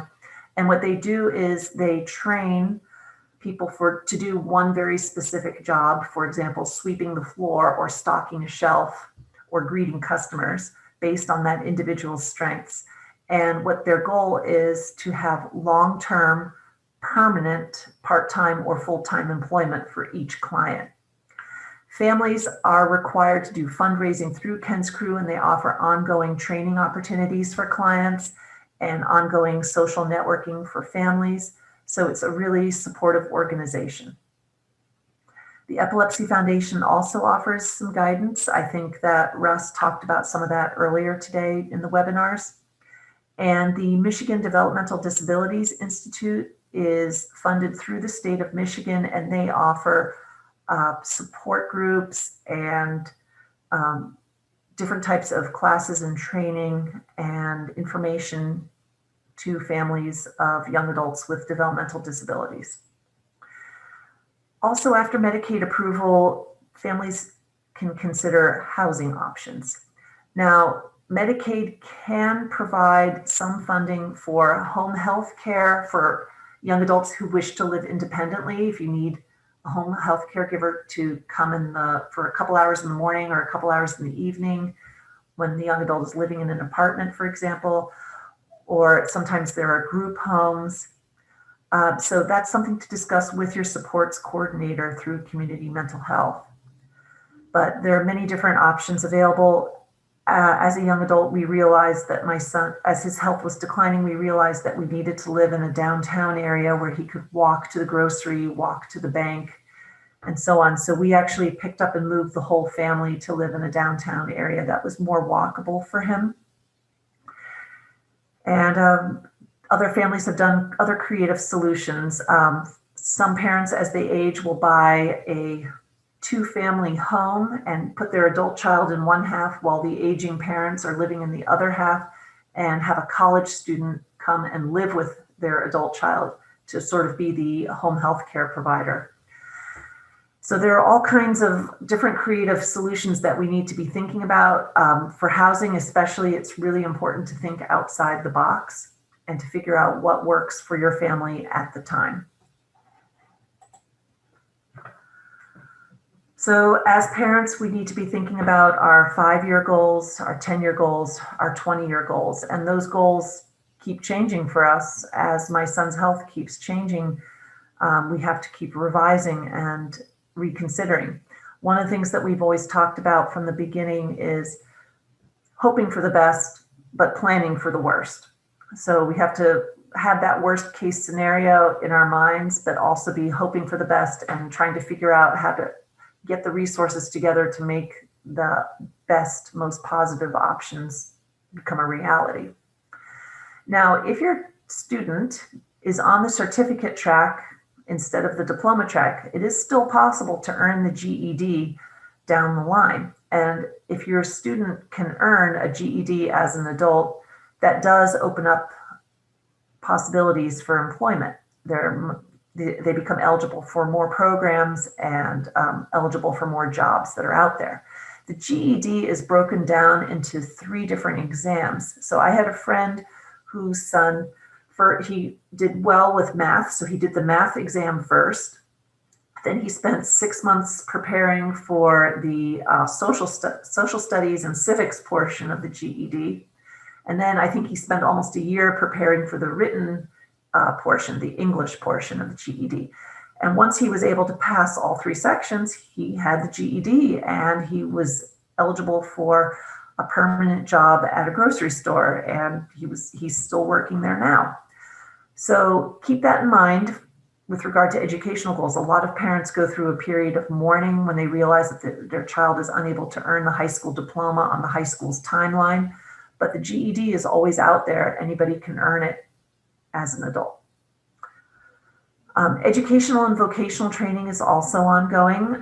Here's a picture of my son at the Michigan Career and Technical Institute. This is the school near Kalamazoo. It's the 2nd largest vocational school in the US for adults with disabilities. And they offer everything under one roof. They have a dormitory, recreational gyms, and all the classrooms and labs for all the different programs that they offer. So they offer training for medical assistants, graphic arts, woodworking, industrial, and my son did the retail program there.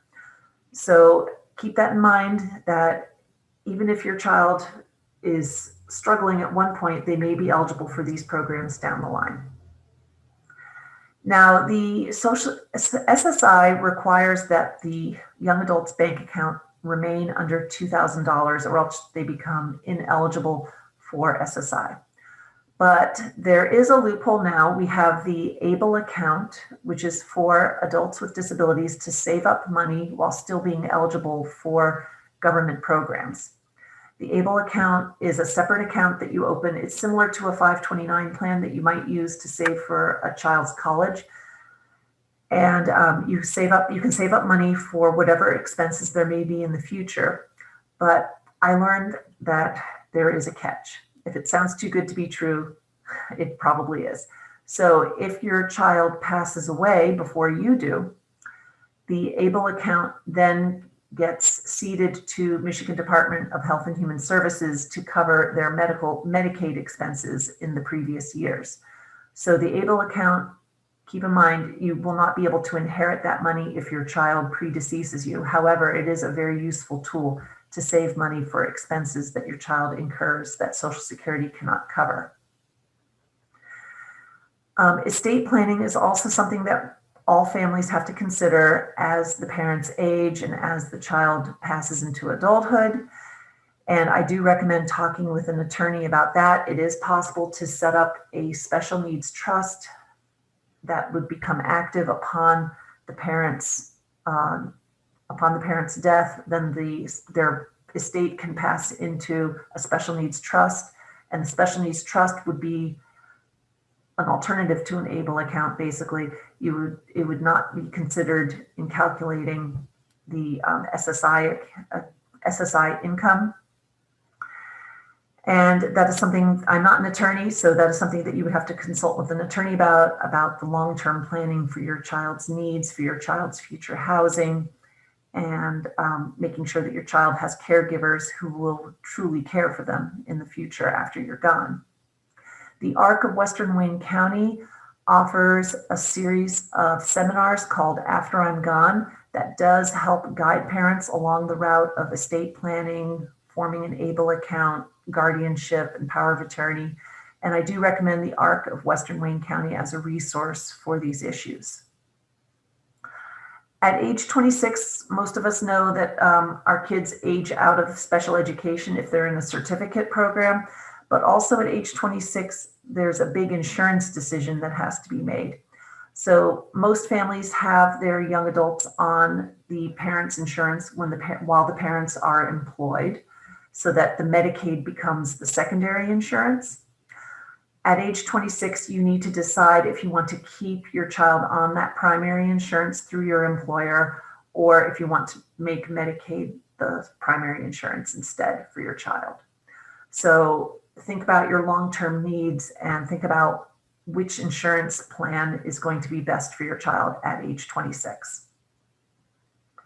Current laws allow for you to keep your child on your insurance up to age 26, regardless of disability. But at age 26, I believe you need to declare that the child is disabled in order to keep them on your insurance. I mentioned earlier that we need to think creatively about housing, think about the best location, the best situation, what types of people you want your child to be living with, what types of social situations they can be exposed to when they're in that particular housing situation. A lot of people don't like the idea of a group home because they're not sure about who the caregivers might be, but the advantage of a group home is that your child will be with peers all the time. Will have all those social opportunities that could really enrich the child's life. So keep in mind that what you think now for your child's future housing may not be the best choice 5 years from now, 10 years from now, or 20 years from now, and to be open to the possibilities of those changes. As parents, we also need to be thinking about all the possible what-if scenarios. Well, what if my child's health continues to decline? What if I predecease my husband and I'm no longer, there's no full-time caregiver anymore? Would my husband quit his job? How would things turn out? So we need to be considering all those worst case and best case scenarios and coming up with the creative solutions that will preserve quality of life as best as possible. For me, quality of life is really the key here. Regardless of my son's medical needs, I still want him to have a fulfilling and joyful life in whatever he chooses to do. And we have to overcome these obstacles that are in front of us, all these confusing, opaque adult services that aren't connected to each other and don't make sense with all the rules. We have to overcome those obstacles and try to get the best care and the best life possible for our kids. If you need to just talk to another parent to parent, here's my contact information. I can email you a copy of this presentation. I can email you the handout that I'm going to show next. I also post sometimes on Twitter. This is my Twitter handle, @Mrs. Karen Wang. So please feel free to reach out if there's something that I can do for you. And I thought I had, yeah, here it is. I have the handout here with some detailed contact information. So to set up an appointment for a state photo ID at the Michigan Secretary of State, this is the website that you would use, michigan.gov/SOS. For a medical alert tag, my favorite place, I've tried a bunch of different medical alert tags, both dog tags and bracelets and all kinds of things, but I really like this Laser Art store. I find that they were very reasonably priced. They're laser engraved wristbands and dog tags. And if you would like an overview of transition planning in IEPs starting at age 14, I recommend the parentcenterhub.org. They have a page just for transition goals that can be written into any IEP. In order to receive services through Michigan Rehabilitation Services, the vocational agency, I recommend first calling the 800 number and telling them what county you're in, or you can email mrs-customerassistance@michigan.gov to open your case. So there's a long process to go through to open a case with MRS. You need to have a state photo ID. You need to provide a copy of your child's IEP and explain the nature of the child's disability. But it's really worthwhile to have that vocational counselor on your team. Job Corps is a government program for at-risk youth, training them for trades. And I really recommend this website, jobcorps.gov, to learn more about it. And the Medicaid application online is at newmibridges.michigan.gov. It takes about 20 to 30 minutes to fill out the whole thing. And to register for selective service online, if your child is male and turns 18, they need to register for selective service right away. To apply for SSI, you have to begin that application over the phone. This is the 800 number for that. And after you get approved for Medicaid, you can then call your county access line to apply for adult developmental disability services. And this is the access line for 4 of our counties in Michigan. And for the ABLE accounts in Michigan, it's miable.org. It's technically a nonprofit that's affiliated with Michigan Department of Health and Human Services. For GED testing, I recommend going to the website ged.com. So that's the information I've got. And it looks like I've got 9 minutes left in case there are any questions. I'm going to stop the screen share. Great. My goodness, Karen, that is so thorough and so helpful. So much information. I know I will be going back and reviewing this presentation myself because I've learned so much from this. So thank you so much for that. Also, we can, if you'd like, we can send this out to participants. Is that okay for us to email these? Oh, yes, of course, you can email it. The reason I do this is it was so confusing and so difficult for me to go through all these services when my son's health was declining. I swore that I would make it easier for other parents. So I'm trying to share this information with as many people as possible. Right, and we will be sure to promote the recording of this presentation so that many more people can watch this really valuable presentation and see all of the great information you put together. So we do have a couple of questions. Okay, I'm looking actually at the same question twice. So if the parent is the caregiver of the adult child, then can the adult child still have CLS and respite care hours too? I think that is community living services, which is a mental health. Yeah. I ask because I love the staff my baby has. The answer is yes. So you can apply for CHAMPS. and you can apply to be the provider for the assisted daily living tasks. I believe you would get paid $9 or $10 an hour, and it's really only a couple hours a day. And you can still have the staffing that is provided by CLS, and you are still eligible for respite. Okay, that's great. That is something that you should discuss with your child's supports coordinator through CLS. Okay. One question I had is with your experience with Michigan Rehabilitation Services, did you have success with the first counselor that you used, or did you have to do any kind of trials of multiple counselors to find one that you liked?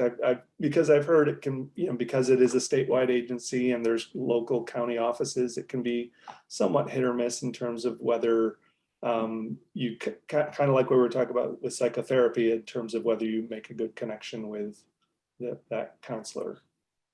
It's a bit of a roller coaster. So because it's a government agency and I don't think they pay very well for vocational counselors. There's very high turnover. So we had an absolutely wonderful counselor when we first started, when my son was 16, and she was so supportive on helping him develop his goals. And she had some life changes and she moved on. She actually moved out of state.